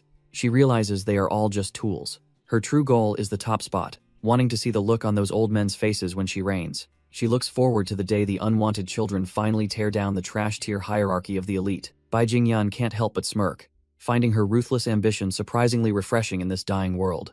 A helicopter roars over the burning remains of the facility, leaving nothing but ashes and smoking ruins behind. Looking down at the inferno, it is clear our boy did not leave a single scrap of evidence. Lan Ning pilots the craft, impressed by how thoroughly every trace of their infiltration has been wiped from existence. He turns to Bai Jingyun, wondering if the mutated researcher really just agreed to Li Tianran's strict demands. Bai Jingyun stares out into the distance, his mind racing with the weight of the deal he just struck. Earlier, our boy made it clear he won't tolerate unethical experiments, forcing the researcher to modify his program. While the old world's laws seem naive now, Bai Jingyun knows he needs rules to keep from becoming a monster. Lan Ning just smirks, noting that in this hellscape, they will never run out of trash-tier subjects for research. As they fly toward the horizon, they part ways with a promise to meet again at the very top. Meanwhile, the rest of the world descends into a red-tinted nightmare, as massive warships engage in a desperate struggle. The ocean turns into a slaughterhouse as the fleet's heavy artillery shreds through a swarm of mutated sea beasts. With Sea Area 50 finally cleared, the command orders a continuous patrol to keep the blood-red waters secure. Despite the victory, the ship captain looks uneasy, while the young sailor wonders why he isn't celebrating their success. The sailor worries that even if they hold the coast, monsters could slip into cities through hidden underground waterways. The ship captain cuts through the optimism, asking if his subordinate noticed the bizarre behavior during the last assault. He points out that these trash-tier monsters weren't just hungry, they were carrying out coordinated, suicidal strikes in unison. Looking at the tactical display, they realize the beasts moved in a rhythmic sequence, as if being directed. The ship captain drops a bombshell, suggesting these aren't just mindless animals anymore, but an organized ethnic group. The sailor is completely dumbfounded, sweating at the thought of monsters building a full-blown civilization in mere days. As they watch the chaos unfold, the ship captain grimly notes that calling it a civilization is an understatement. The ocean has turned into a literal hellscape of twisted metal and black smoke as the monsters swarm. Our boy at the helm realizes these phased attacks are way too organized to be just animal instinct.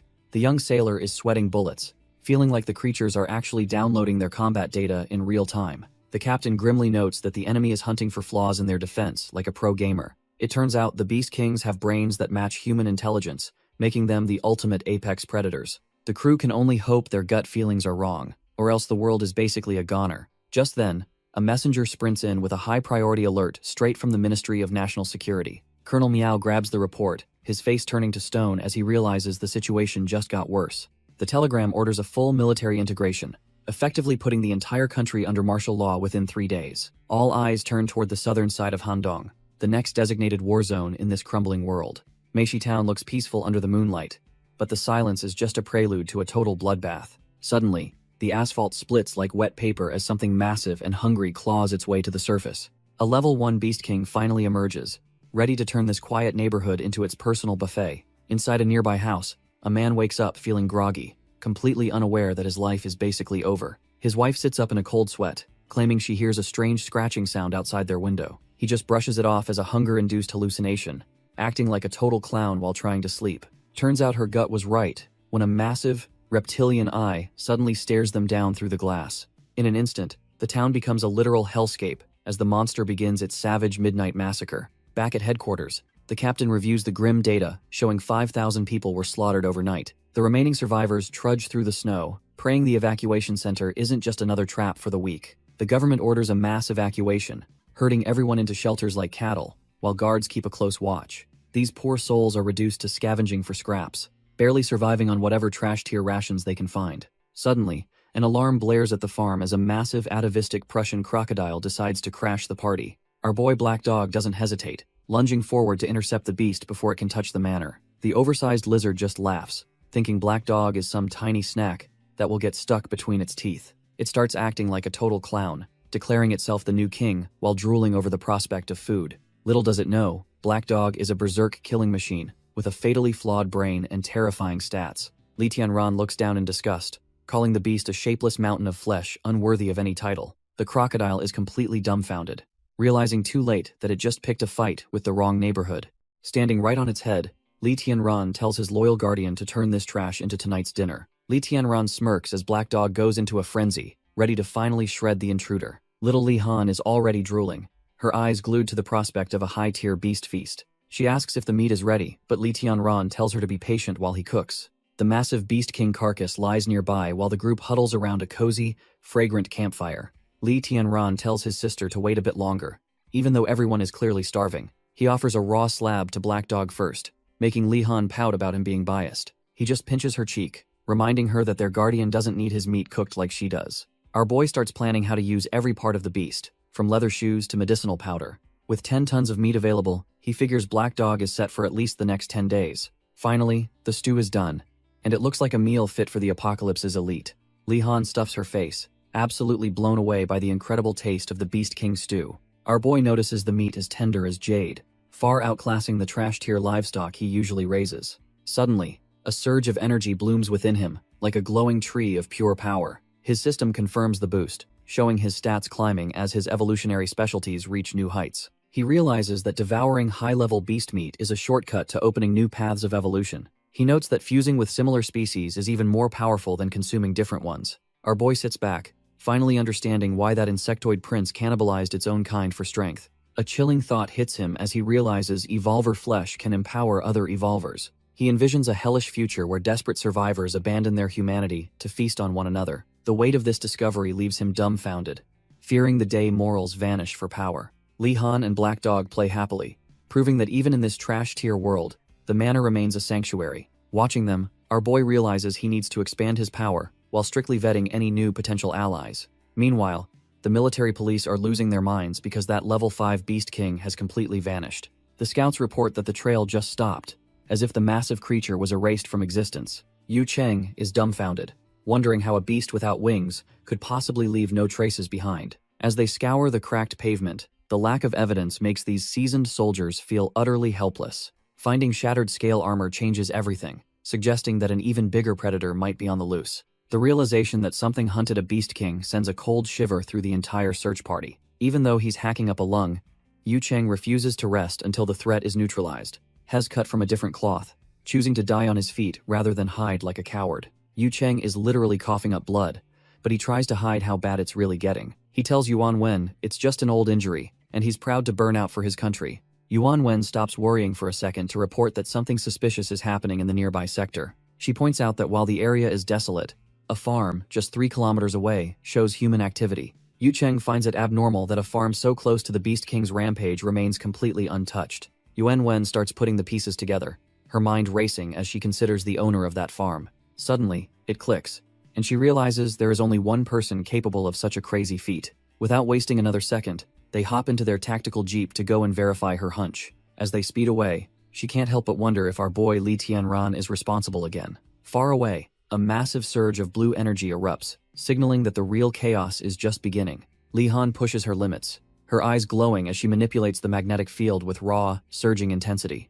She focuses every ounce of her will, though the mental strain of such power is clearly taking a toll. After a successful landing, she collapses in exhaustion, realizing that training is far from a fun game. Our boy checks the system and notes that her brainwave control is finally reaching a higher level. He promises her a fried chicken feast, encouraging her to go play with the massive wolf standing nearby. She happily chases the Beast King around the yard, treating the literal god of predators like a common puppy. Li Tianran realizes that while her skills didn't jump, her mental strength is skyrocketing from the meat. He ponders the connection between her mental attribute and the raw power of the brainwaves she emits. The system reveals a hierarchy where divine types sit at the peak, far surpassing the standard atavistic evolvers. This divine hierarchy creates an unshakable suppression, ensuring the elite types always stay ahead of the common trash. Li Tianran compares his loyal wolf to the massive trash-tier Beast King he recently turned into dinner. Our boy realizes ocean beasts are far deadlier since they've been cannibalizing each other without any human interference. He breaks out in a cold sweat, imagining the sheer terror of an intelligent or divine ocean type. If land beasts were a problem, an ancient divine sea serpent would be a literal world-ending nightmare. He knows he has to stay ahead of the curve before these monsters decide to crawl onto the shore. Luckily, their massive size makes land travel impossible for now, without the ocean's buoyancy to support their weight. This gives humanity a small window to breathe, but he knows they must upgrade their power levels immediately. Turning back to the yard, a wild and slightly insane plan starts forming in his mind. He wonders if he can capture a Beast King and farm it like livestock for an unlimited meat supply. Li Tianran stands in the yard, calculating the diminishing returns of high-tier meat on his stats. He remembers how that 10-ton Prussian crocodile only boosted Black Dog's data by a measly 3 times. Our boy sighs, realizing there is no easy cheat code to bypass the grind of this brutal world. Suddenly, a series of high-pitched meows echo through the manor, catching him completely off guard. He looks around with a dumbfounded expression, wondering where on earth a cat could have come from. Turns out, Li Han is forcing the massive sacred Beast King to act like a common house cat. The little girl is having the time of her life, treating the world's deadliest guardian like a toy. Li Tianran immediately puts a stop to the madness, grabbing her by the hair in utter disbelief. She just pouts and says she is following his advice to find creative new ways to pass time. The massive beast is stuck meowing like a kitten because Li Han hacked his brain for some cartoon-inspired entertainment. Our boy isn't amused and sternly demands she immediately fix the mess she made of their guardian's mind. She pouts about him being a total killjoy, but finally uses her magnetic powers to restore the wolf's memory. The sacred Beast King finally snaps out of it, looking completely dumbfounded by his own recent feline behavior. Suddenly, his predatory instincts flare up as he catches a strange, pungent scent drifting through the cold mountain air. Li Tianran notices the sudden shift in atmosphere and asks if something is actually wrong this time. The massive wolf ignores the chatter and focuses entirely on the approaching threat lurking just outside the manor. Li Han chirps that their guardian has sniffed out some fresh, high-tier snacks wandering into their neighborhood. Turns out a pack of giant mutated crabs with iron-hard shells is currently busy shredding a tactical vehicle. Giant mutated crabs swarm the path, making the driver wonder why these sea-dwelling freaks are invading the mainland. Bullets just spark off their iron-hard carapaces, proving that standard firepower is basically trash tier against these evolved beasts. Realizing their rounds are useless, the tactical officers desperately decide to aim for the monster's exposed eye stalks. One officer fires with trembling hands, knowing that a single mistake means they'll end up as crab food. A lucky shot splatters green ichor, but the creature simply retracts its eye to avoid any real damage. As they try to floor it, they realize the crab heals instantly and is already resuming its relentless pursuit. Suddenly, a massive pincer slams into the vehicle with enough force to crush solid steel like it's paper. The heavy truck is sent spinning through the air, leaving the crew inside completely dazed and helpless. Their ride finally flips and crashes into the dirt, leaving them as sitting ducks for the approaching swarm. Dazed and bloodied, the tactical officers struggle to regain consciousness inside the mangled remains of their flipped truck. Outside, the massive mutated crab looms over the wreckage like a nightmare, ready to finish what it started. Knowing they are sitting ducks, the pair desperately scrambles out of the debris before the beast can strike again. The blue-haired officer glances back, her heart sinking as she realizes the monster is already preparing to lunge. Her partner urges her forward, insisting they cannot let their fallen comrade's sacrifice be for absolutely nothing. They bolt toward the tree line, but the giant crab is right on their heels, its pincers clicking in anticipation. The creature's armored legs tear through the earth, proving that its massive size does not make it less agile. Pushing their bodies to the limit, the survivors sprint through the forest, praying the dense trees provide some cover. Suddenly, a shadow falls over them, and they realize the night is far from over as something lunges. Yuan Wen looks back in pure terror, realizing the nightmare has finally caught up to them. Just as the pincer drops, Yu Cheng lunges forward and shoves her out of the way. She screams his name in horror as the heavy impact echoes through the silent, snowy woods.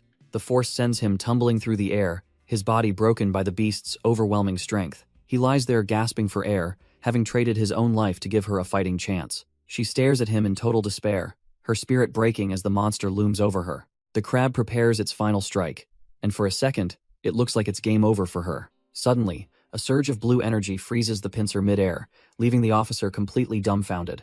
Our boy Li Tianran steps onto the scene, shattering the claw and casually greeting his old acquaintance. Li Tianran arrives just in time, his presence alone causing the massive crustacean to explode into green gore. Yuan Wen looks up in terror as a massive, glowing wolf looms over the battlefield like a literal god. Still clutching the dying Yu Cheng, she desperately warns our boy about the monster standing right behind him. Li Han just giggles and tells her that the big wolf is actually a friend, while it shreds the crab. A blinding pillar of energy vaporizes everything in its path, proving these trash-tier monsters never stood a chance. The poor officer is left completely dumbfounded, unable to process the sheer scale of the power she is witnessing. The once terrifying beast is reduced to a heap of cracked shell and leaking fluids in a matter of seconds. Li Tianran activates his gravity mastery, but feels let down that this is just another useless male crab. Little Li Han starts demanding a gourmet meal, while our boy instructs the wolf to harvest the beast's heart. Li Tianran watches as Yuan Wen desperately tries to keep the dying Yu Cheng from fading away. The old soldier insists his life was a small price to pay for the young officer's safety. Yuan Wen refuses to let him go, promising that our boy's speed can get them to help. Yu Cheng just smiles weakly, telling her to save the precious medical resources for the younger generation instead. Our boy is genuinely surprised to find out this humble, dying man is actually a member of parliament. The officer snaps at him to stop gawking and start helping before the man's time runs out. She even offers a massive favor from the military police if he just saves this one life. Li Tianran tells her to dry her eyes because he won't let a good man die today. He pulls out a glowing level 4 divine cherry tomato, instructing her to feed it to him. Yuan Wen stares at the fruit, convinced our boy has finally lost his mind in the apocalypse. She screams that a simple tomato can't possibly close a fatal wound or stop a man from dying. Our boy just sighs, thinking she is way too noisy for someone who is also half dead. He activates his system vision, realizing the stubborn officer is actually operating on pure adrenaline and grit. Turns out she has internal fractures and a concussion, making her survival a literal medical miracle. Without a word, he pulls another glowing level 4 divine cherry tomato from his spatial inventory. He forces the high-tier crops down both their throats, not giving them any room to complain. Yuan Wen reflexively swallows, her eyes nearly popping out as the concentrated mana hits her system. Suddenly, a searing heat spreads through her veins, making her feel like her blood is boiling. The divine energy begins knitting her broken bones back together as the rapid healing process takes over. Yuan Wen is dumbfounded as the divine energy surges, realizing her body is changing in ways she can't comprehend. She tries to call out, but the sheer intensity of the forced evolution leaves her gasping for air. Her system finally redlines from the strain, and she collapses into a deep sleep to let the repairs finish. Our boy watches them drop while Li Han wonders if the evolution failed because they look half dead. He explains that a weak body enters a dormant state to survive the massive strain of a first evolution. Since he used high-tier divine fruit, their chances of successfully becoming atavistic types are actually quite high. His system confirms the success, tagging the officer with extreme speed and her mentor with a reinforced physical frame. Despite their potential, he tells Li Han to wipe their memories since they belong to the official side anyway. The little one realizes these common types aren't worth the trouble of recruiting to their secret manor. He just smiles and pats her head, impressed by how quickly her intelligent brain is developing. Li Tianran worries about sea creatures invading, and knows they need more evolved soldiers to survive the future. He puts his faith in the official selection system to find the best candidates for the coming war. Li Han finishes rewriting the officers' memories, ensuring their secret manor stays off the grid for now. Our boy tells her and the black dog to haul the crab meat home while he handles some business. He promises a killer crab casserole later before vanishing into the woods to finish his work. Meanwhile, a heavy-duty helicopter descends over the city as the military finally starts making its move. Yuan Yi and his partner wait on the roof, looking like they're expecting some serious trouble to land. A naval officer named Miao Yu steps out, looking sharp and ready to take over the local mess. He salutes the police and announces he's the new military administrator sent to lock down the southern side. He flashes a top-secret order, officially taking command of all operations and moving in 2 full regiments. Miao Yu turns to the local cops, his curiosity piqued by some rumors he heard earlier. Hess heard whispers about two high-level evolvers, whose power levels completely dwarf the usual trash-tier recruits. Since most military evolvers are barely a few times stronger than humans, he's dying to meet these anomalies. Yuan Yi just gives a tired smirk and tells the commander to follow him into the facility. They head deep into the high-tech bowels of the bureau, where the real secrets are kept under lock. Suddenly, a massive boom echoes through the hall, nearly making the fresh-faced administrator jump out of his skin.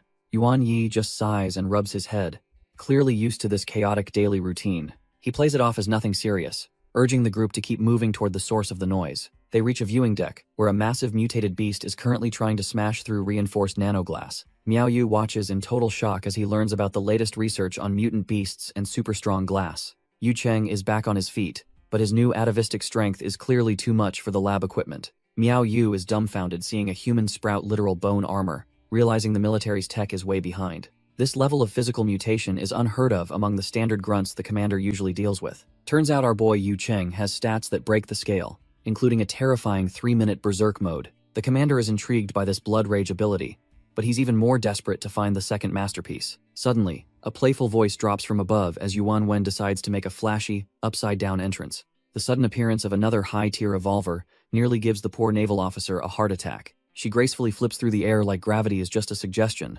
showing off her insane atavistic agility. Our girl recognizes him as the man stepping into her father's shoes, and greets him with a smirk. She stands tall, admitting that his reputation has definitely preceded him in these high-security circles. Yuan Wen moves with such blinding speed that the commander can barely track her with his eyes. Miao Yu is completely dumbfounded because he couldn't sense even a flicker of her presence before she appeared. He formally greets Yuan Wen, acknowledging her as the southern side's perfect evolver, specializing in total stealth. She humbly admits her skills are for small fry, but a Beast King's armor needs real destructive power. The commander agrees that taking down a massive beast with a single punch is a truly terrifying feat. Suddenly, our boy Yu Cheng walks in, wondering if they were just gossiping about his legendary strength. He stands there looking like a total tank, while the professor keeps a sharp eye on his vitals. Miao Yu introduces himself as the new military administrator and shakes hands with the physical-type powerhouse. However, he is deeply suspicious about how they both suddenly developed these super-evolutionary abilities out of nowhere. He reveals they were found unconscious at the station with broken cameras, suggesting a mysterious man-made setup. Our boy Yu Cheng and Yuan Wen both admit their memories are totally blank after their recent injuries. Miao Yu notes that tracing their evolutionary origins could massively boost the military's overall power. Professor Nan chimes in, saying they already have 2 walking gene banks right in front of them. He explains that the higher-ups approved small-scale human experiments to replicate these elite evolutionary genes. However, the old man warns that the cost of mass-producing these evolvers is absolutely insane.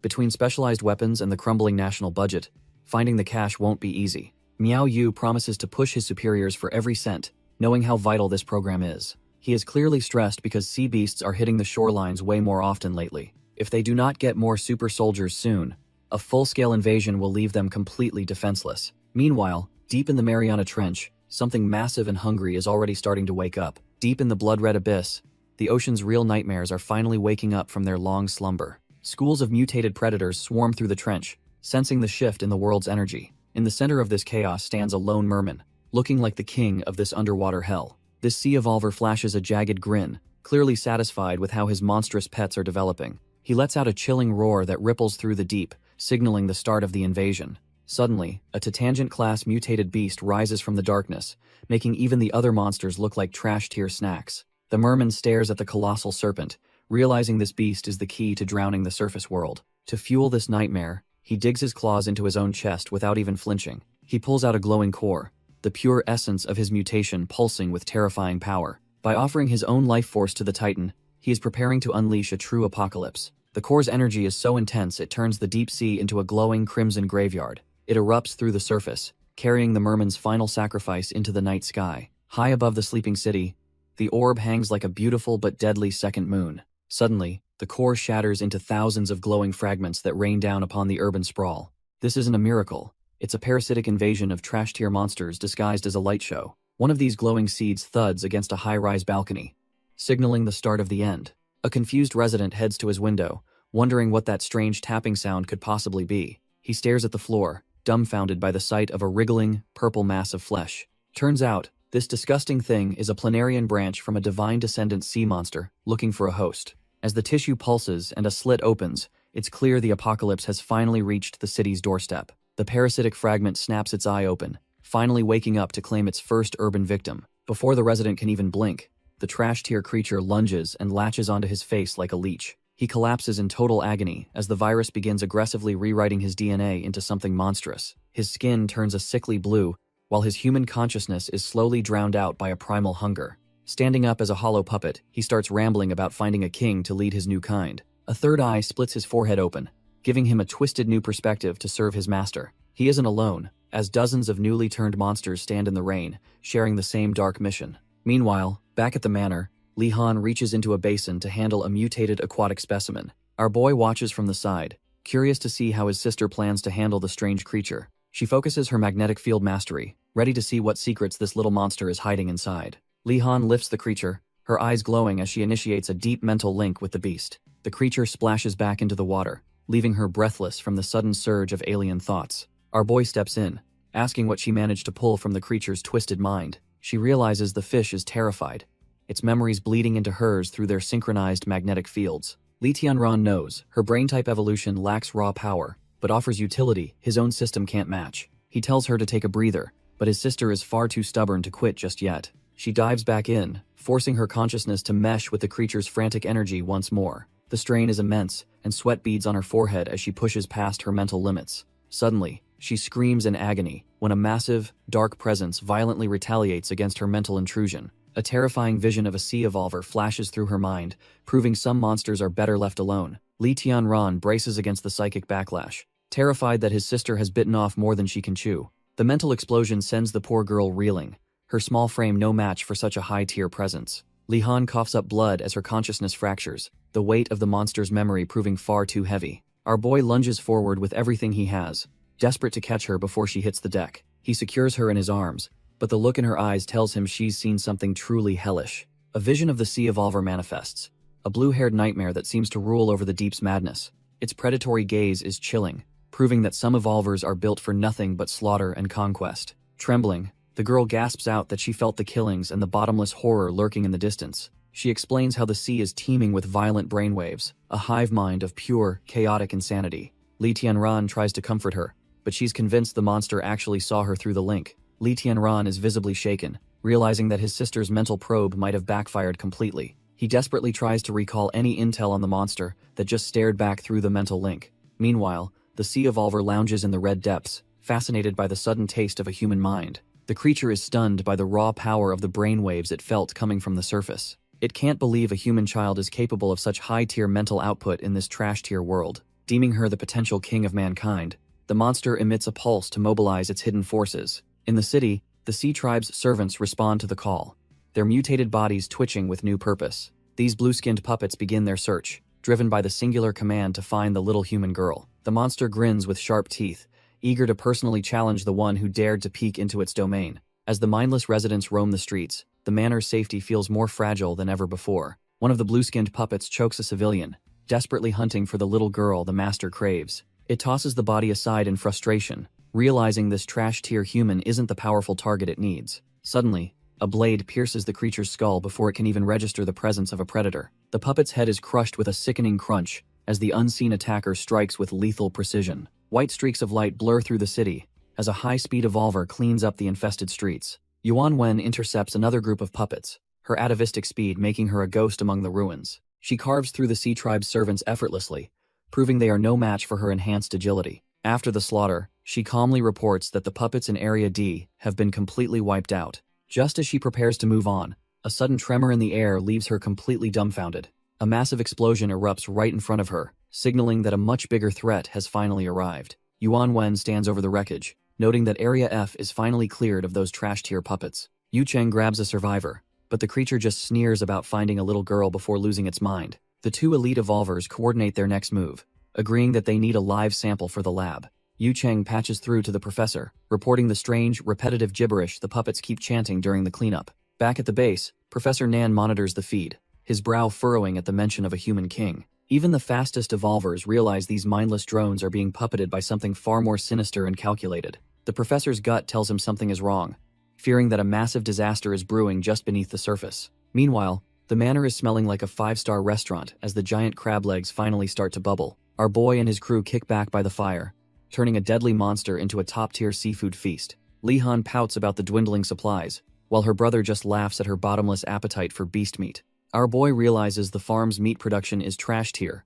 compared to the black dog's massive, never-ending appetite. While munching on high-tier crab, he notes that hunting wild beasts doesn't actually grant him any farm points. He gets momentarily lost in the luxury of cheese-baked meat before snapping back to his grim survival priorities. Suddenly, a surge of ancient power hits him as the system announces his official evolution to level 2. As his body burns with new energy, the system warns him that side quests will be insanely dangerous. He stares at the prompt, realizing that simple farming is way too slow for the coming global storm. To protect the manor from the sea beasts, he knows he must upgrade his defenses by any means. His mind drifts to the terrifying, lingering connection between his little sister and that monster in the deep. If that sea evolver manages to reach land, he knows his sister's life will be in immediate peril. With no other choice, he accepts the challenge and officially triggers the high-stakes side quests. Lee Tianran doesn't hesitate, and clicks accept, feeling a spark of the system's power in his eye. He officially receives the quest for Puppet City, a place that looks eerily still from a distance. The water surrounding the city is filled with mutated puppets,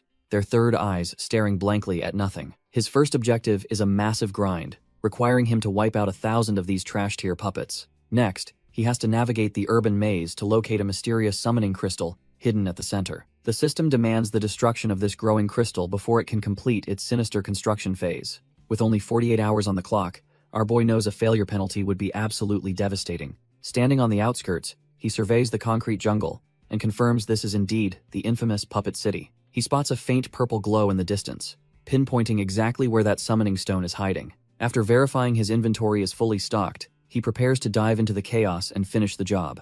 Lee Tianran leaps into the fray, wondering just how massive the reward for this side quest will be. He lands in the heart of the city, surrounded by the eerie clicking sounds of the wandering puppets. These trash-tier creatures are everywhere, their third eyes scanning the ruins for any sign of life. The system reveals that these puppets are just hosts for a parasitic fragment from a high-tier sea monster. Realizing a blade is the best tool for this job, he summons his katana and activates his mastery. The puppets let out a guttural screech, lunging at him with a hunger that defies their mindless nature. Our boy just smirks, knowing exactly where to strike, to dismantle these genetic failures with ease. In a flash of steel, he carves through the mob, his movements a blur of lethal efficiency. He catches his breath as the system tallies his kills, but the grind is far from over. Suddenly, more clicking sounds echo through the alleyways, signaling that the next wave is already closing in. The mob of puppets swarms toward him, but our boy realizes they are all just drawn to his energy. Looking down at the ruined city, it is clear this infestation has turned the urban center into a graveyard.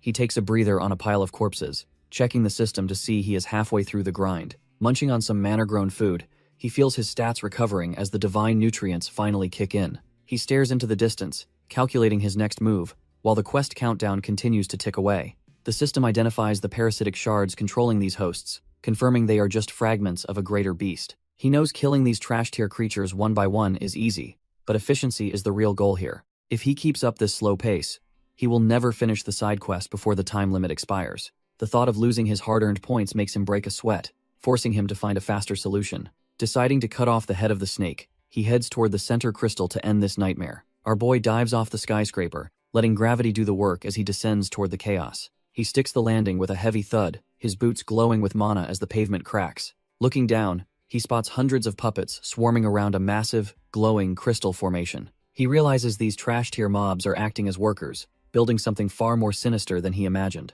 They are constantly hauling smaller shards to the center, feeding the growth of the main spire. The intricate formation on the ground suggests this is a high-level ritual that needs to be stopped. He figures that shattering the small stuff is a waste of time since the formation is the key. There is no use speculating, so he decides to test his theory by targeting the biggest crystal. He leaps into the fray, creating a massive shockwave that leaves the surrounding puppets completely dumbfounded. With blue energy swirling around his fists, he is ready to tear this whole place apart. Our boy decides to thin out the trash-tier puppets first to clear a path toward the main crystal. He starts carving through the crowd, turning these mindless drones into blue mist with every precise strike. Flipping through the air, he delivers a series of acrobatic slashes that leave the puppets completely dumbfounded. He lands among the wreckage, but a sudden wave of exhaustion hits him harder than any physical blow. He pauses for a split second, wondering why his body suddenly feels like it is made of lead. He suspects his gravity mastery is draining his spirit and strength much faster than he initially calculated. His system interface confirms the worst, showing his core stats plummeting because he was far too careless.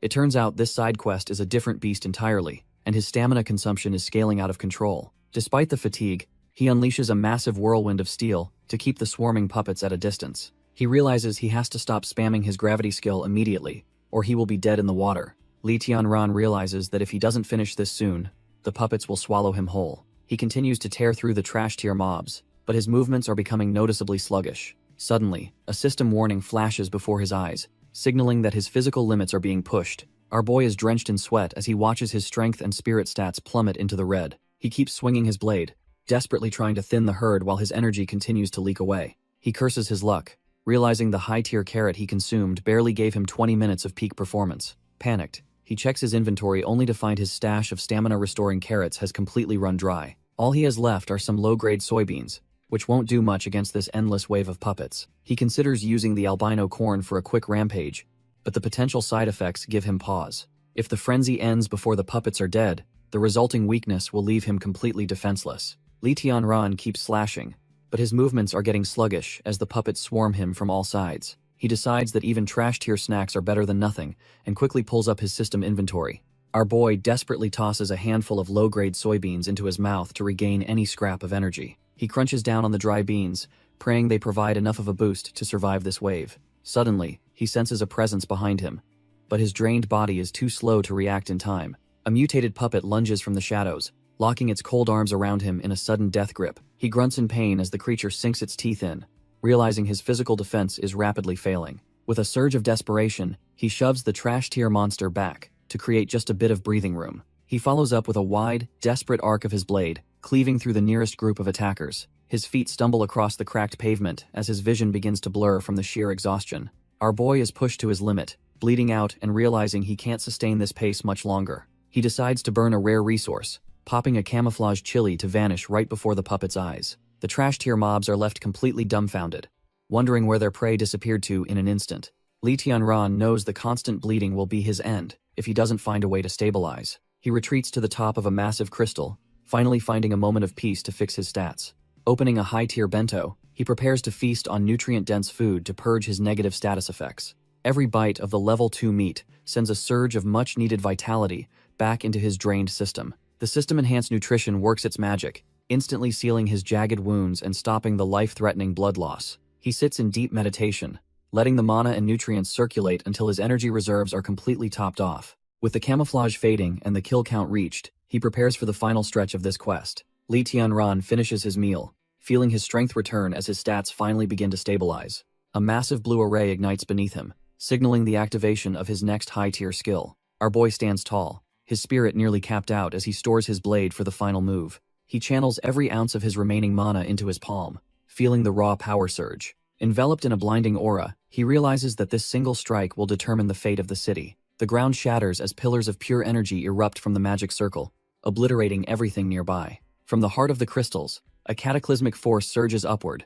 turning the battlefield into a zone of destruction. With a final, desperate push, he unleashes the full weight of his gravity mastery upon the summoning core. A massive explosion rocks the skyline, signaling the end of the puppet threat in a flash of light. As the countdown finally halts, the energy dissipates, leaving behind a silent city and a successful mission. The summoning crystal finally shatters into dust, marking the successful destruction of the core and ending the nightmare. With every puppet neutralized, our boy stands amidst the wreckage as the system confirms the side quest is complete. His body is battered and drenched in sweat, but the system finally begins distributing the hard-earned rewards for clearing. He secures millions of points and a weapon coupon, though his physical stats have plummeted to a dangerous low. Even with a massive haul of high-tier seeds, he can barely focus as his vision starts to swim. A final warning flashes across his interface, signaling that his stamina is officially tapped out, and his body is failing. His strength hits absolute zero, and he finally loses the battle with gravity, collapsing onto the cold, hard ground.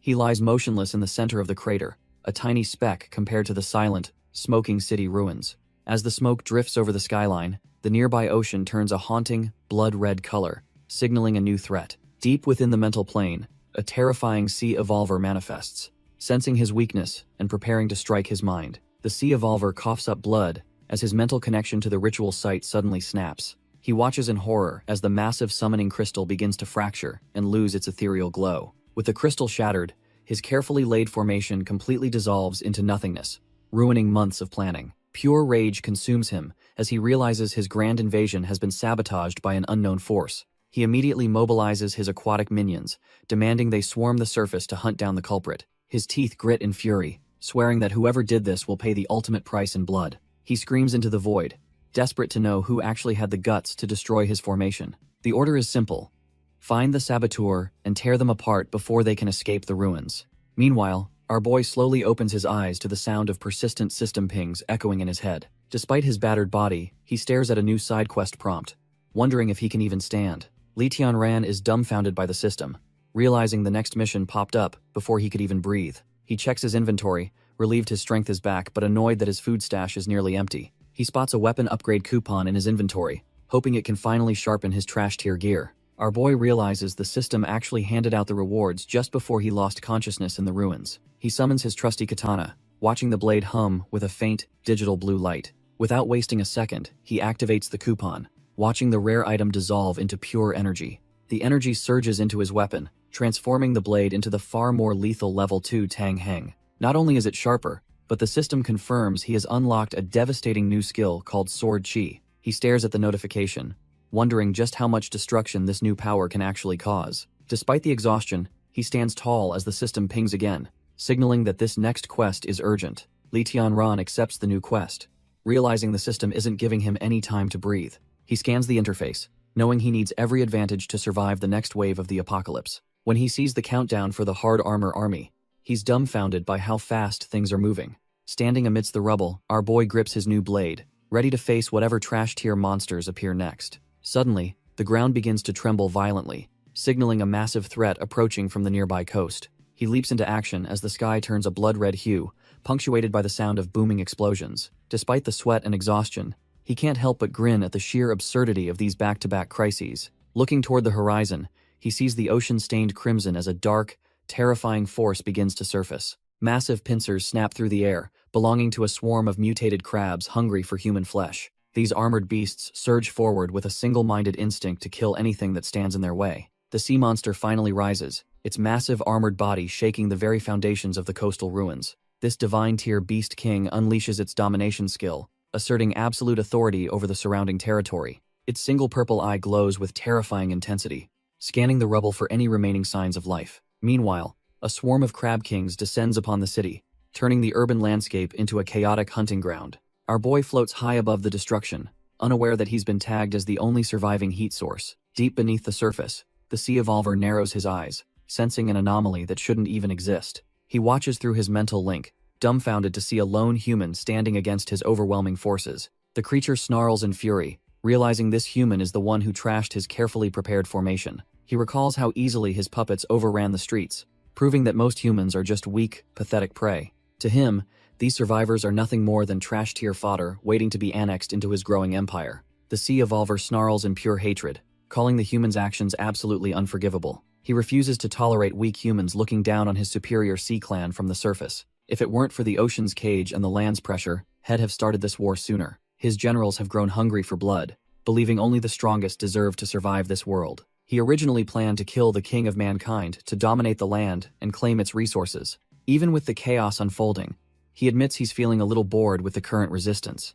He wonders if our boy actually has what it takes to provide the ultimate combat experience. Deciding to warm up, he triggers his domination descent skill to exert his will over the city. Waves of purple energy ripple through the skyscrapers, signaling the arrival of a true apex predator. The mutated beast senses the surge, its single purple eye glowing as the master's power arrives. The massive beast shudders as a terrifying presence begins to take hold of its primitive mind. Its single purple eye dilates, now acting as a direct window for a far more dangerous entity. The sea evolver manifests his domination descent, looming over the battlefield like a vengeful god. A massive pincer slams down while the monster wonders if this tiny human is actually the threat. Li Tianran stands his ground, unfazed by the creature identifying him as the one who broke its crystals. The beast looms over our boy, threatening that anything less than his best will result in death. The sea evolver warns that he'll be incredibly disappointed if this fight ends too quickly. Instead of trembling, Li Tianran just smirks, finding the whole dramatic monologue a bit too much. He looks at the giant crab and asks why it's just standing there talking to itself. Pointing a finger, he mocks the puppet master for getting worked up over some broken rocks. The giant crab is absolutely livid after our boy dismisses its entire race as mere trash-tier seafood. Deep in the ocean, The sea evolver is stunned that a human can see through his mental manipulation. The beast demands to know how a surface dweller could possibly speak the sacred language of the sea, activating his eye of truth. Li Tianran casually insults them by saying their language is child's play. The Crab King trembles with rage, wondering if this arrogant human thinks he is superior to their tribe. Li Tianran reveals he only learned it to talk to his dog, making their culture seem pathetic. He flashes a cold smirk, deciding it is finally time to show this overgrown crustacean what fear feels like. The sea evolver is left dumbfounded, unable to process that his heritage was just compared to a pet. He roars in fury, declaring that inferior surface dwellers have no right to look down on his clan. The massive beast prepares to strike, asserting that in their world, only absolute power dictates who survives. Li Tianran stares down the beast, completely unimpressed by its claims of absolute power over humanity. Our boy starts poking holes in their logic, asking why these supposedly superior beings haven't conquered everything yet. He hits the nail on the head, realizing these trash-tier monsters are actually physically incapable of large-scale invasions. Exposed and furious, the Crab King lunges forward, unable to handle a mere human seeing through its weakness. The ground shatters as the beast strikes, desperate to silence the man who just insulted its entire lineage. A massive cloud of dust kicks up, masking the battlefield as the raw power of the ocean meets land. Debris flies everywhere, yet the destruction only proves that the beast is fighting a losing battle of wits. The monster screams that his words are nonsense, but its trembling eyes tell a completely different story. Meanwhile, far from the chaos, the manor remains a peaceful fortress, untouched by the brewing coastal war. Even the black dog is fast asleep, clearly sensing that his master has the situation under control. Li Han wakes up suddenly, her sharp instincts telling her that the peace at the manor is ending. She hops off her massive guardian, ready to take charge while her brother is away at the front. Stretching out the stiffness, she tells her loyal companion it is finally time for them to move out. The beast lets out a powerful howl, signaling to everyone that the manor's defense is officially in motion. Back at the coast, the Crab King is dumbfounded when its lethal strike hits nothing but empty air. Our boy suddenly appears behind the monster, his eyes locked on the perfect opening for a finishing blow. He brings his blade down, with enough force to split the very foundation of the city. The shockwave ripples through the pavement, proving that even a sea king is trashed here compared to his gravity. The monster can barely process how a mere human managed to dodge its top-speed assault so effortlessly. The Beast King glares with its massive, glowing eye, realizing its target isn't as easy as it thought. Our boy looks up as the massive creature leaps into the air, trying to crush him with raw weight. It slams down with a deafening roar, but Li Tianran is already planning his next move. Suddenly, a strange rainbow energy pulses through the air as the monster calls for backup. Li Tianran grips his glowing blade, noting that the beast is trying to hide behind its trash-tier minions. He admits the monster is actually being smart by trying to wear him down with numbers. However, his eyes flare with power because he knows their little plan still won't be enough to win. The Beast King unleashes its domination descent skill, exerting absolute control over its mindless crab army. It sends out a final, desperate command for every single minion to swarm and kill our boy. Li Tianran charges headlong into the swarm, completely unfazed by the sheer number of trash-tier crabs. He immediately carves through the front line, knowing he can't let these things surround him. Our boy becomes a lethal whirlwind, realizing that momentum is the only way to thin the herd. He spots a larger target and leaps, intending to crush the sea tribe's morale, along with their shells. The creature stands no chance as his blade bites deep, proving its evolution was a complete failure. Despite the blood on his skin, he remains calm, calculating exactly how many more need to die. He triggers a massive gravity-enhanced slash, turning the surrounding air into a vortex of pure destruction. The minions are blown away like dust, their hive mind connection shattered by his overwhelming strength. He finishes the last of the vanguard, leaving the Beast King dumbfounded as its army turns to scrap. Li Tianran takes a massive hit, feeling the weight of an attack that could crush a normal man.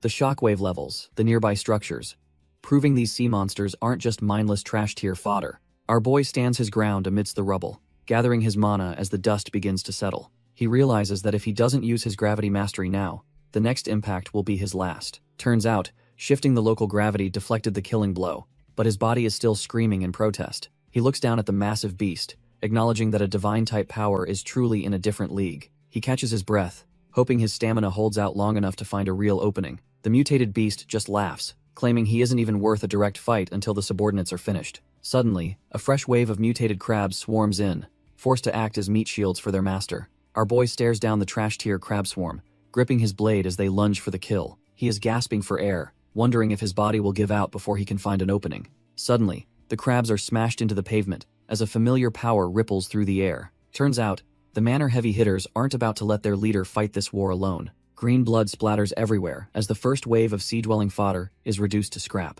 Even with the small fry dying, the massive Beast King proxy still looms over the city like a nightmare. Li Han eyes glow with fierce intensity as she commands the magnetic fields to crush their enemies. Uncle Nan and the rest of the crew charge forward, ready to turn these monsters into seafood. Black Dog leads the pack, sinking his teeth into a crab shell and tearing it apart with ease. Black Dog doesn't hold back, ripping through the crab's armor as green blood sprays across the pavement. Uncle Nan lands a heavy blow, proving his atavistic strength is more than enough for these trash-tier monsters. The Hound Warrior joins the fray, its energy cannons turning the remaining sea dwellers into a pile of scrap. Li Han rushes over to her big brother, relieved to see he's still standing after that brutal onslaught. She clings to him, explaining that the Manor crew moved out the moment they sensed his distress signal. However, her heart sinks when she sees the blue blood and deep gashes covering his once steady arms. Furious, she vows to turn every single one of those stinky crabs into a spicy dinner for hurting him. Our boy quickly grabs her, knowing her magnetic powers might level the whole block if she loses it. He tells her to take it easy, insisting he's fine despite looking like he just crawled out of hell. Li Han is dumbfounded when she sees our boy's wounds closing up instantly thanks to his insane regeneration. Li Tianran feels like a trash-tier brother for letting his little sister witness such a bloody battlefield. He closes his eyes for a moment, reflecting on the heavy burden he carries to keep her safe. But Li Han isn't having it, declaring she's ready to grow up and stand right beside him. She uses her magnetic field mastery to hand over a bag of high-tier crops to help him recover. Our boy quickly stashes the supplies into his system inventory, preparing for the next round of this nightmare. He points toward the city center, asking if she can sense the massive Beast King lurking in the shadows. Looking at the wreckage, they realize the Sea Tribe's vanguard is already turning the streets into a graveyard. Li Han's eyes glow with power as she locks onto the sea, Evolver's arrogant consciousness hovering above them. The Crab King lunges forward, its massive pincers ready to turn anything in its path into scrap metal. It lets out a guttural screech, spraying corrosive green acid that sizzles against the frozen pavement.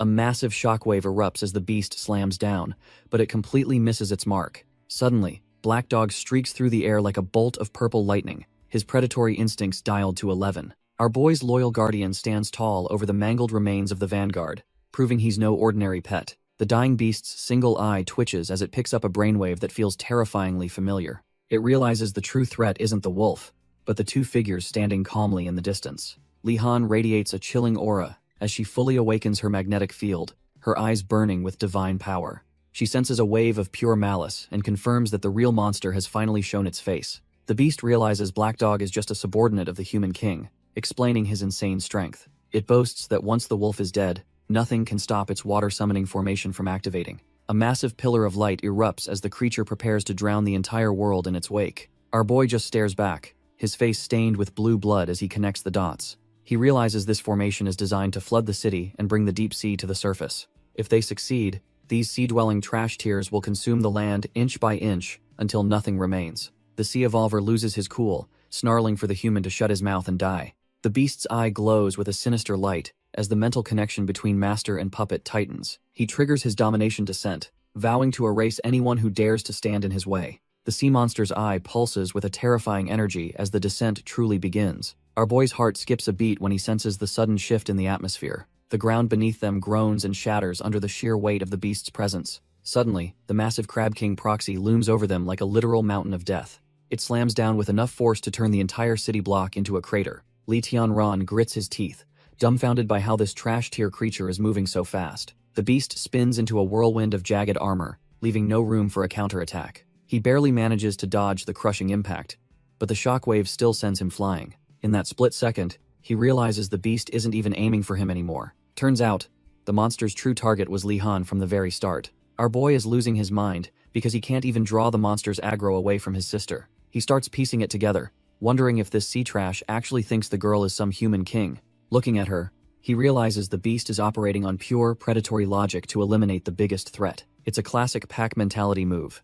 And if he doesn't act fast, the consequences will be permanent. He launches another desperate strike, swearing that this overgrown crab won't walk away from this fight. Meanwhile, the massive Crab King is literally tearing through skyscrapers just to get a taste of the girl. Li Han is beyond frustrated, realizing that no matter how she maneuvers, the beast stays glued to her. The monster lunges upward, its massive pincers ready to snap the very air around her. She quickly beams a telepathic message to her brother, telling him to lead the hunt into the dense complex. He grips his blade and tells her he's on the way, praying she can hold out a bit longer. The Sea Tribe's vanguard continues its relentless assault, crushing the urban landscape under its massive, chitinous weight. Uncle Nan is looking rough, his body pushed past the breaking point as he struggles to stay standing. Our boy Black Dog is still a beast, shredding through the trash-tier crab minions with pure, unadulterated ferocity. However, the constant attrition is taking a toll, leaving the loyal guardian covered in deep, jagged wounds. Uncle Nan is absolutely dumbfounded, realizing that even their strongest defender is starting to flag under the pressure.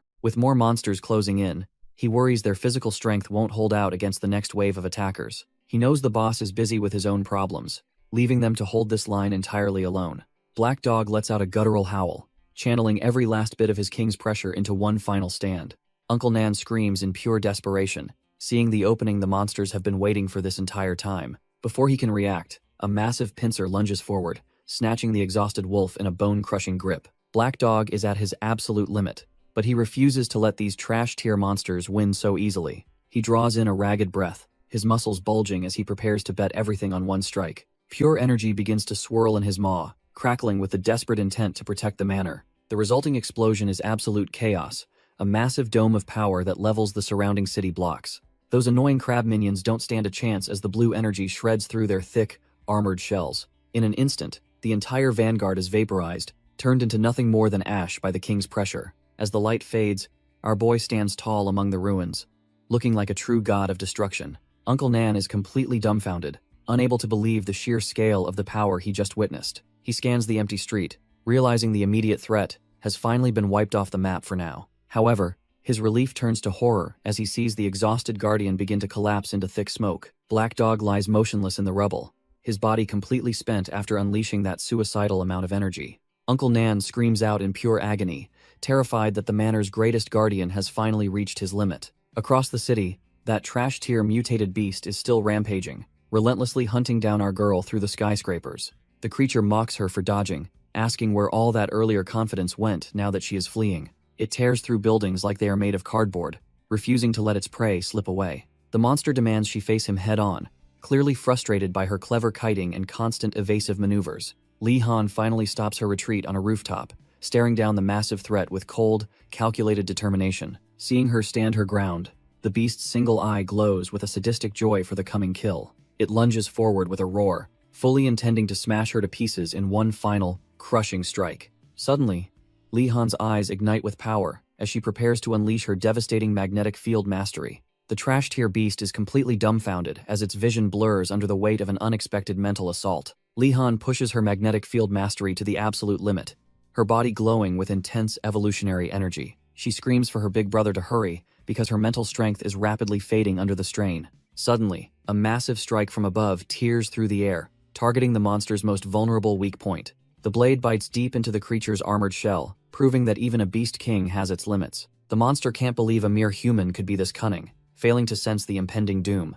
Our boy Li Tianran finally makes his move, appearing out of thin air to deliver a finishing blow. Despite the blood staining his arms, he swings his katana with the precision of a master executioner. He lands gracefully, dismissing the beast's desperate confusion as nothing more than the babbling of a loser. As the monster collapses, he coldly reminds it that a true warrior always fights with a plan. The force of the impact sends shockwaves through the skyscrapers as the beast finally hits the pavement. Our boy Li Tianran doesn't let up, diving through the debris with blood staining his tactical gear. He stands before the massive creature, his katana ready to end this trash-tier vanguard once and for all. Li Han is barely holding on, her magnetic field flickering as she looks up at her big brother. She collapses in relief, knowing that her mental interference was the only thing that gave him an opening. Li Tianran quickly offers her a divine carrot, praising her for controlling such a massive, mindless monster. She hungrily devours the crop, admitting that its simple brain was the only reason she could even get in. The beast is absolutely dumbfounded, cursing the human who managed to bypass its supposedly perfect biological defenses.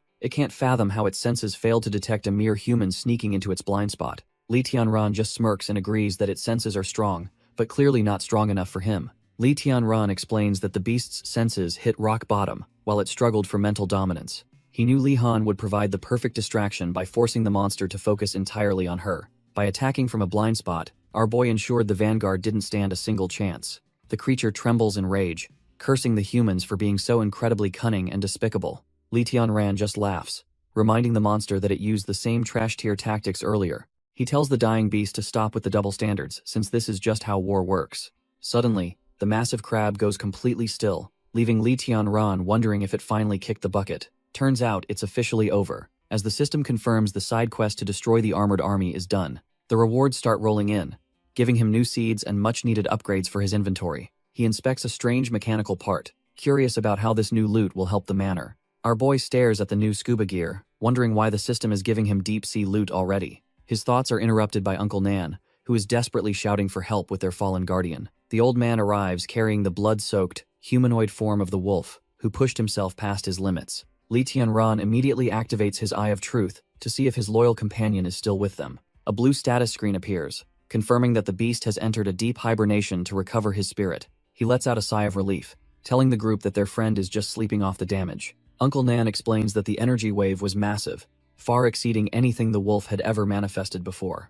Li Tianran realizes that maintaining such a high-tier beastman form likely drained every drop of his physical strength. They decide to let him rest, knowing a few divine carrots will have him back on his feet later. Meanwhile, deep beneath the surface, a dark and ominous presence begins to stir in the blood-red waters. The Sea Tribe chief feels his connection to the surface snap as the summoning formation finally gives way. He is absolutely consumed by the humiliation of being repelled by a trash-tier human like Li Tianran. From the darkness, his kin are dumbfounded and urge him to retreat since they lack sufficient water. However, our boy refuses to listen, his ego far too bruised to accept a tactical withdrawal right now. He knows that failing to kill the king of mankind means humans have evolved way past their expectations. The rest of the clan vows to follow him ashore so they can slaughter the humans together. He shuts them down instantly, commanding his warriors to stay put in the safety of the abyss. This vendetta is his alone, and he wants his people to focus on reaching their next evolutionary stage. Looking up through the blood-red tide, he promises that the surface world's days are strictly numbered.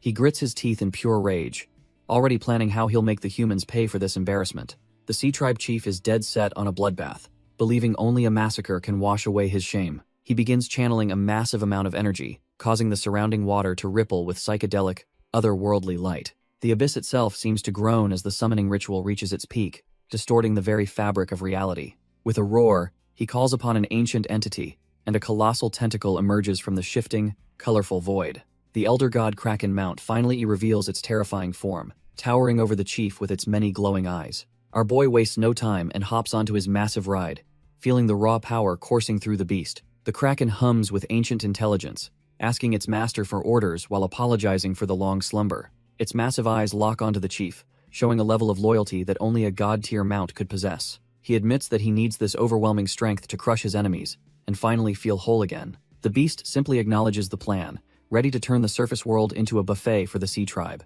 The Sea Tribe chief reflects on his shared shame, vowing to follow his master into the coming slaughter. Deep below, the Kraken's massive form ripples with power as it begins its rapid ascent to the surface. He charges toward the world above, intent on butchering the human who dared to humiliate his warrior lineage. Meanwhile, Li Han is completely dumbfounded, screaming that there is no way she will allow this madness. Our boy considers a suspicious new side quest, but his sister is convinced the system is setting traps. He remains quiet, sensing that something about this particular mission feels fundamentally different from usual trash-tier tasks. Li Han warns him that his hunger is peaking, meaning his regenerative carrots won't save him again. She desperately pleads for him to abandon the quest, insisting that their survival is worth more than points. Her intelligent brain goes into overdrive, calculating that their farm's output can easily cover the missed rewards. Li Tianran acknowledges her genius, yet he realizes that survival in this apocalypse requires more than math. Li Han is completely dumbfounded by her brother's sudden hesitation regarding the system's latest demands. Li Tianran admits that completing previous tasks has left him with a lingering, unsettling sensation he can't ignore. His sister won't let it go, begging him to spill the details since she missed the first quest. Our boy explains it's just a gut feeling, but the side quests feel like they're leading somewhere dark. He realizes with a start that he isn't just taking quests. He's already become a piece on the board. Li Han asks if they're just trash-tier NPCs in some twisted game, while Uncle Nan listens in total confusion. Li Tianran explains that the apocalypse survival game forces them to either follow the plot or rot. If he refuses to play his part as the main player, the world will simply move on without him. He warns that stagnation means death, as the system will eventually cut off resources to those who don't evolve. The novice period is officially over, and now the system is ready to turn the world into a bloodbath. Deep in the abyss, the Sea Tribe chief prepares his ultimate mount for a surface-level bloodbath. Our boy stares down a system prompt, knowing he has no choice but to accept the next quest. Looking at the crumbling city, he realizes that trying to hide from the plot is utterly useless now. With a grim look, he accepts his fate as the main player just as the real nightmare begins. The Elder God Kraken Mount erupts from the crimson depths, ready to tear the world apart. Its massive tentacles lash out, turning the surrounding waters into a chaotic whirlpool of death and destruction. The sheer force of the beast's arrival sends shockwaves through the city, shattering everything in its path. A wall of red energy and debris surges through the streets, dwarfing the skyscrapers like they're nothing. The urban landscape is quickly consumed by the carnage, proving the system's warning was no joke. Li Tianran, Li Han, and Uncle Nan stand dumbfounded as the apocalypse finally hits their doorstep. Li Tianran orders Uncle Nan to get the kids to high ground, while he holds the line. Uncle Nan watches in horror as the sea's fury begins to tear the city apart. Li Han can only pray for her brother's safety as the situation turns completely south. Uncle Nan hauls the group away, knowing they'll only be a liability in this chaotic storm.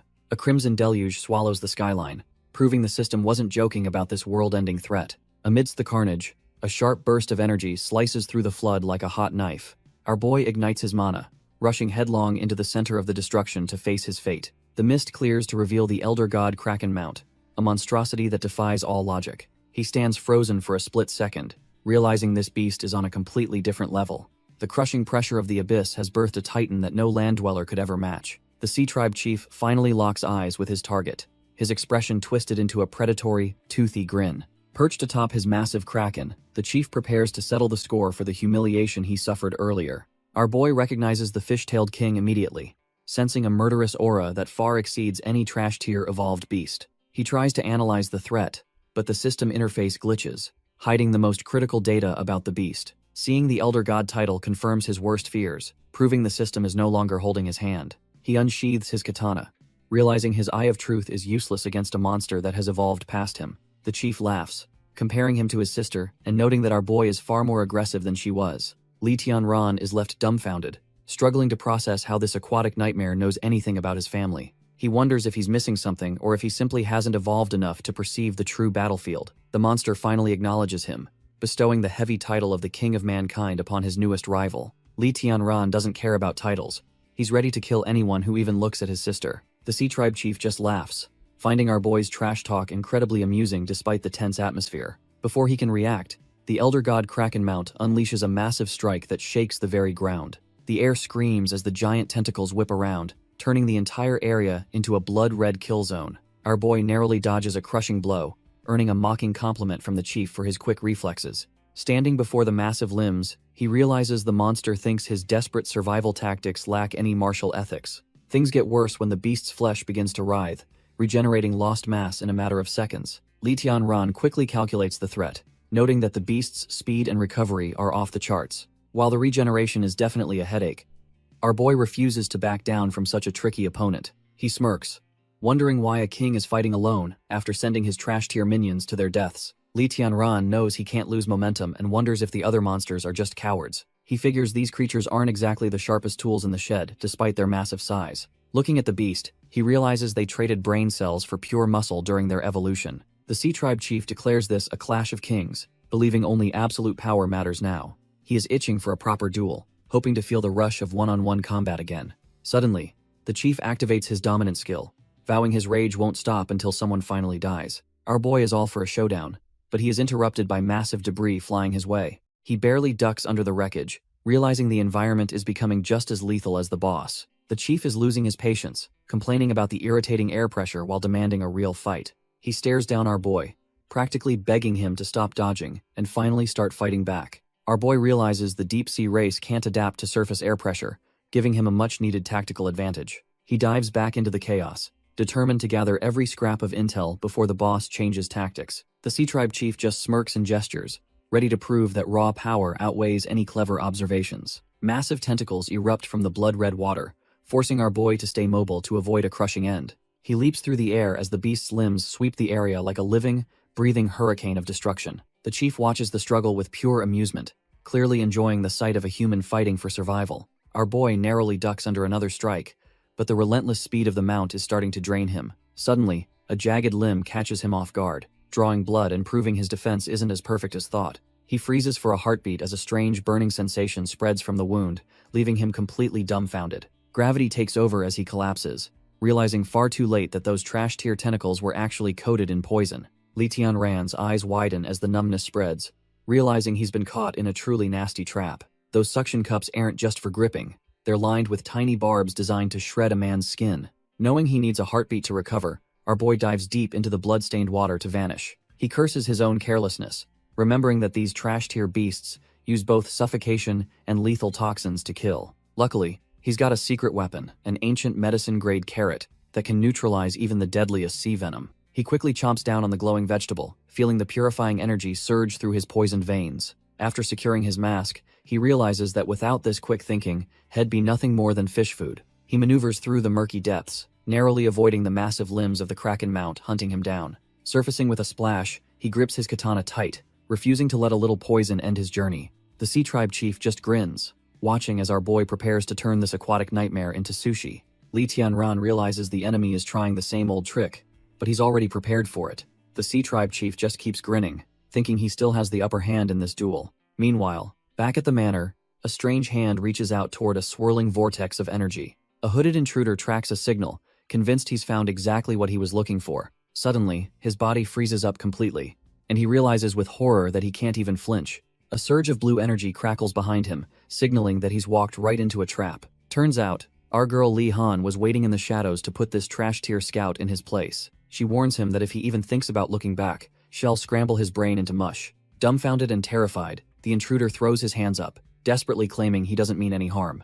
Li Han isn't buying it, demanding to know exactly who he is and why he's trespassing. The intruder slowly pulls back his hood, revealing a face that looks more terrified than dangerous. He introduces himself as Ding Lu, his voice trembling as he tries to de-escalate the tense situation. Recognizing Li Han as his benefactor's sister, he offers to be tied up to prove his peaceful intentions. Li Han activates her Eye of Good and Evil, confirming the guy isn't hiding any immediate murderous intent. He insists on seeing his benefactor first before revealing the full truth behind his presence at the manor. Meanwhile, underwater, our boy is getting absolutely crushed by the massive tentacles of that ancient kraken. Li Tianran struggles to breathe as the pressure mounts, his vision starting to blur from the constriction. The beast tightens its grip further, determined to snap his bones like dry twigs before he can escape. The Sea Tribe chief just watches and laughs, mocking our boy for being nothing more than trash-tier prey. He prepares to end the fight, his clawed hand surging with energy for a final, lethal strike. The kraken's grip tightens to a lethal degree, but a strange blue light begins to pulse from within the constriction.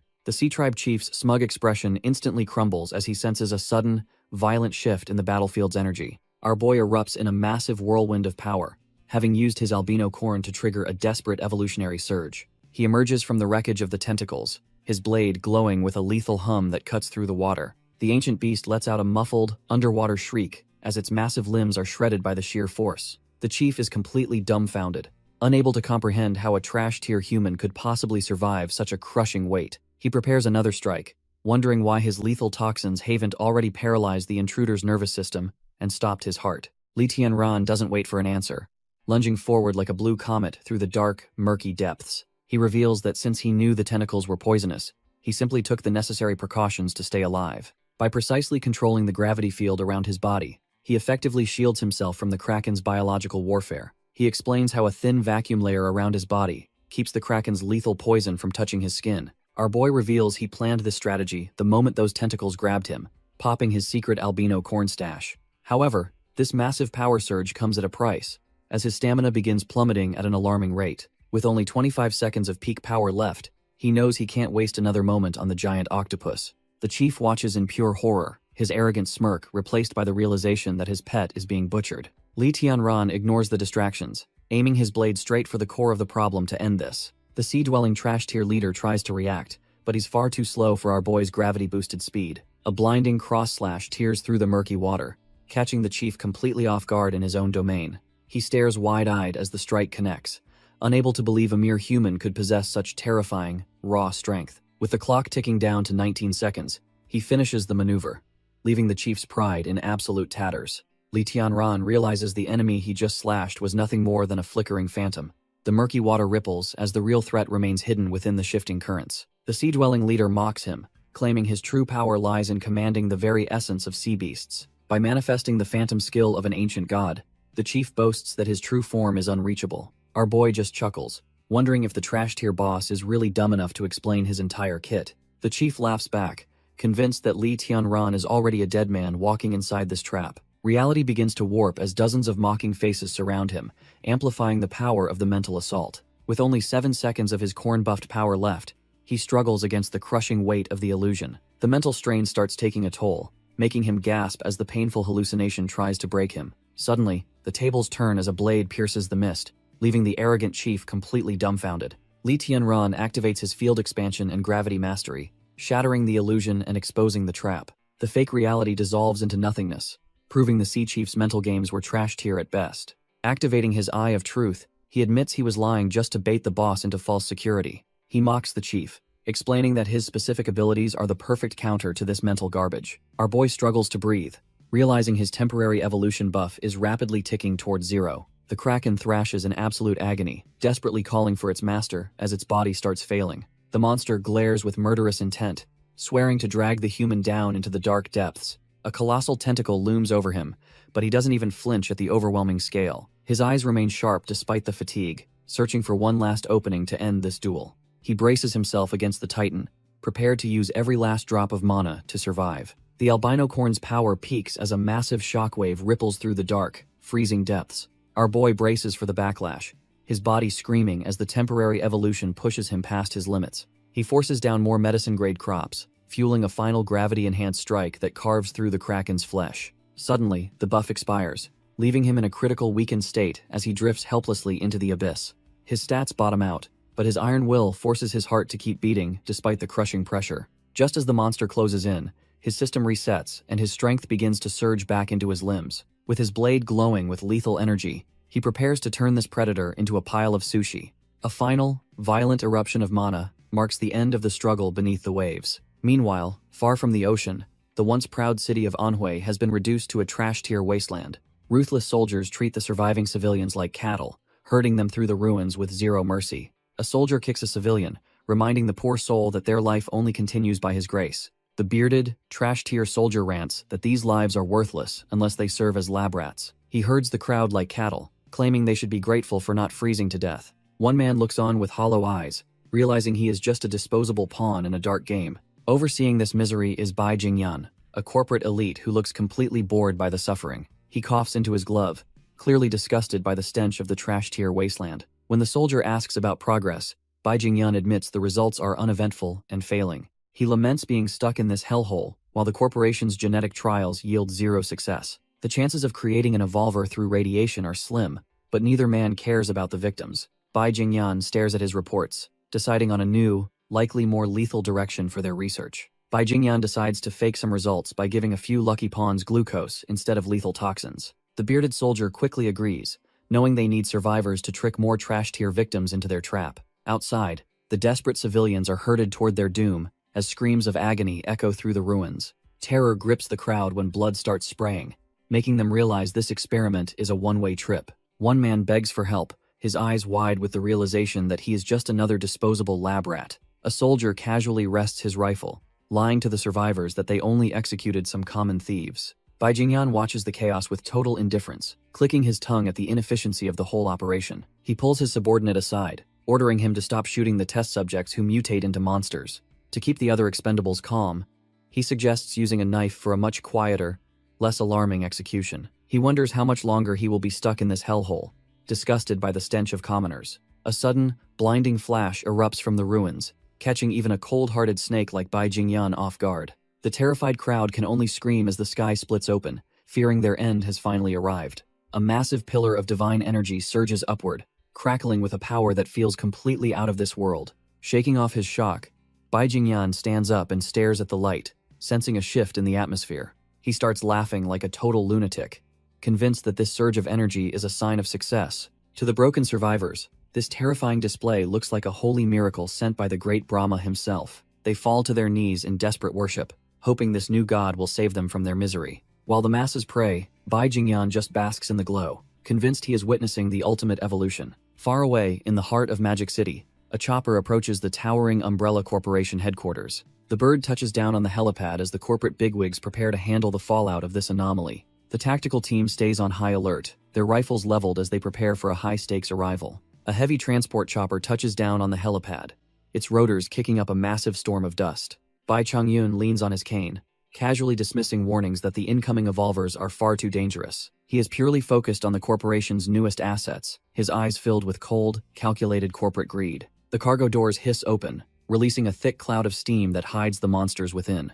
Through the haze, two grim silhouettes emerge, signaling that the real heavy hitters have finally arrived. Two prisoners are wheeled out in heavy restraints, looking more like broken lab experiments than actual humans. These are Gajar and Song Jiayi, high-tier evolvers who have been turned into living weapons by the corporation. Snipers keep their fingers on the triggers, knowing that even these restrained monsters could cause a total bloodbath. Bai Chongyun looks over his new toys, satisfied that the Umbrella Corporation's grip on power is finally tightening. Bai Chongyun gloats about this grand occasion, feeling like the king of the world with two new, successful evolvers. The researcher agrees, thinking this display of power will finally silence those trash-tier families, questioning the old man's authority. Pointing toward the restraints, the boss demands they wake up the second-tier evolver to see what he can do. The researcher nervously explains that waking him is suicide since his Tier 2 powers are on a completely different level. Bai Chongyun hums in thought, realizing that while one sleeps, the first-tier evolver is actually wide awake and listening. Gajar glares back through his restraints, his silent fury proving he is definitely not cut from the same cloth. The doctor notes that Gajar is a special case, possessing a terrifyingly efficient ability to regenerate lost limbs.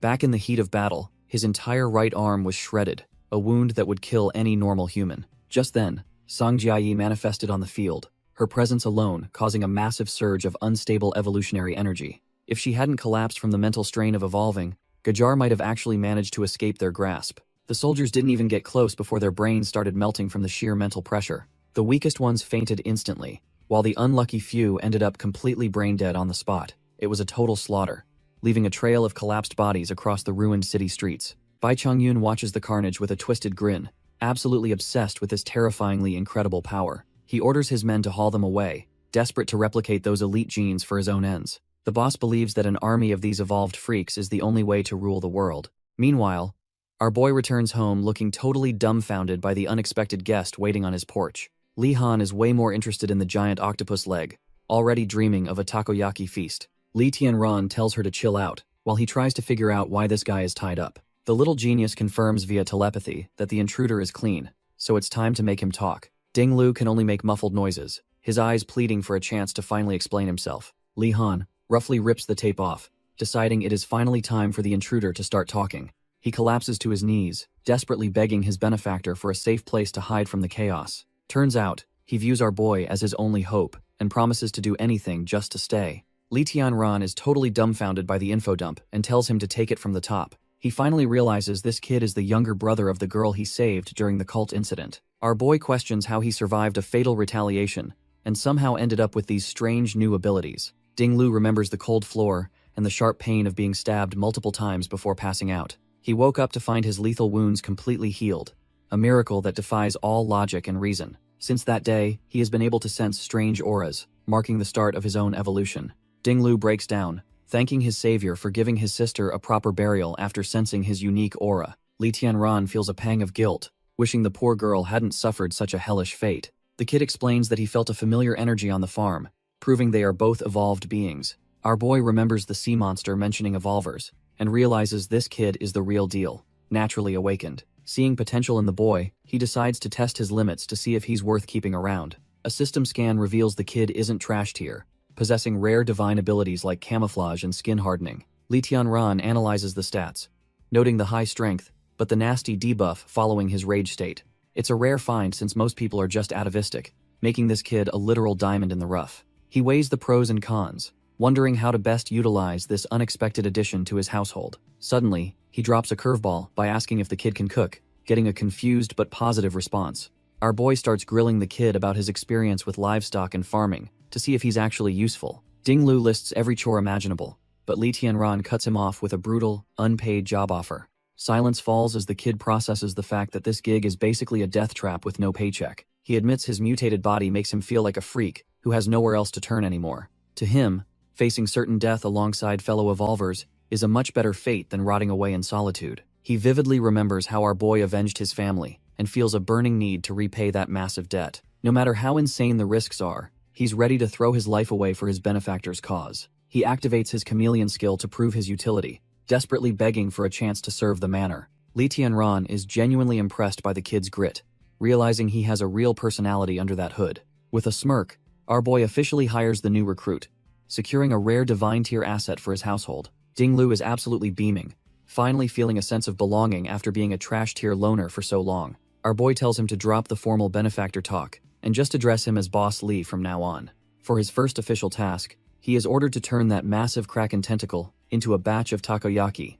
Meanwhile, at the Umbrella Corporation, the cold atmosphere is interrupted by a sudden, frantic scientific breakthrough in progress. Professor Nan sprints through the facility, screaming that he finally cracked the code for perfect, stable gene replication. Chief Meow nearly chokes on his drink, completely dumbfounded by the claim that their research just hit the jackpot. The professor gets uncomfortably close, explaining that a specific mismatch in gene typing was the real cause of rejection. Meow tries to get the old man to chill, but the professor is way too hyped about his discovery. He explains that genetic compatibility works like bone marrow transplants, requiring a near-perfect match to avoid a total disaster. Turns out, without this specific alignment, the body's rejection is so violent it turns the subject into a corpse. Professor Nan explains that matching genetic typing is the only way to stop the body from hitting the self-destruct button. Chief Meow listens as the old man rants about how their current neutralizing agents are basically trash tier without this fix. Getting impatient with the technical jargon, the chief demands he just get to the point already. The professor finally drops the bombshell, revealing he successfully cloned a stable evolver while acting like a total eccentric. Chief Meow nearly loses his mind, wondering why such a game-changing detail was saved for the very end. While the chief processes the shock, the professor mentions his team is already running physical tests on the new asset. There is a catch, though, as the drug only works for people sharing the exact same genetic blueprint. Not wanting to waste another second, the chief grabs the old man to go see this miracle for himself. They head deeper into the facility, but the eerie silence and dim lighting start to feel seriously wrong. Stepping into the lab, they realize the entire staff has vanished, leaving them alone in the creeping dark. Chief Meow smells something metallic and foul, but the old man brushes it off as standard lab procedure. His gut feeling is proven right when his boot sinks into a thick, warm puddle of fresh blood. The duo stands frozen, their faces turning pale as they realize the physical tests went horribly south. Turns out the entire corridor has been turned into a slaughterhouse, littered with the remains of the staff. The high-tech containment unit is completely shattered, meaning their prize asset has officially broken its leash. When the backup finally arrives, they find the professor slumped on the floor, looking like a broken man. Despite the reassurances from the guards, the old man knows has unleashed a monster he can't control. He trembles in pure terror, admitting that even his calculations couldn't account for such a terrifying, raw power. A cold-faced officer from the Bai family looks down at him, unimpressed by his pathetic, trash-tier breakdown. She reports that the asset's tracking chip was found inside a dog miles away, meaning it's long gone. Bai Yue realizes the asset was sane enough to cut out his own tracker by choice. She stares into the distance, knowing this wasn't a glitch but a calculated betrayal against them. When the professor asks for a status report, she bluntly admits that things are looking pretty bad. 6 teams were deployed to bag him, but the monster already slaughtered 2 of them with ease. Has even looting weapons now, proving this trash-tier experiment has evolved into a tactical nightmare. Despite the bloodbath, the professor insists they need him back, because he's still a priceless test subject. Turns out he's a replica of a high-ranking commander, though he should theoretically be at a disadvantage. The old man orders her to join the hunt and drag their runaway project back home immediately. Meanwhile, our boy is just chilling, complaining that he's officially sick of eating steak every single day. He tells his new recruit to go grab some fresh seafood, so they can finally change the menu. Ding Lu is eager to please his new boss, ready to tackle any task with a bucket in hand. Li Tianran tells him to scram and fish elsewhere, worried the kid's clumsy energy will spook his catch. Watching the recruit walk off, our boy can't help but find the guy's awkwardness a little bit endearing. He settles back into the silence, reflecting on how farming points have been drying up since the last quest. He realizes he's getting greedy for more rewards, even though the peaceful lake should be enough for anyone. Suddenly, the line tenses up, signaling that something big is finally ready to take the bait. With a powerful tug, he hauls a massive beast out of the water, shattering the calm surface. Turns out it's a high-tier silver carp, a rare medicinal find that makes this trip totally worth the effort. He compares fishing to an apocalyptic gacha game, where every pull is a gamble for survival or snacks. While this quiet life is comfortable, he knows deep down that a man's true nature always craves more. Our boy claims he loves the peace, but his little sister knows he's just bored to death. She reminds him that she can read his brainwaves,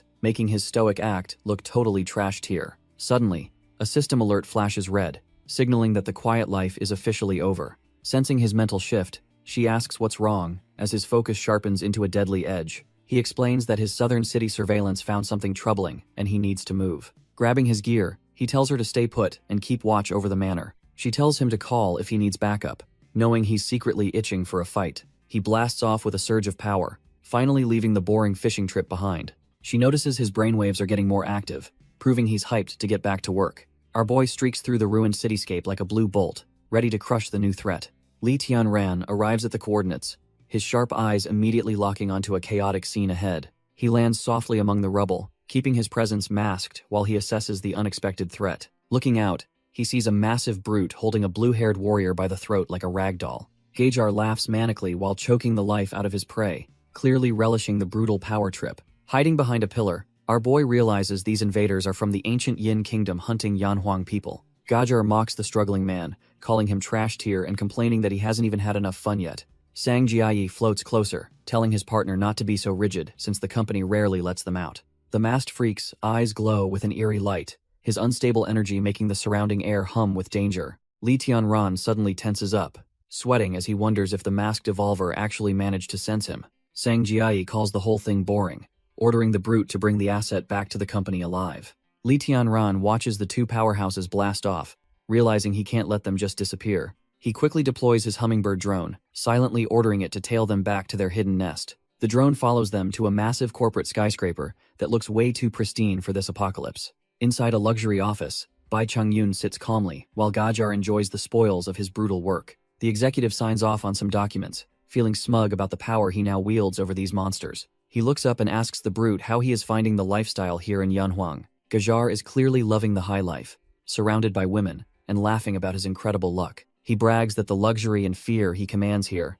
is far superior to his own trash-tier country. Bai Changyun smiles, knowing that keeping these killers satisfied with wine and women is a cheap price. The boss then gets serious, asking for an update on another powerful asset known as Gandhi.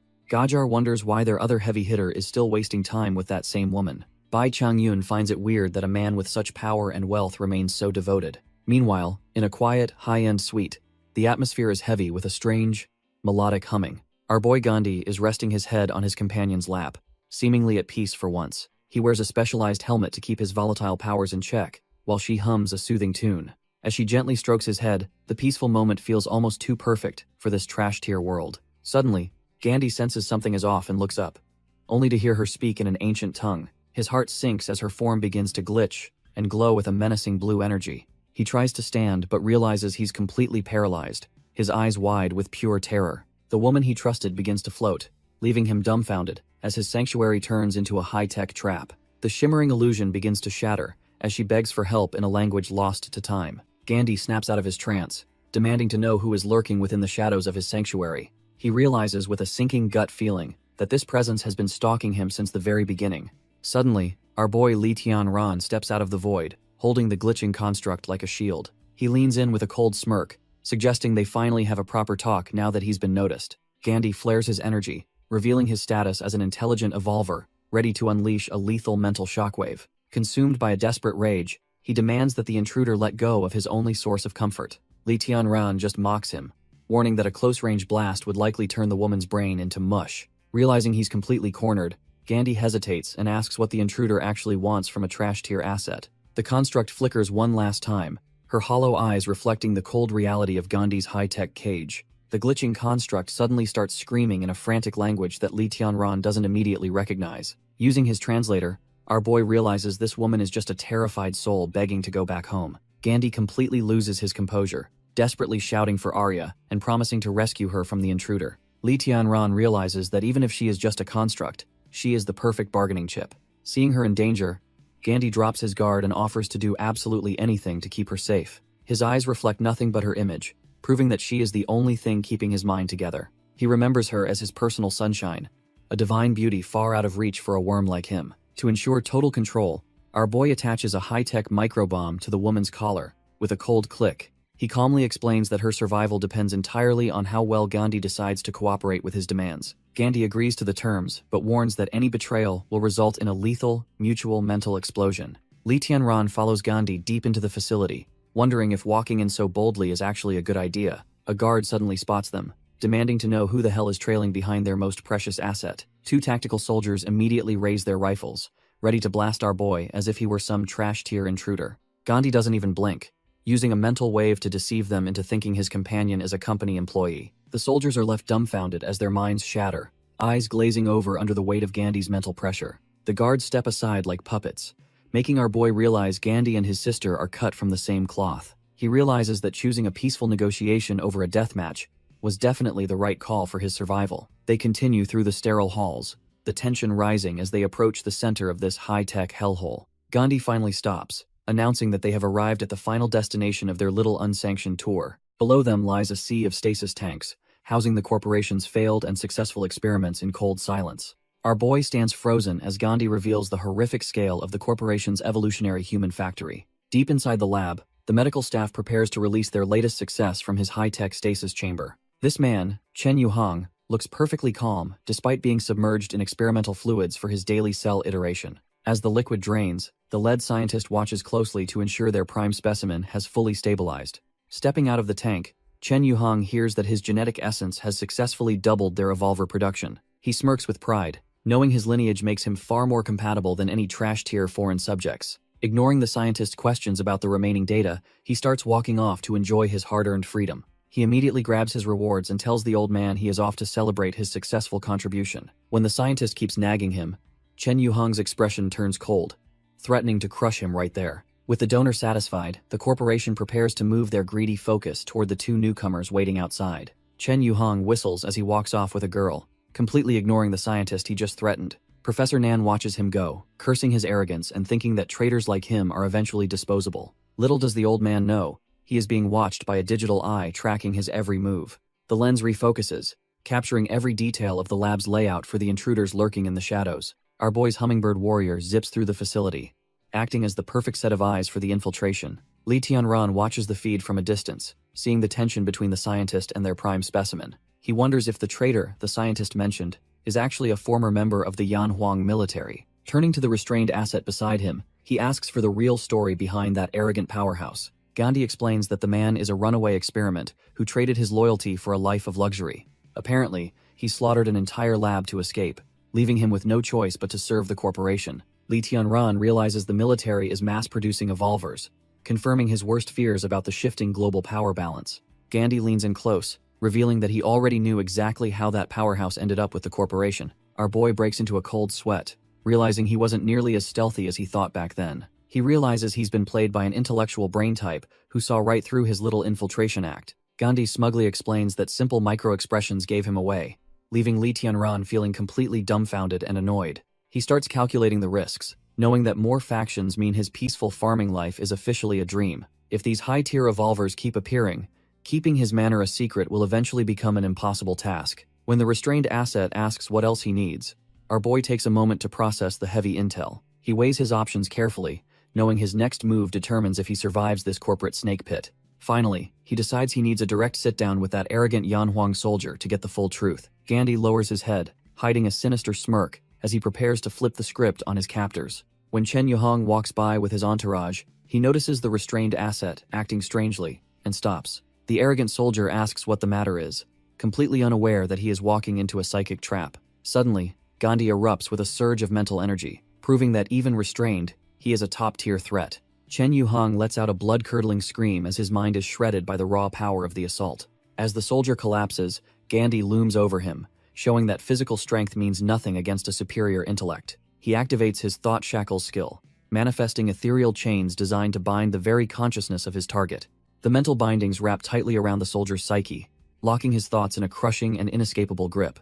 Left gasping for air, the once proud donor is now just a hollow shell under Gandhi's absolute mental control. Gandhi warns Li Tianran to move fast since his mental hold on top-tier evolvers is strictly limited. As the chains tighten, the nearby captives tremble in fear, realizing they are caught between two absolute monsters. With a final surge of intent, Gandhi forces the donor's consciousness to surrender and sink into a deep sleep. The elite soldier collapses instantly, leaving the room silent as the mentalist proves his terrifying utility in the field. Our boy is actually dumbfounded, realizing Gandhi is cut from a different cloth to manage such complex mental feats. Within the psychic haze, the construct known as Arya starts to regain her sense of self and past life. She realizes with a heavy heart that her old life is gone and there is no home to return. Looking out at the desolate horizon, She feels the hollow sting of being a ghost in a trash-tier world. A fragment of the past shows Gandhi tenderly telling her to wait, a promise made before the apocalypse hit. Arya laughs bitterly as the crushing weight of her artificial existence finally breaks her spirit.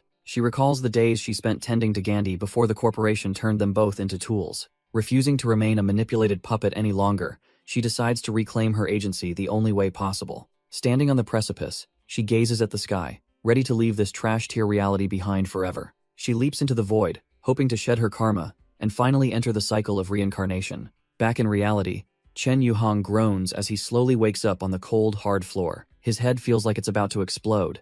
A parting gift from Gandis, brutal mental suppression. He realizes he isn't alone, seeing two other captives waking up just as disoriented as he is. They are all completely dumbfounded, unable to remember anything that happened after they left the laboratory. Li Tianran reveals the key to the bomb, holding the ultimate leverage over the facility. He plans to toss the key somewhere random in the lab once he makes his exit. Gandhi promises to stay peaceful as long as his beloved is finally released, as they agreed.